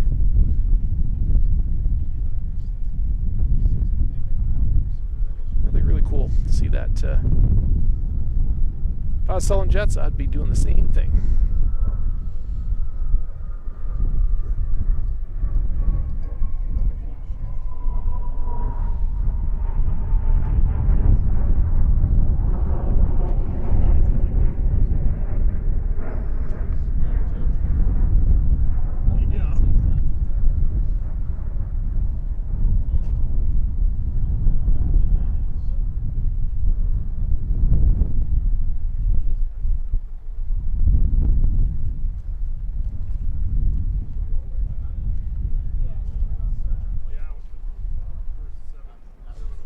result and F-18 swapped in the schedule? It's entirely possible. Well, it's obviously possible. The schedule I was working off, that's how they were. Yeah, the schedule that I have, the full rah-rah schedule.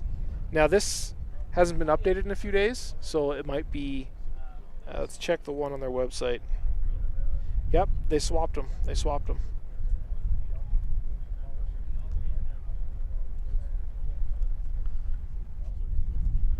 So let me go check the rest of my schedule.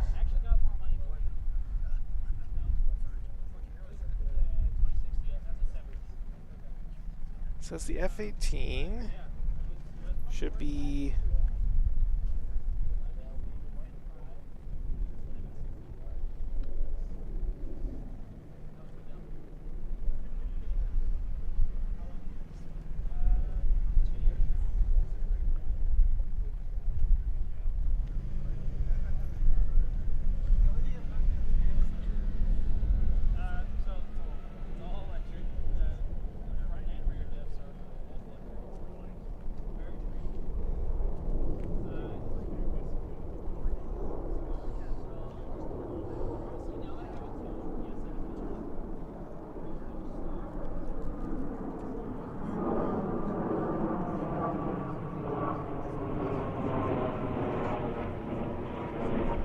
save on that.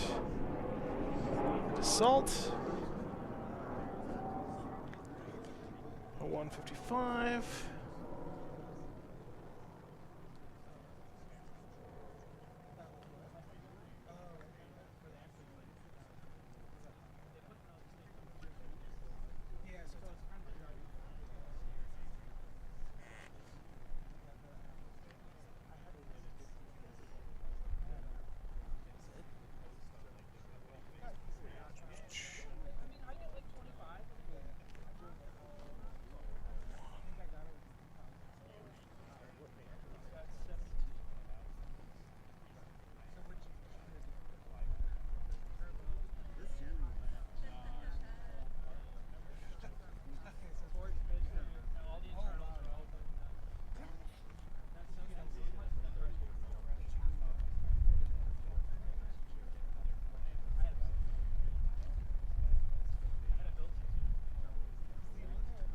Alright, so let's compare the rest of my schedule too.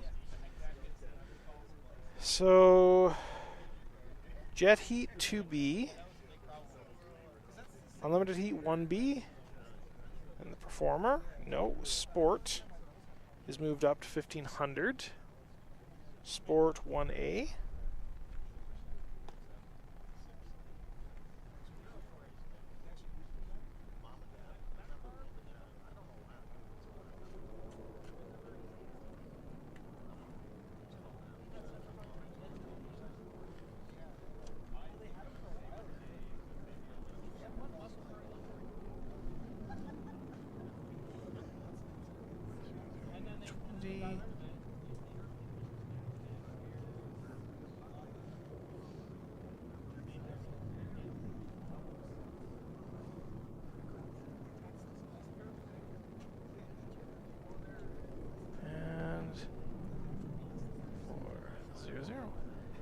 Save on that one. And the last one is, yeah, 1655. All right, so hit that, and then we hit schedule, and that should be a little bit more accurate. Yeah, unforgivable, exactly. Yeah, it's so the schedule that I entered a bunch of stuff from was from the one that they initially published, which is obviously a draft. So. And then they update it every day, and some of the performers move around, and I sometimes just don't compare them. So I will do that tomorrow for sure. Where are you going to go? And of course, sport is supposed to be spelled with a capital SP. That is the correct spelling. It's not me being completely unable to spell.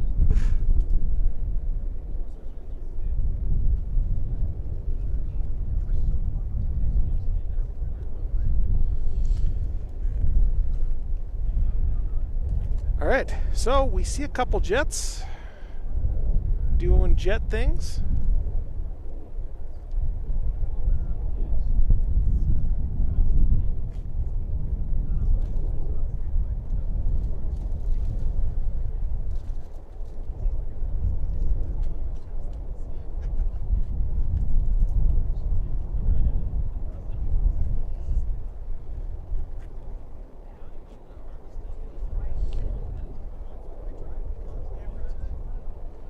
Let's leave that on while we go and find them. Bring this part down.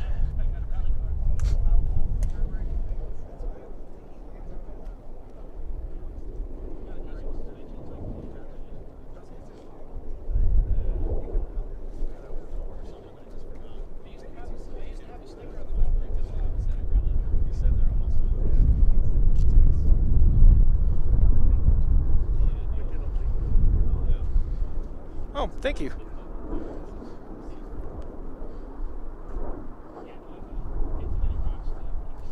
We'll eat that before it curdles. I'll eat it before it curdles.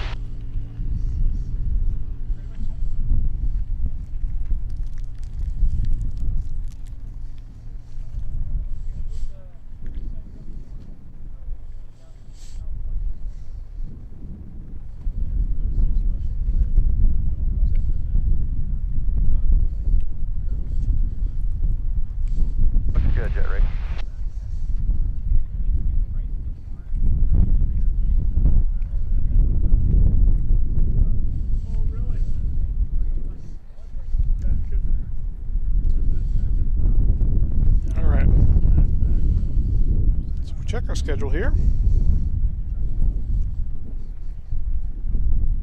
Wrong schedule. So this is 2B. 2B. Our second race.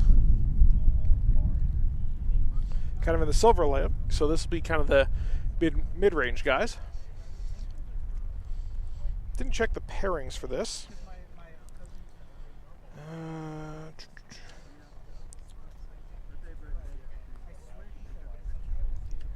2B. Alright, so our pairings. We got David Sterling in race 8. Matt Guthmiller, he's in second place in blue. Alpine Thunder. Scott Guskov in Tumbling Goose. Bob McCormick, Spirit of Freedom. George Ryan in Miss Independence. And taking it back is Cool Breeze. Al Cool Breeze Hoover in the Texas Fuga. Fuga being that really weird looking V-tail guy. Everyone else being L39s, looks like. Well, there's just not names, types after them. So they might be L39s.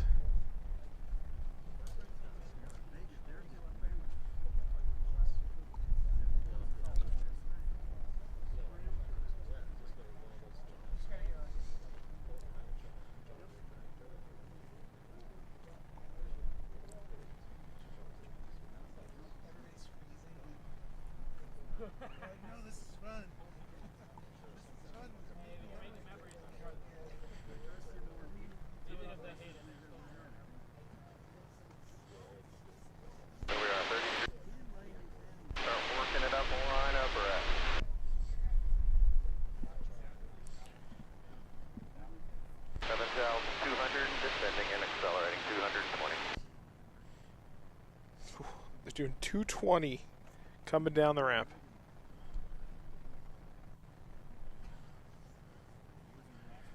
up there somewhere. 661. Alright, everybody hold what you got. Looking good. 1-2, slightly further forward. Keep it smooth out there. 6-1, hold what you got.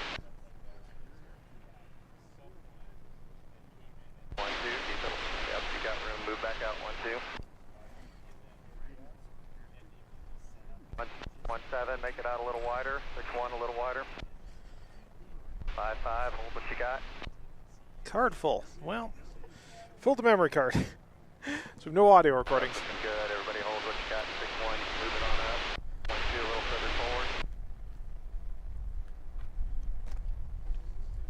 8-4, a little further There forward. we are. Gentlemen, you have a race.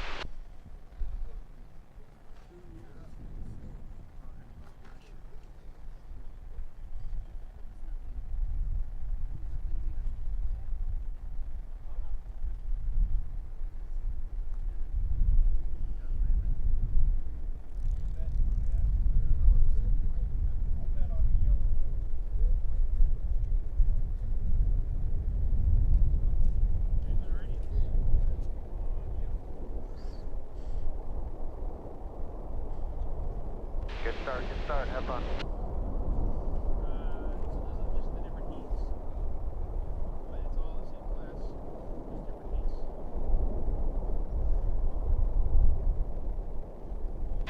Watch 7, you're clear.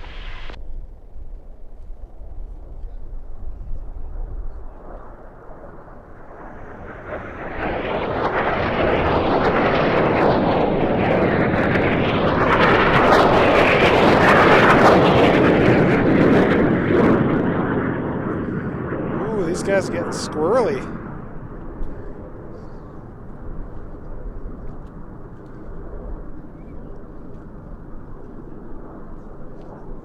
These guys are the closest, though. I'm gonna follow these guys. There is another battle a little bit behind them, but these guys are the big ones.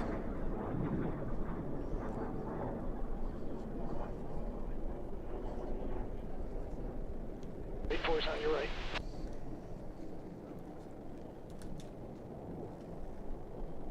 I think he's got him.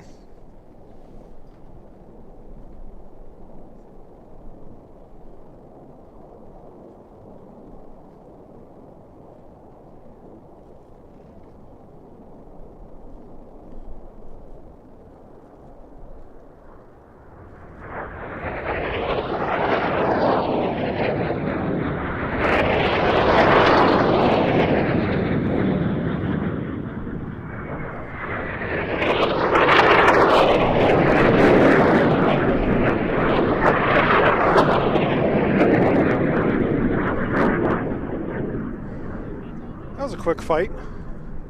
Got him in a lap.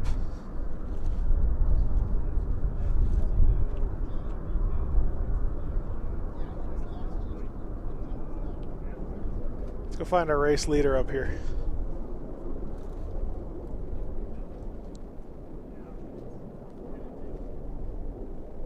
Look how smooth he turns in on that corner.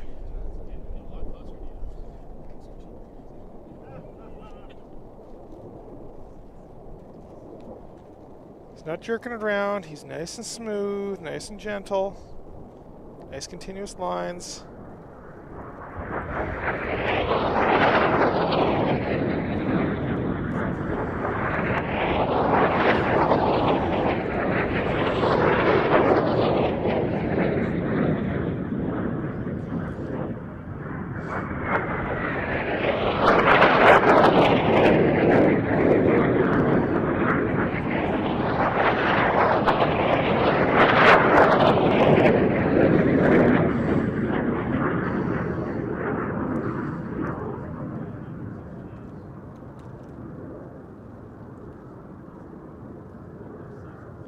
Watch this turn.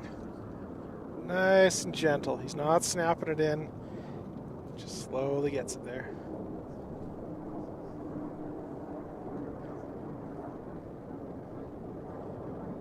Go fast by going slow.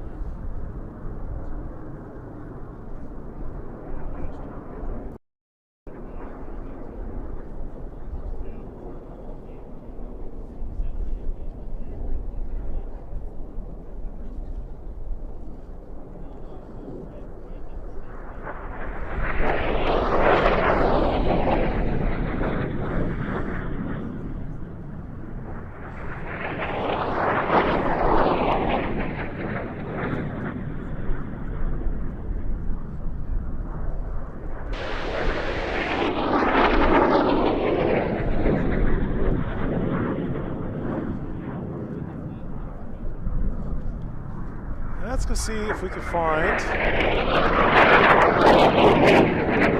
somebody up off the course.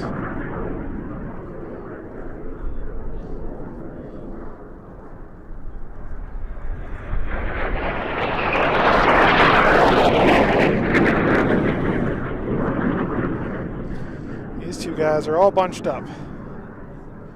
Guess I've been missing the race.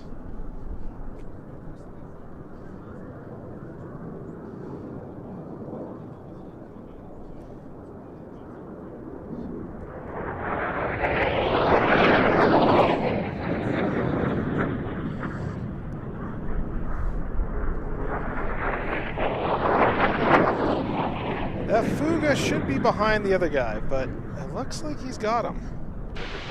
Unless he's, you know, found some extra jam out of that thing.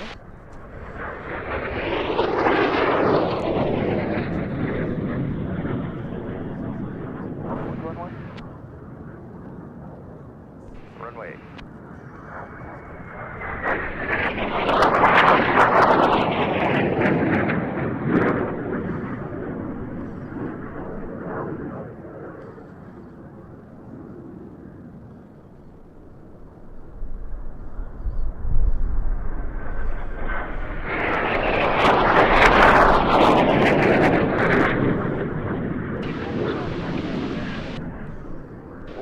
Behind you. Race 5 off home pylon for cool down.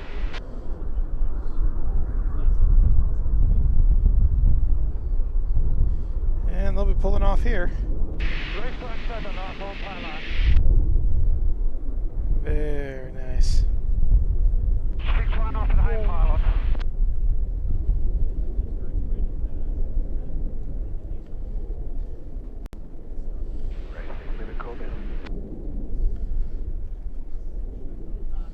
Alright, let's zoom in on the runway there. Get them recovering. Alright, I'm gonna go find a memory card.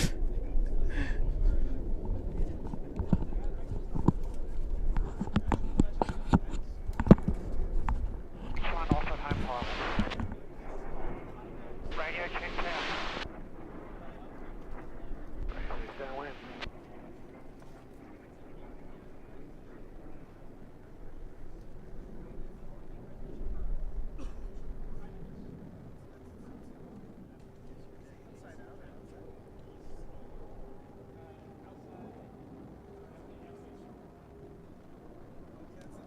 Race 84 exiting cool down over the numbers.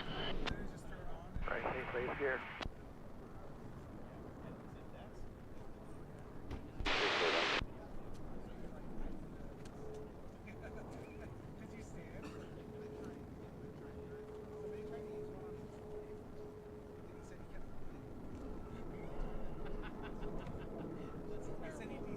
Race 12 is exiting cool down over the numbers. Take 4 downward the beam.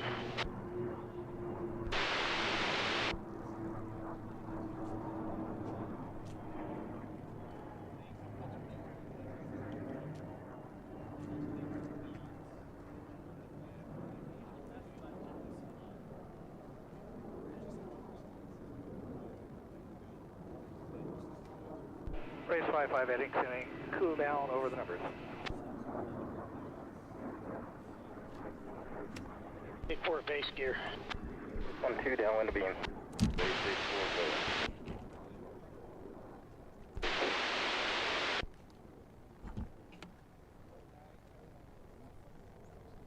Race 7 exiting cool down over the numbers.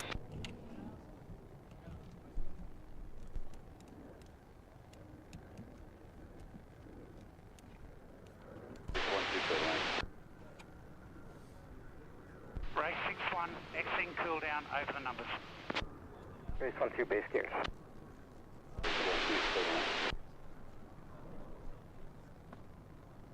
Race 5 downwind of beam.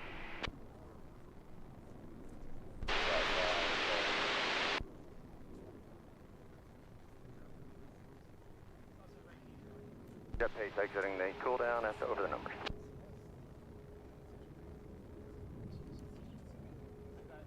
Race 7 downwind of beam.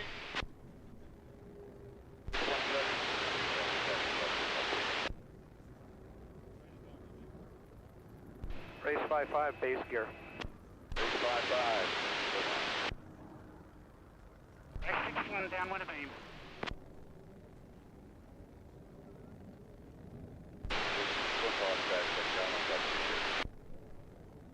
61.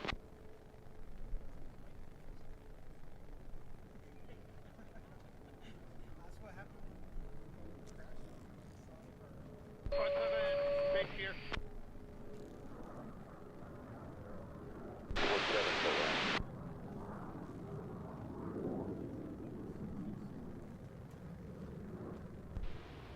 Right 61 base gear.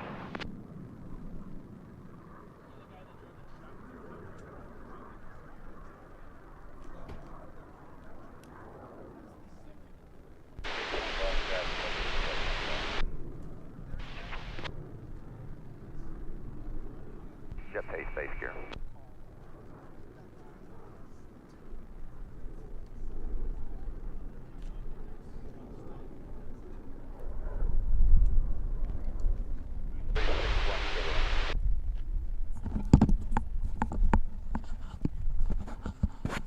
Saw some weird smoke over there. Not sure what happened. Could be nothing. Could be something. We don't know.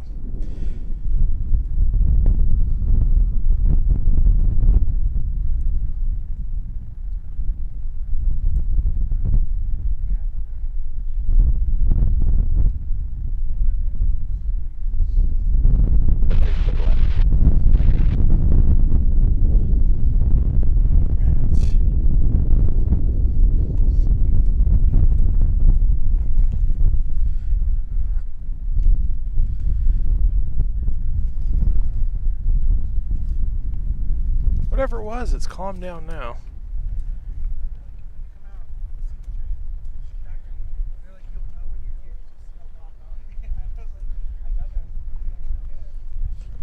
Someone doing a smoke show, maybe? Who knows? Alright. So, let's get that guy. Corner up and running. And...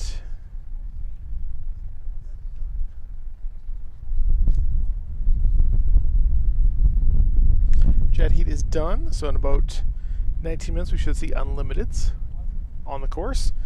Means they're lining up to take off. That could have just been one of the unlimiteds starting up. Which is a lot of smoke to come out of an unlimited.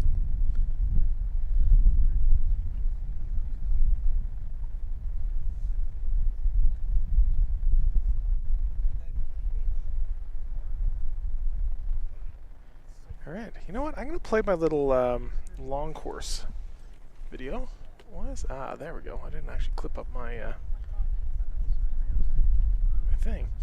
Alright, let's play the long course video, and I'll be right back.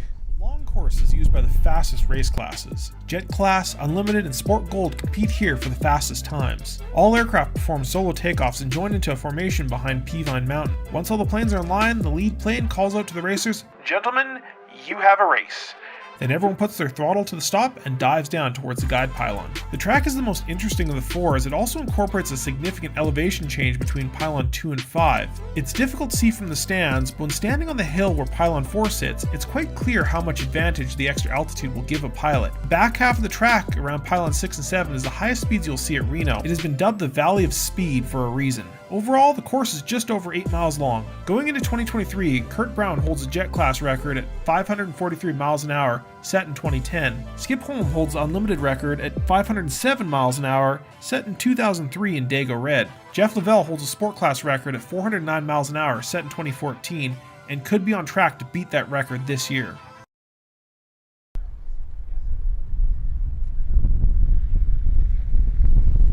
Alright.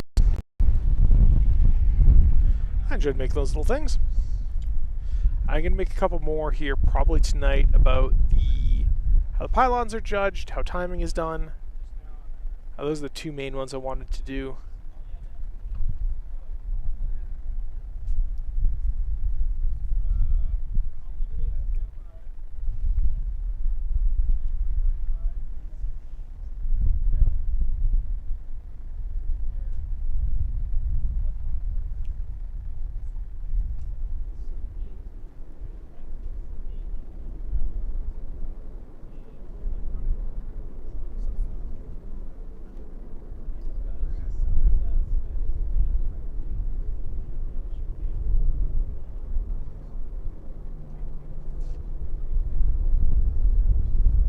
Alright, I see their lead jet taking off, and I hear the sound of Merlin engines.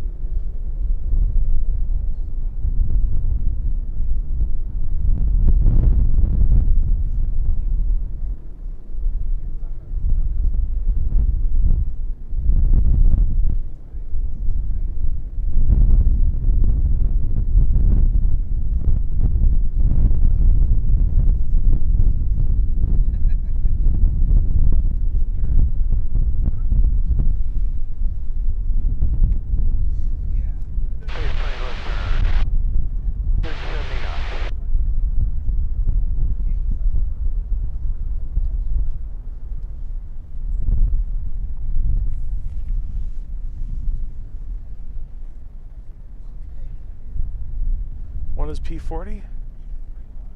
So this is 1B, and the, let's see, let's refresh the, come on, I can't even find my mouse because the sun is always in the way. Alright, unlimited, 1B. So our pairings, yeah, there's only five lined up. Wee Willie, Sneak Attack, Miss Marvel, Sweet and Lovely, which is piloted by Jeff Lavelle, so that's our P-51 Mustang, Sweet and Lovely. And we also have Swamp Fox by R.T. Dixon. So, interesting to see Jeff do some unlimited flying.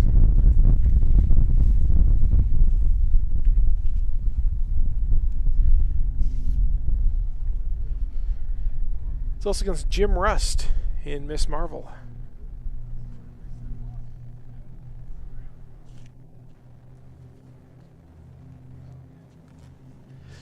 I see 1, 2, 3, 4. It looks like one is missing from the formation.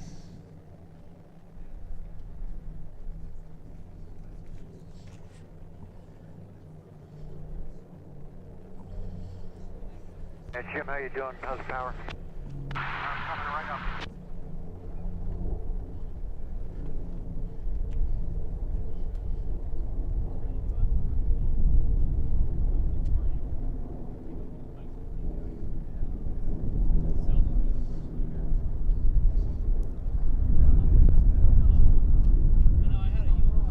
Base turn, gradual left turn.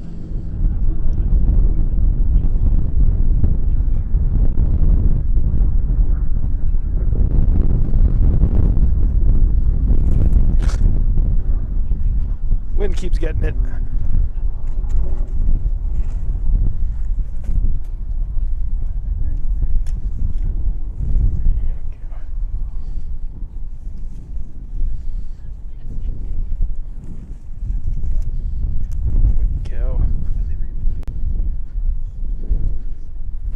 We have all the racers with us.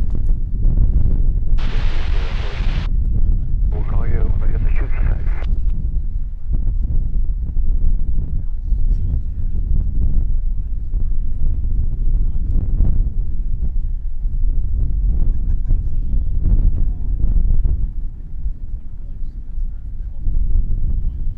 So there is our 4 racers for this unlimited 1, or is it 2B heat.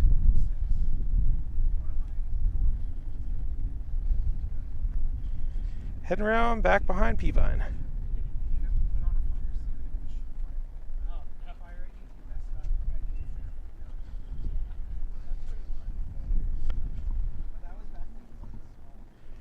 We will see them in a minute. Coming down the chute.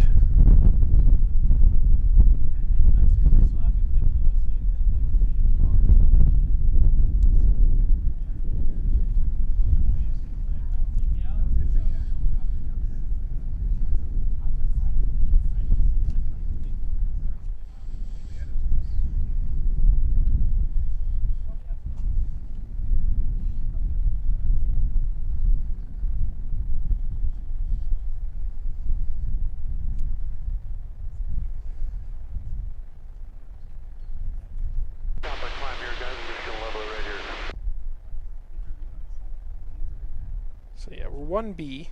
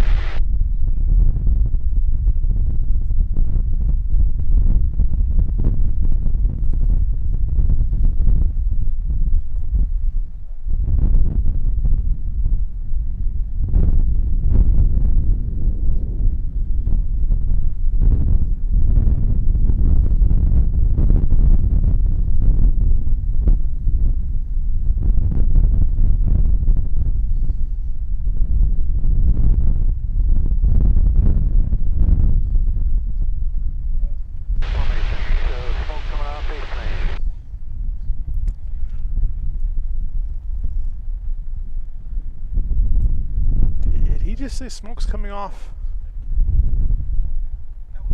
Or is it just smoke? Oh, I think he just turned the smoke on the pace plane. He just disappeared over a craw on the mountain over here, behind Peavine. Means we're not going to hear anything about them for the next couple minutes. And by minutes, I mean 30 seconds.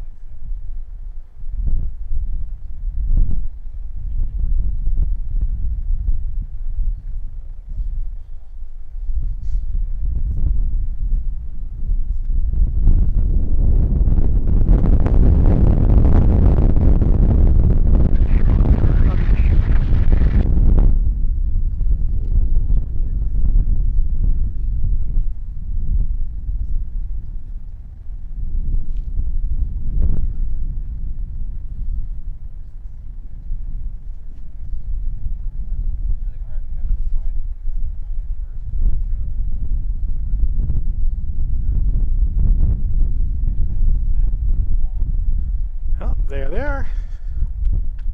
Air Races, when you come on level, and then down we go.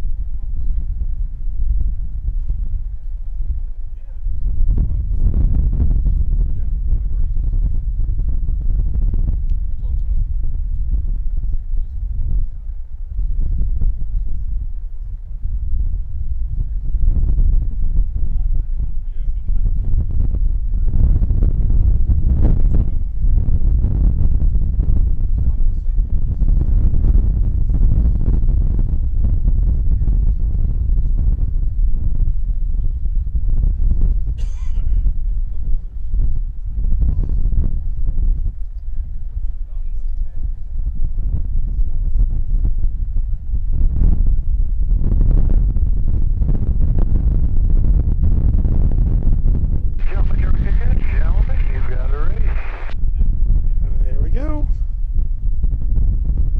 Pace plane goes away.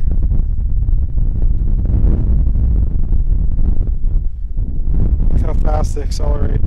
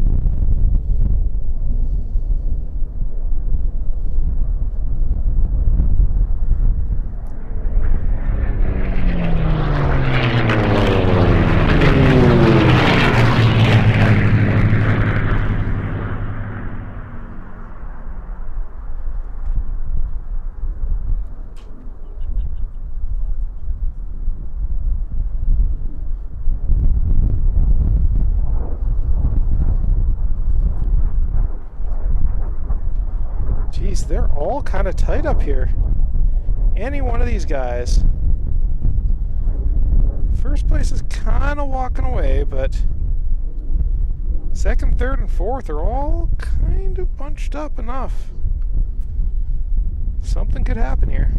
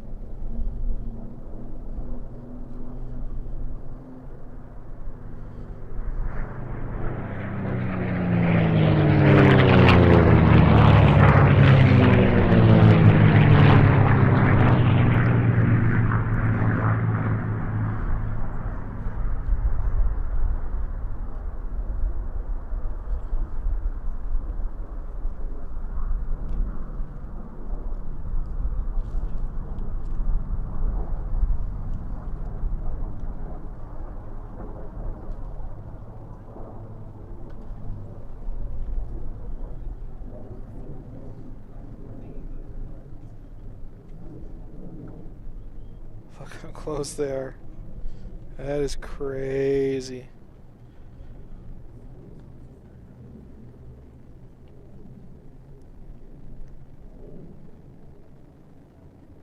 This feels a lot like a T6 race.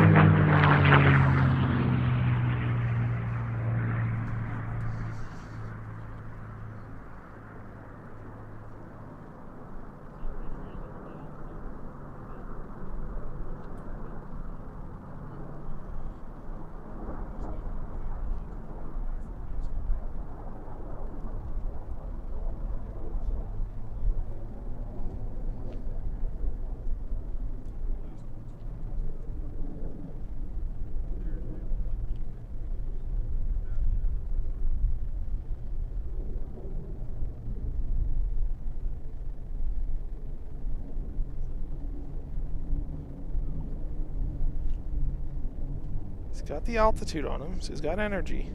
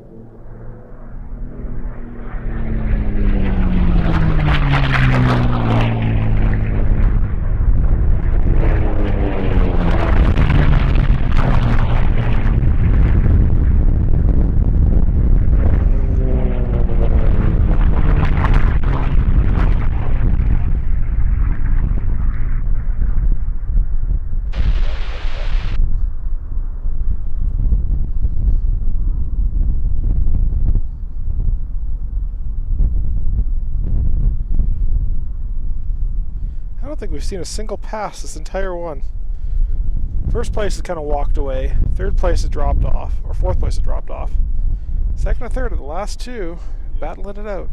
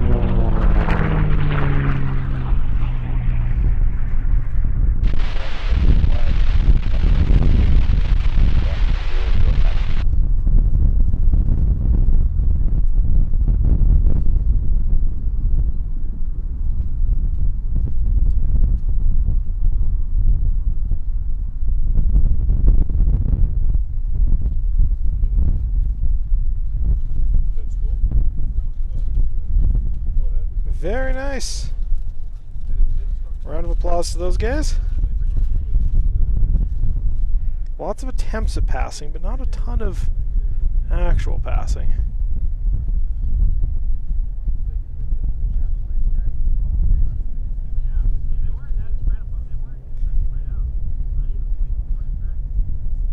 Amazing.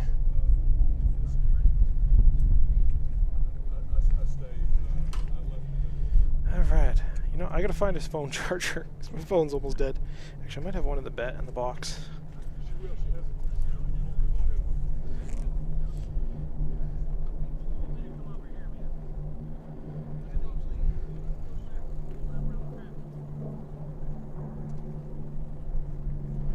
You know, if my phone had USB-C, I could just plug it into one of these other ones. Womp womp.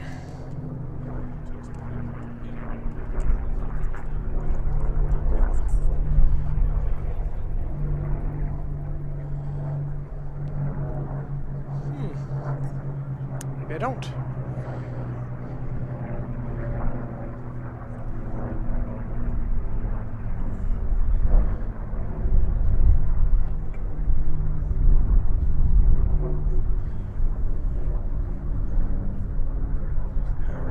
Get ourselves some overlays up.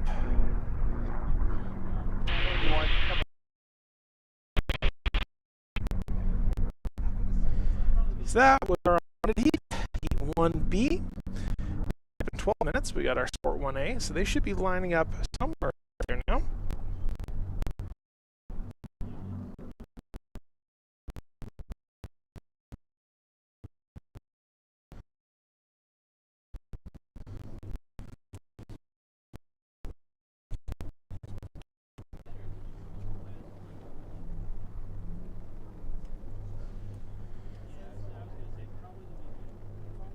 BB my phone, it's USB-C. Yeah.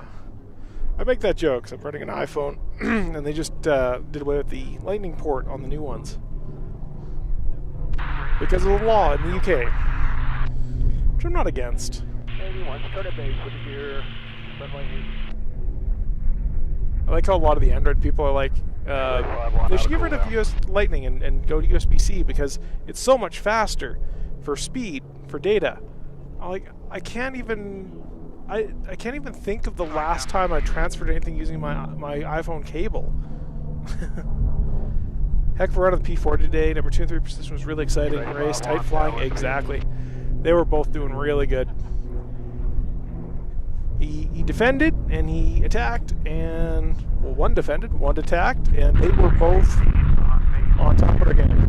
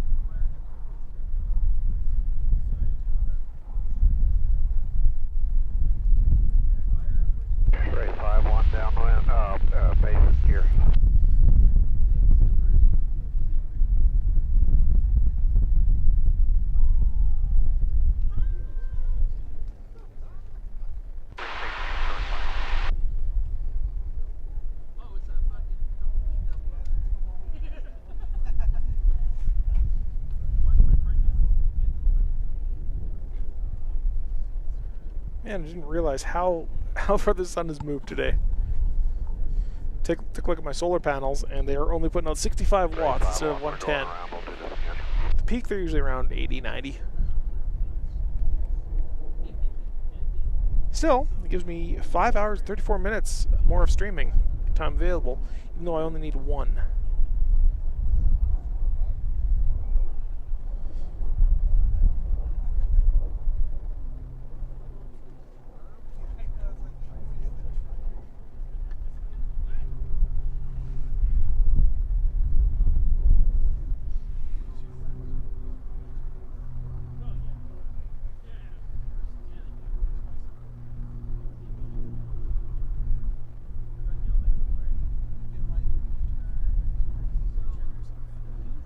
Race 5-1 downwind beam.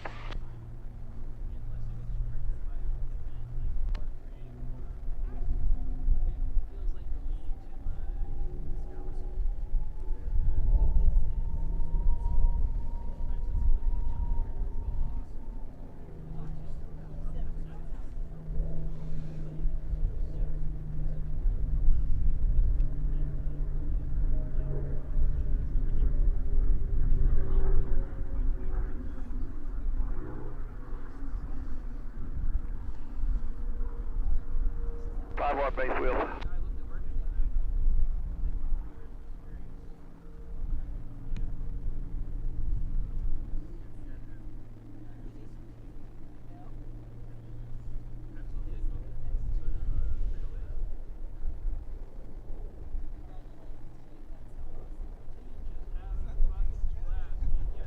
You know what we have?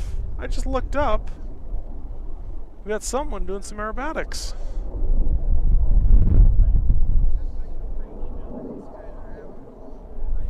Baseline turning downwind.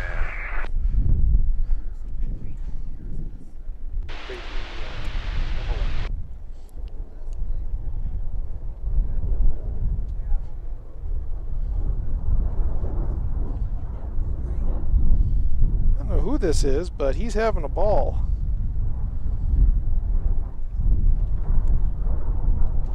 Base for the gear.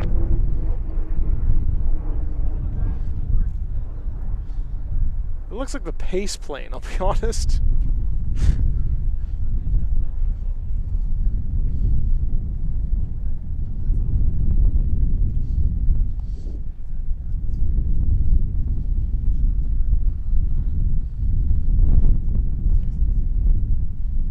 Putting on his own little air show. Oh, that's great. I approve.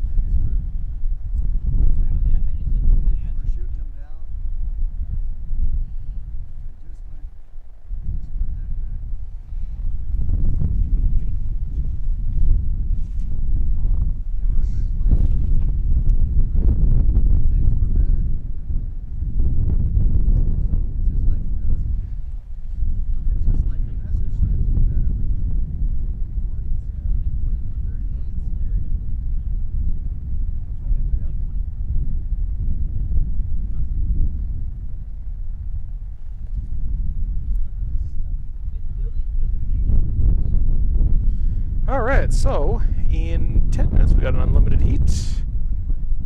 Wait a second. 10 minutes ago we had unlimited heat. 5 minutes we got sport heat. F-18s and then our 1A. So we got sport gold.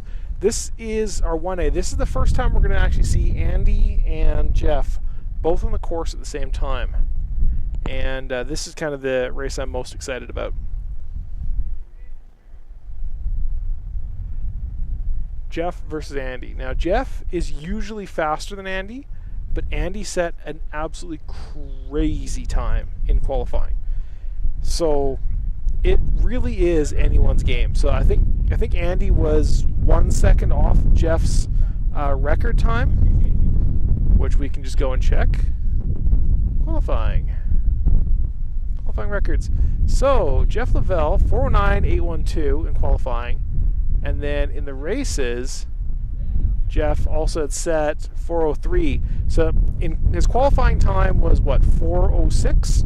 So he's like 3 seconds or 3 miles an hour. So not seconds, 3 miles an hour off of Jeff Lavelle's qualifying time, which tells me we are going to have one heck of a race.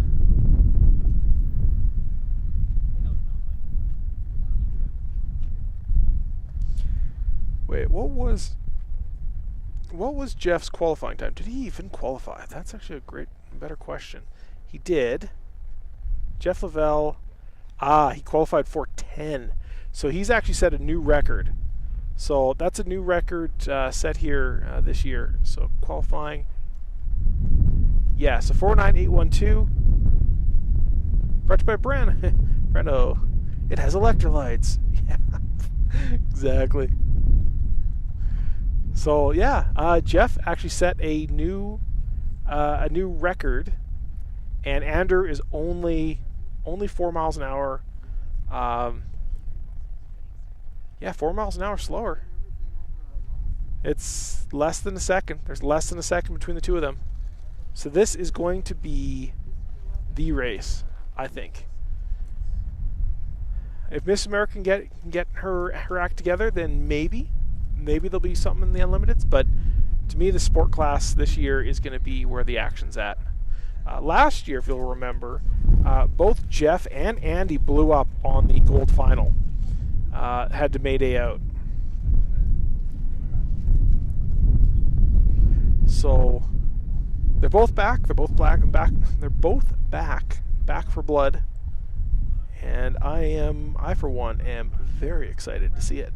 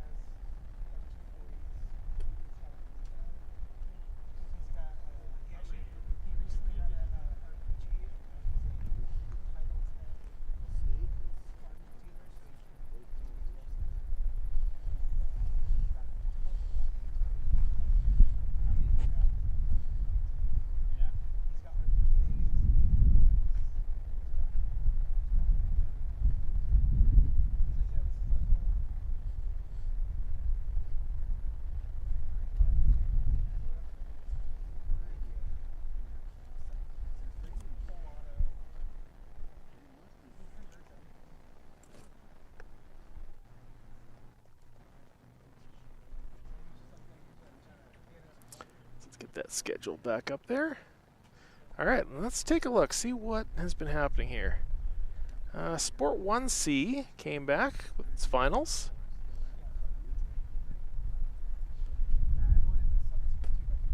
Sport 1B.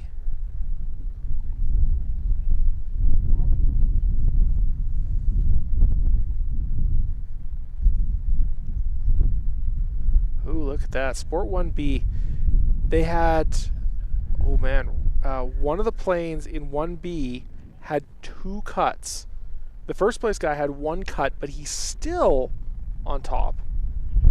And then there was another single cut a little bit further down that just got him down from 4th to 5th place.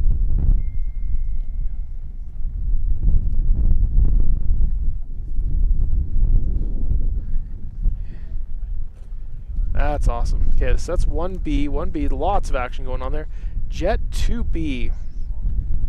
So, David Sterling beat on that one.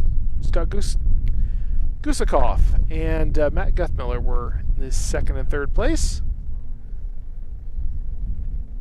And we have planes taking off right now. These are our Sport Gold taking off. Jet 2B, Unlimited 1C.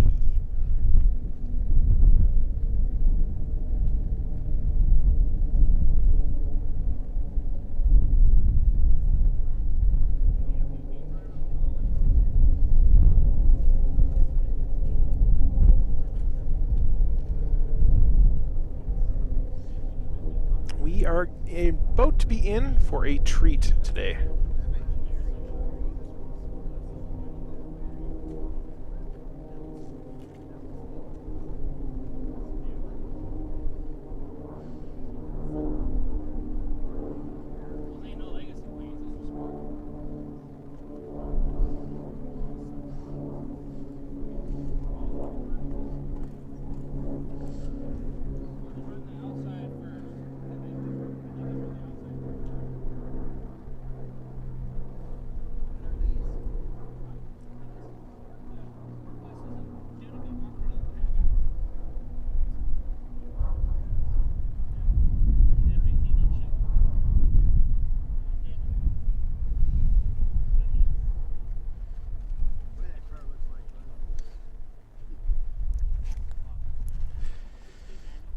Okay, so let's get that overlay off.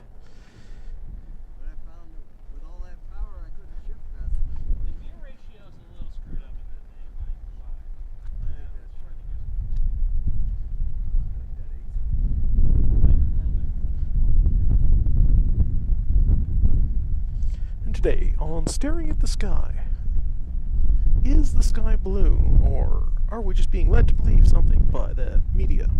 Something like that.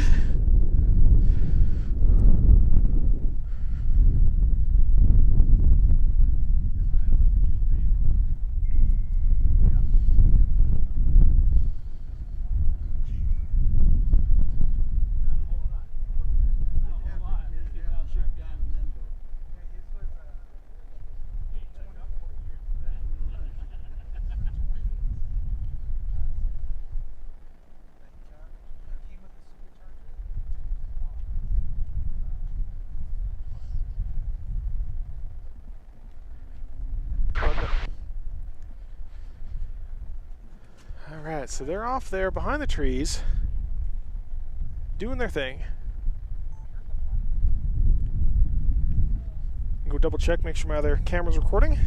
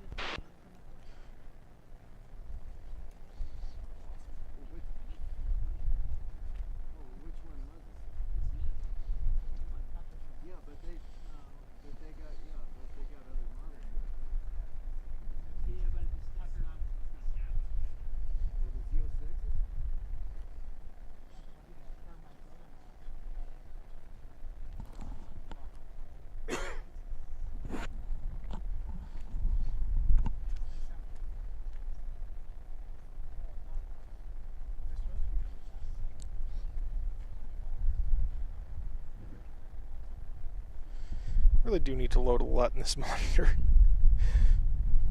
Maybe I'll do that tonight. I have no LUTs loaded in this thing.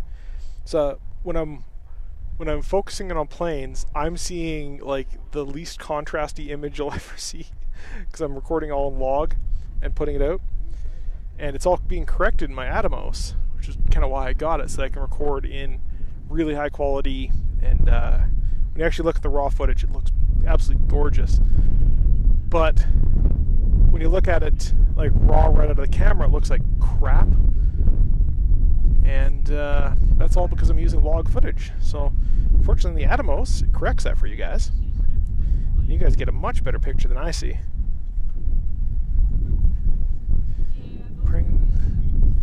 Painting the interior of a 3-level, 5-bedroom bathhouse. Nice.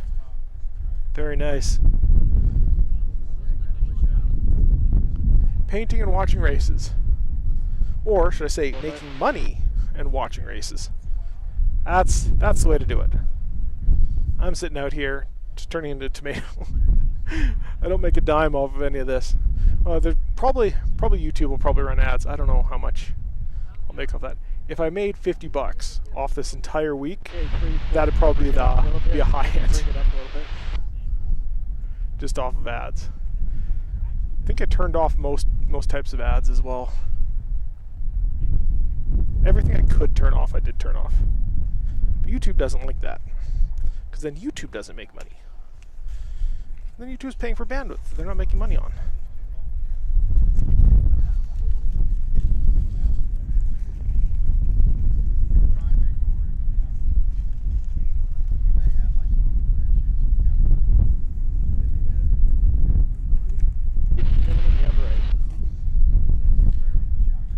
Oh. Gentlemen, you have a race.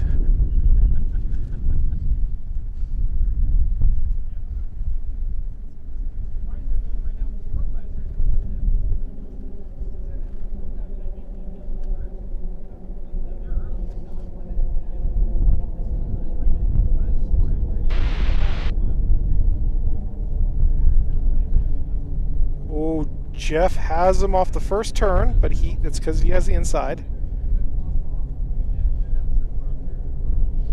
Come on, Andy. Make him work for it.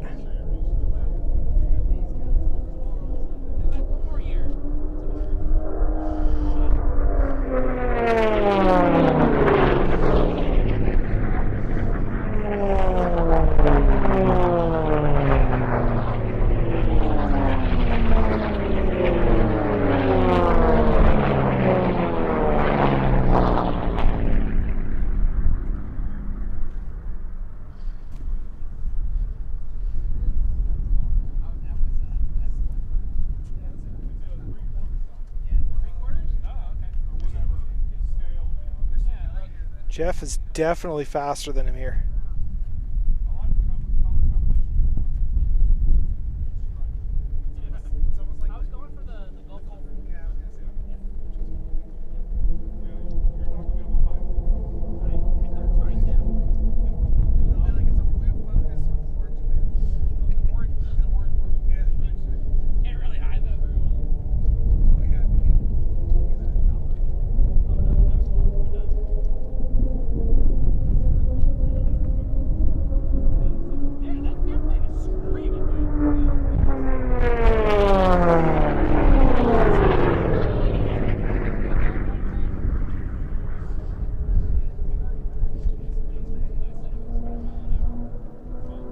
Look how low Jeff gets compared to Andy.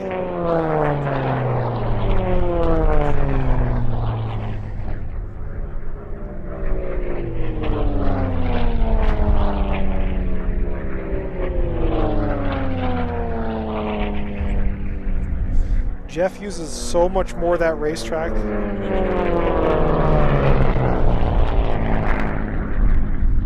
Andy's staying high. Now, I know some of the engineers on Andy's team, and they've come up with various optimized lines. One of my friends is the one who convinced Andy to chop the tips off his wings a few years ago. Make himself go a little bit faster.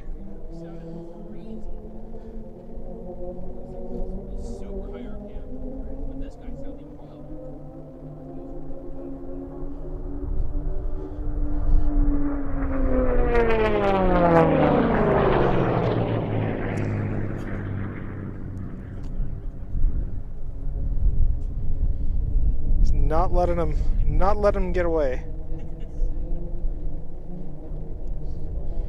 Looks like Jeff's letting off the gas a bit, or Andy has just stepped it up.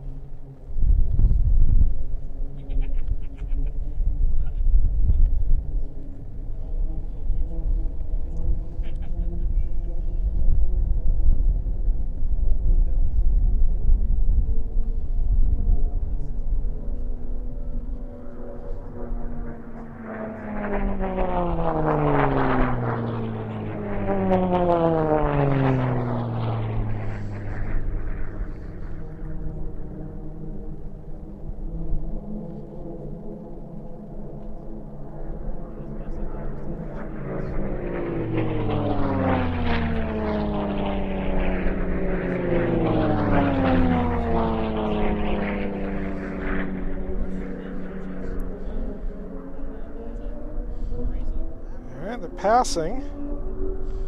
This could open the door.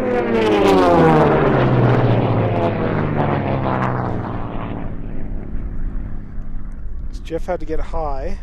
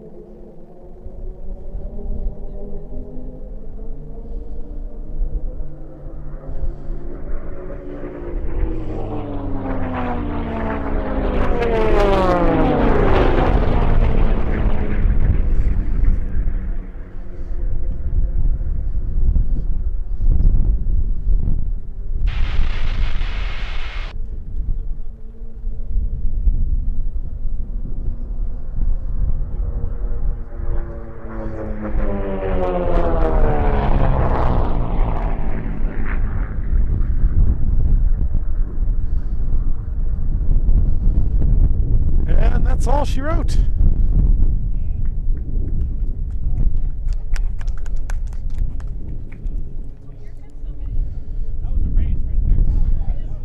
That was great. Oh.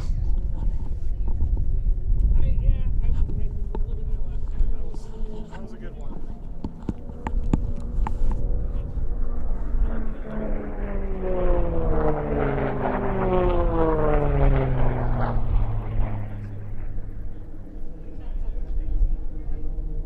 No, the F-18 demo is coming up. So,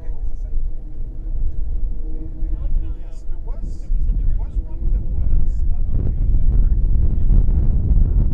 I had F-18s are last year when they were really solid. F-18s are. I got a buddy who's there. 1600, so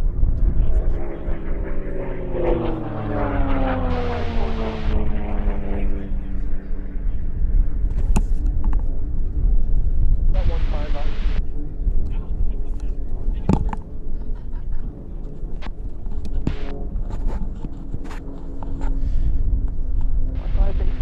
Mid-rolls are new for live streams. Yeah, these guys are ridiculously fast.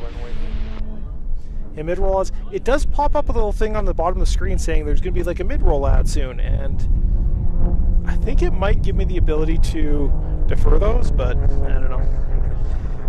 They do not have to be above 200 feet. In fact, I believe 200 feet is their maximum altitude. They have to be above about 50 feet, which is how tall the pylons are, so they have to be above that. But that's a new rule, and by new I mean like 20 years. I don't remember exactly when that rule came in. But they have to be above the pylons now, so they have to be able to see the pilot's head above the pylons when the pylon judges see them, and which keeps them from basically cartwheeling into the desert. And then there is a maximum height. So yeah, there's a maximum height. So they are pretty much as low as they possibly can go. Jeff especially. Jeff he might get a penalty for flying too low on some of those corners, but we will have to see.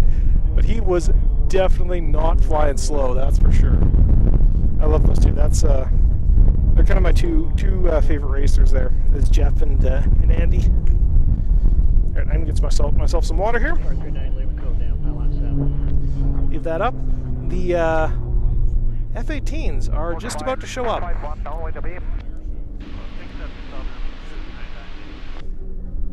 430 basis gear.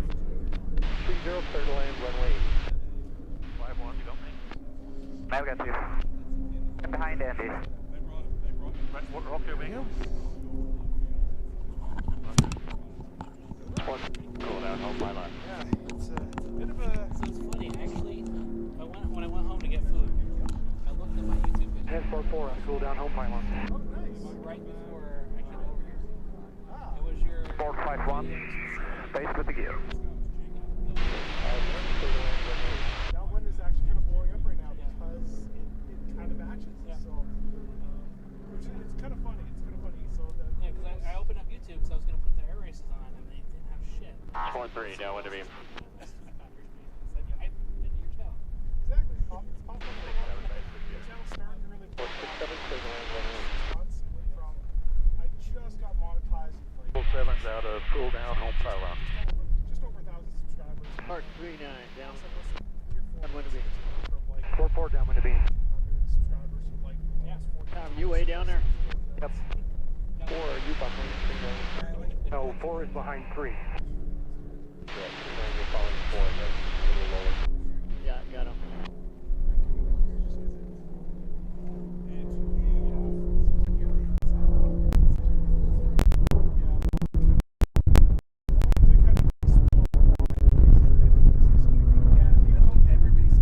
Main gear. That's part of it. Bad PR for the year. 4 base gear.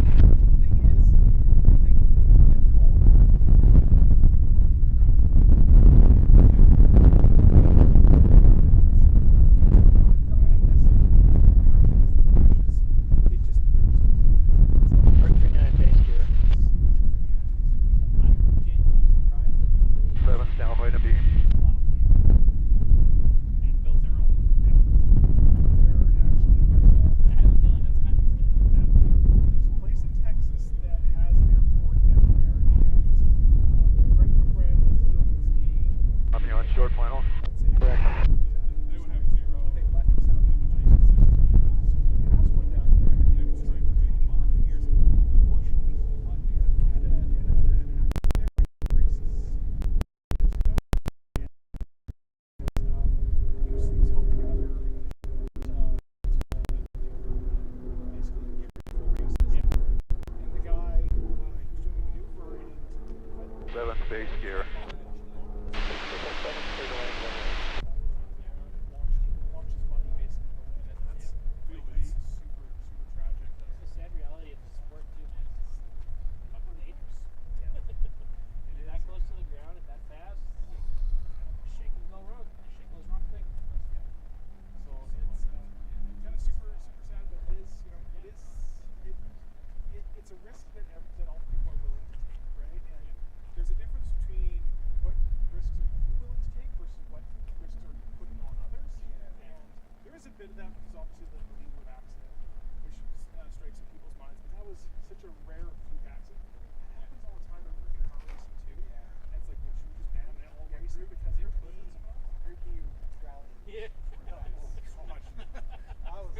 Even modern rally, those guys standing on the sides, like, what are you guys doing? They're like inches from the track, and then they see the car coming around. They're like, "Shit, gotta get back." And I see people like on YouTube and other places. I do videos about plane crashes and stuff, and I think it's important to let people know, flying isn't exactly safe. Sam especially is not particularly safe. There's a lot of issues in small GA that make it less safe than it really should be. But I think it's important to let people know that because the issue you have is that if you tell everybody, oh, it's perfectly safe, oh, look how safe this is, look at all these things we do. Statistically, safe. It's about as safe as riding a motorcycle. Yes. Oh, racing? Yeah. No. Flying GA in general. GA is safe Yeah. as riding a motorcycle. Yeah, it ain't safe. So I think it's important to communicate that. So I'm guessing you're a pilot too. I am, yeah. This is my plane. Okay, cool. So, and I think it's important to communicate that information to people because if they want to get into flying and then suddenly they find out it's, they get along with crashes, or they see it and they go, oh, this is safe flying, this is terrible, they have this kind of wrong impression. The other side of it too is that people see it as, oh, it's not completely safe, it's, you're in your all here, they just go, well, I never knew citizens in danger. And trying to get this thing, so I think it does a pretty good pre-selection if there's the other side where we go, there is some danger here, we have to accept that there's danger, and This is what we do to mitigate the danger too. exactly, this is what we do to mitigate the danger, but if you want to get into flying,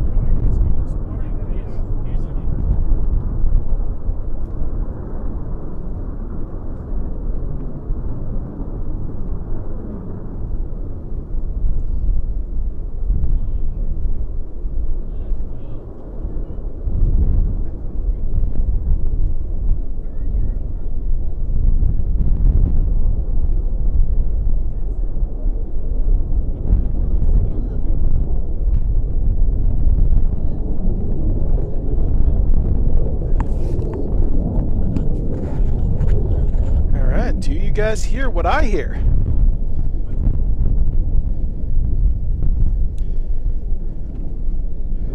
Because I see something fun.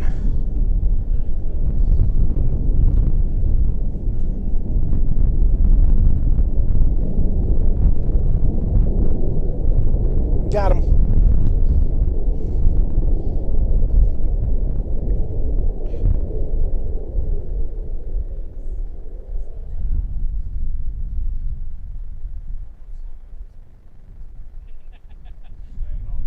I kind of want to see him go around the course.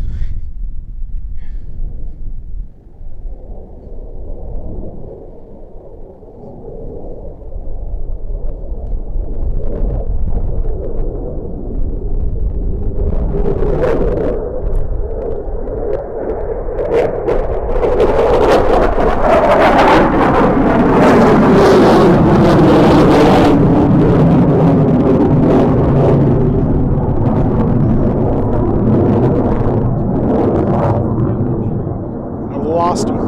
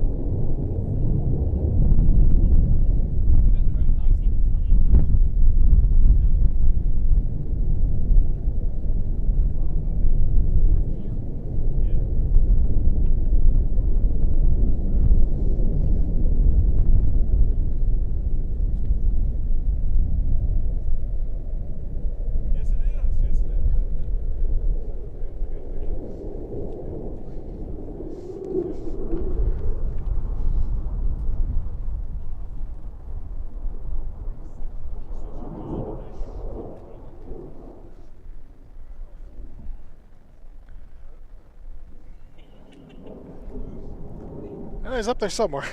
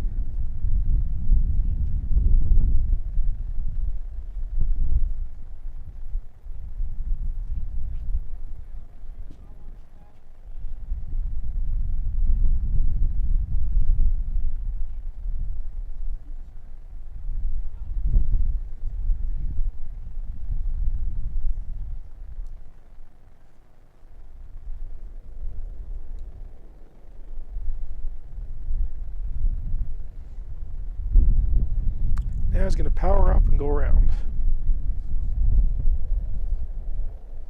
There he goes. I might have been to one too many air shows.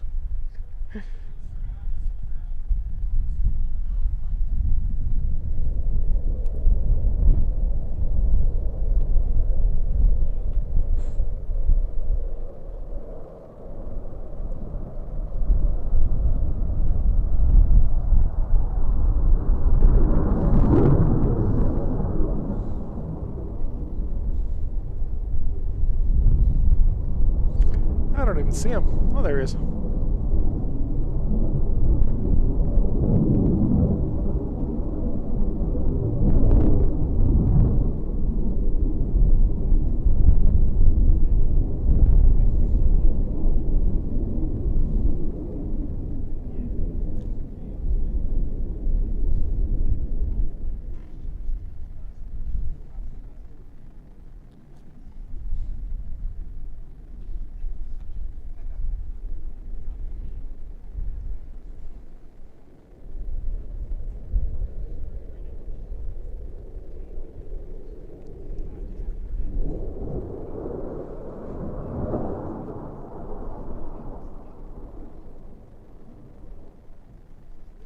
Come on, camera. You had the focus, then you just gave up.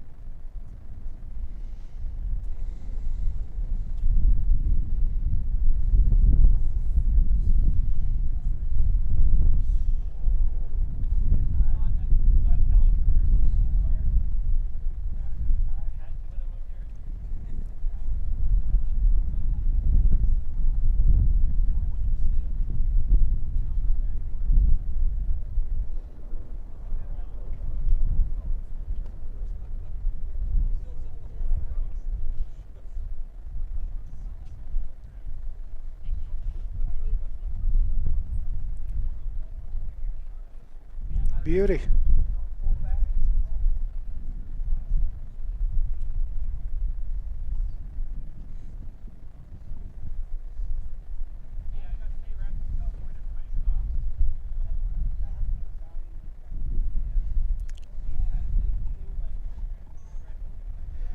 Right.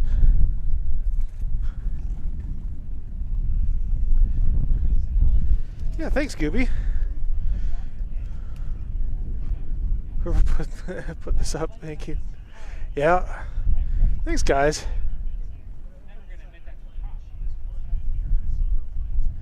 Fast, you can make it around the course, yeah.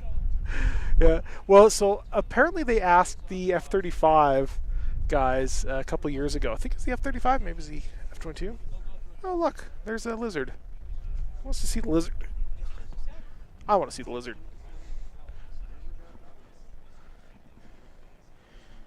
On today's episode of Is This Poisonous?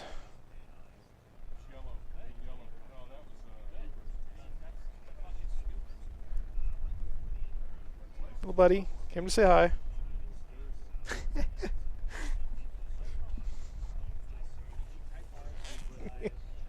Oh.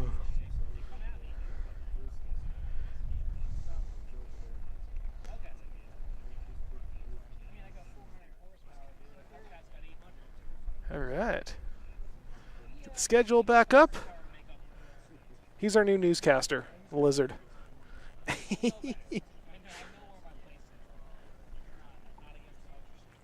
So in about 6 minutes, we have our final race of the day, the Unlimited 1A.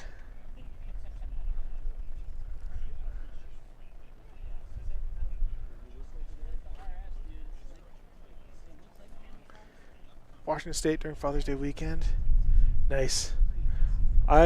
There's an entire possibility, because I'm not that far from Washington State, especially because my parents actually live out in Kelowna, which is very close to there, kind of ish. Lizard in the corner. Does he know how many people are watching? 90-ish people, I guess, watching? Somewhere around 90? 90 people are watching you, little lizard. Likes being a star.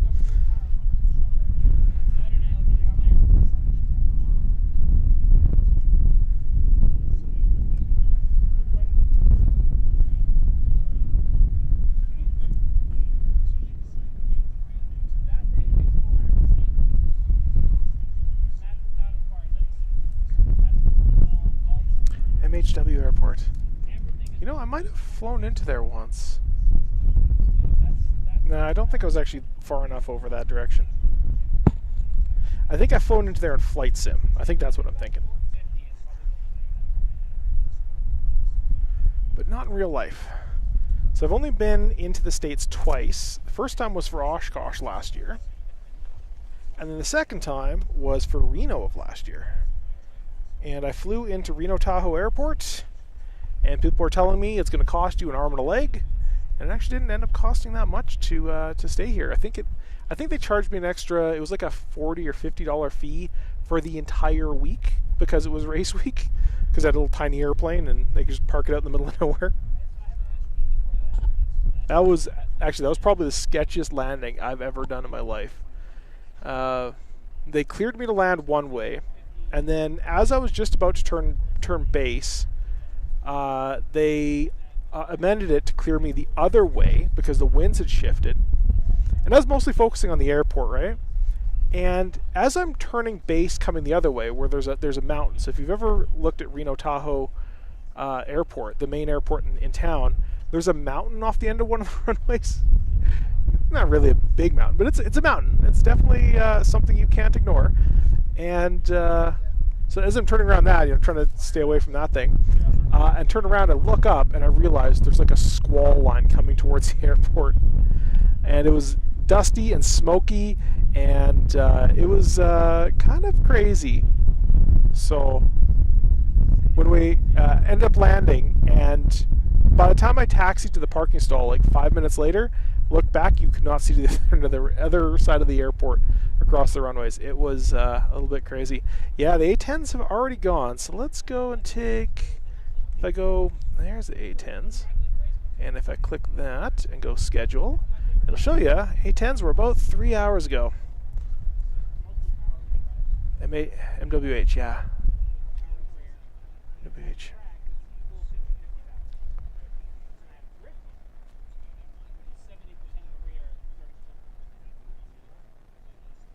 Ask them to do an F-18 lap before. That'd be awesome. It's Rattlesnake Mountain. Yeah. Yeah, that makes sense. Yep. Yeah, it was definitely one of the more sketchy landings I've ever done.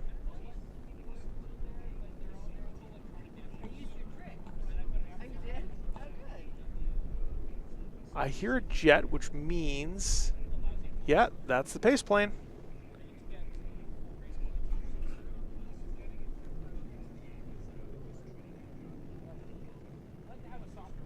Lizard's getting his photo taken.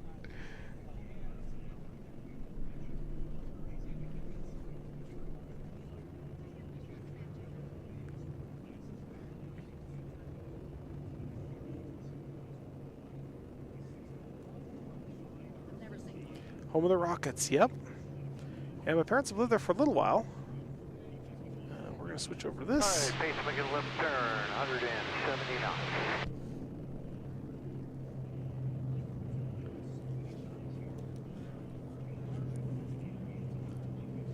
52 seconds. So I know they've asked guys before. So a few years ago they asked, I think it was the F-35 team, as I said.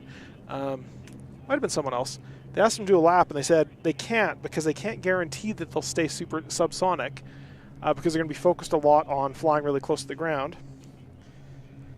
Sorry, little lizard, you're no longer a star.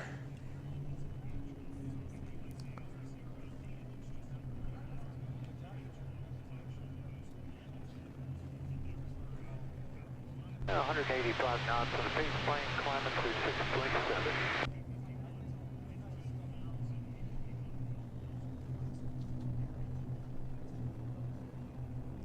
Is there a pace plane with its smoke on?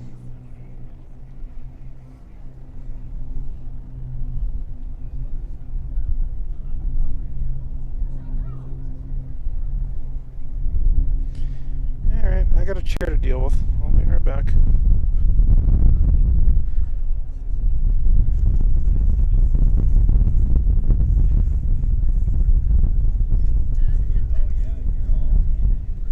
Base plane, city power climb here, 180 knots.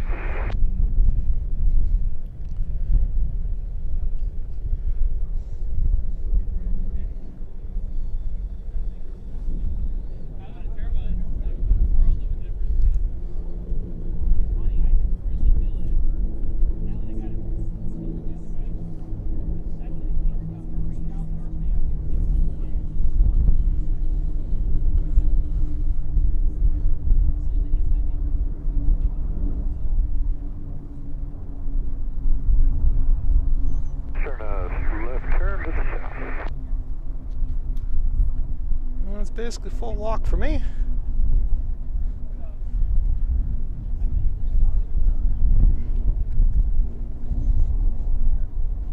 Clear, Steve.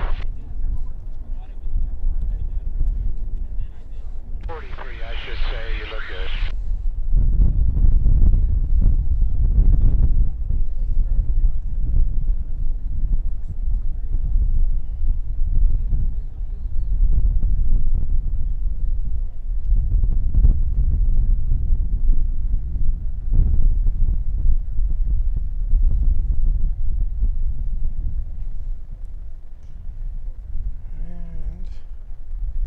This is 1A, so we should see Bardol, we should see Miss America. I guess if Miss America had a qualifying time, we should see Bardol up here.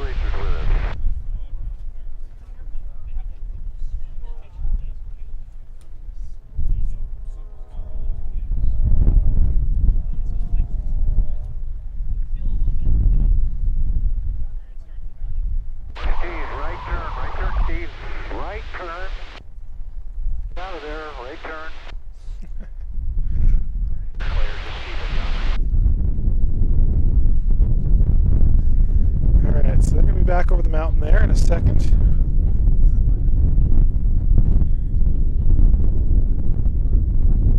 Okay guys, we're level here at 9,000. We'll be making a 180 back the other way here in a bit.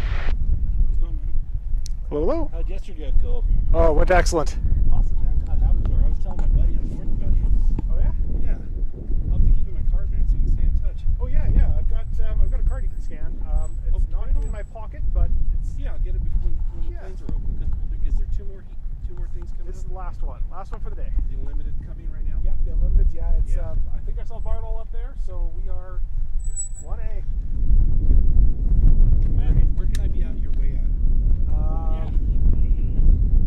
Really anywhere. That's one of the day. Pretty much from the tree line back, or anywhere there, or really anywhere from kind of here over is fine. So lots of options. Best sound of the fucking day, you know?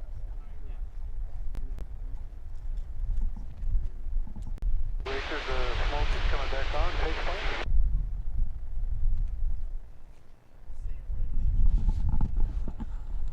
All right, so smoke's back on the pace plane. Base plane.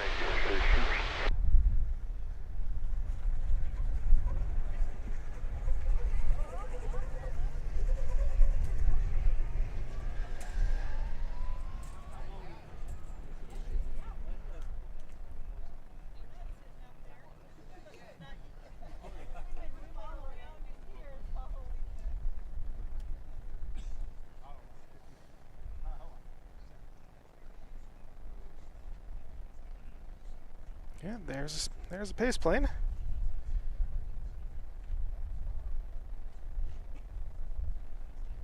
You can kind of see it. Too much depth of field. Got one extra stop on there.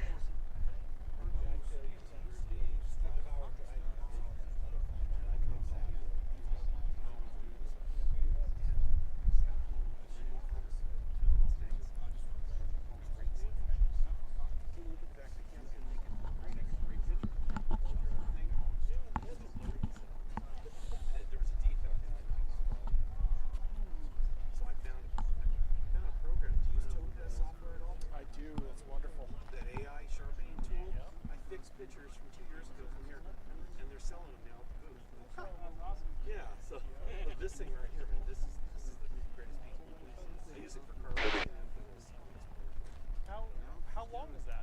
600. And check this out. You got a total converter too. No, it's just the adapter for the C-body. I tried to tell people this 1.4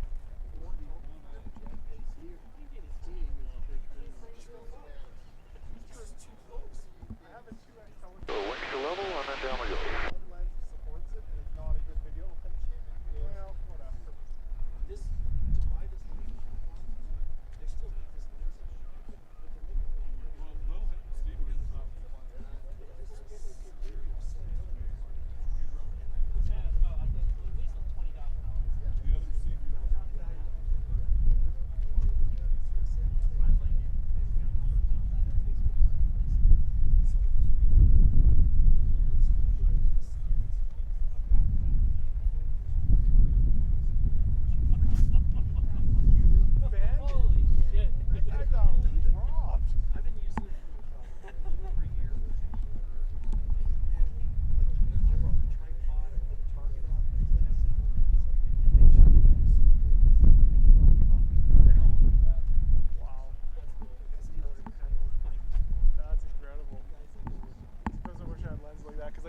This thing has no. This thing is variable focal, so all the zoom range. It's like.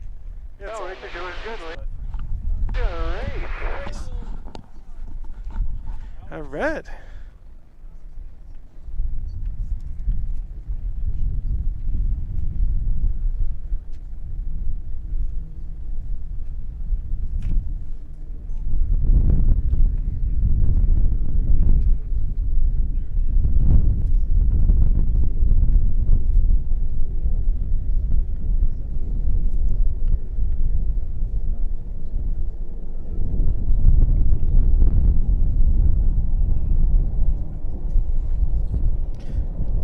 Here we go.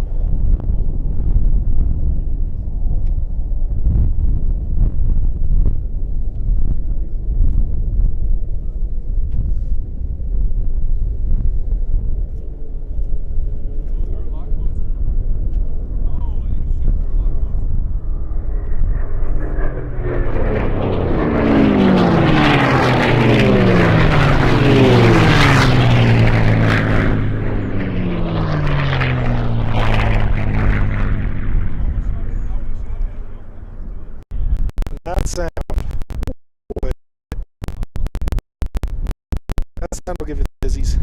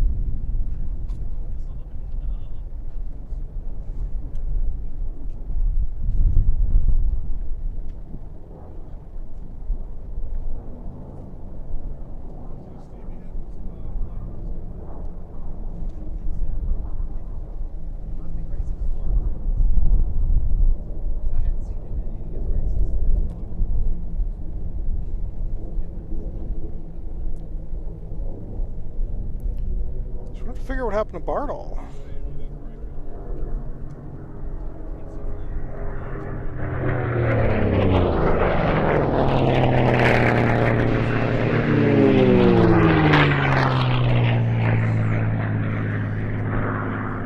See how Vicky's doing? In Plum Crazy.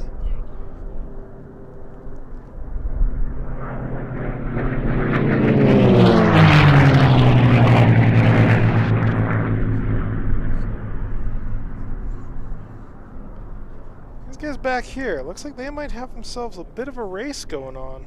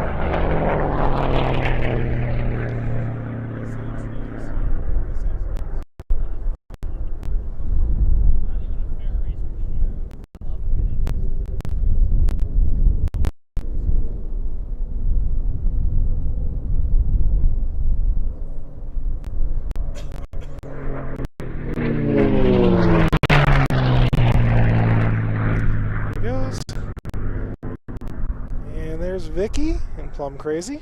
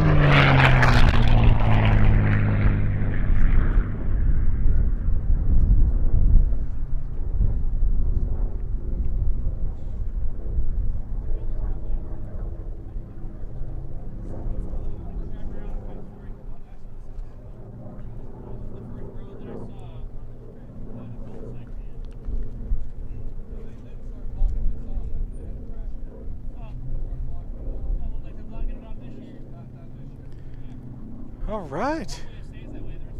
That's going to be it for racing today. I'm going to leave the stream running until I get all the planes collected.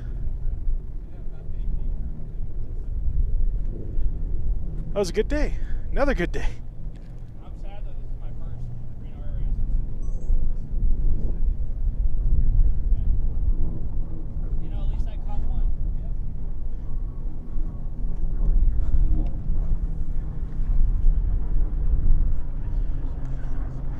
Yeah, those are P-51s, yeah.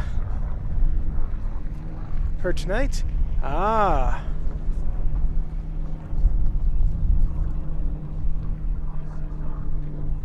Yeah, I don't know what's going on with Bardal, so what I'm probably going to do here is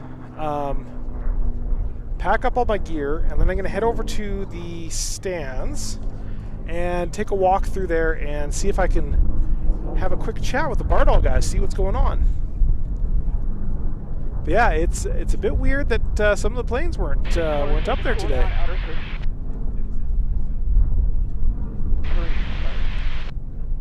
Very, very weird. Okay, I am going to start packing things up here. We're going to end the stream here. I got to remember how to end the stream because I have to do some magic.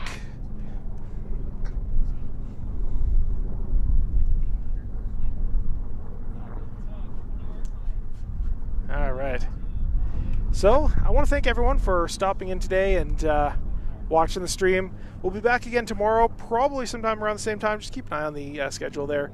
We'll be mainly going for times where planes are flying, the higher speed stuff. So probably somewhere around, let me just ask my phone before it dies.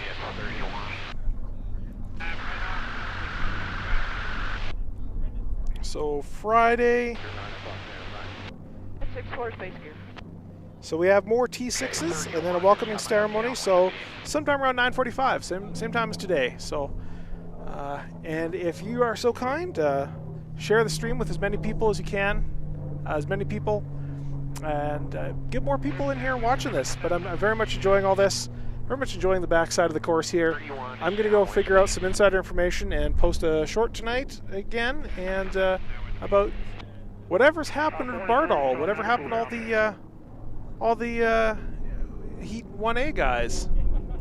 So I will see you guys all tomorrow, and thanks for stopping in.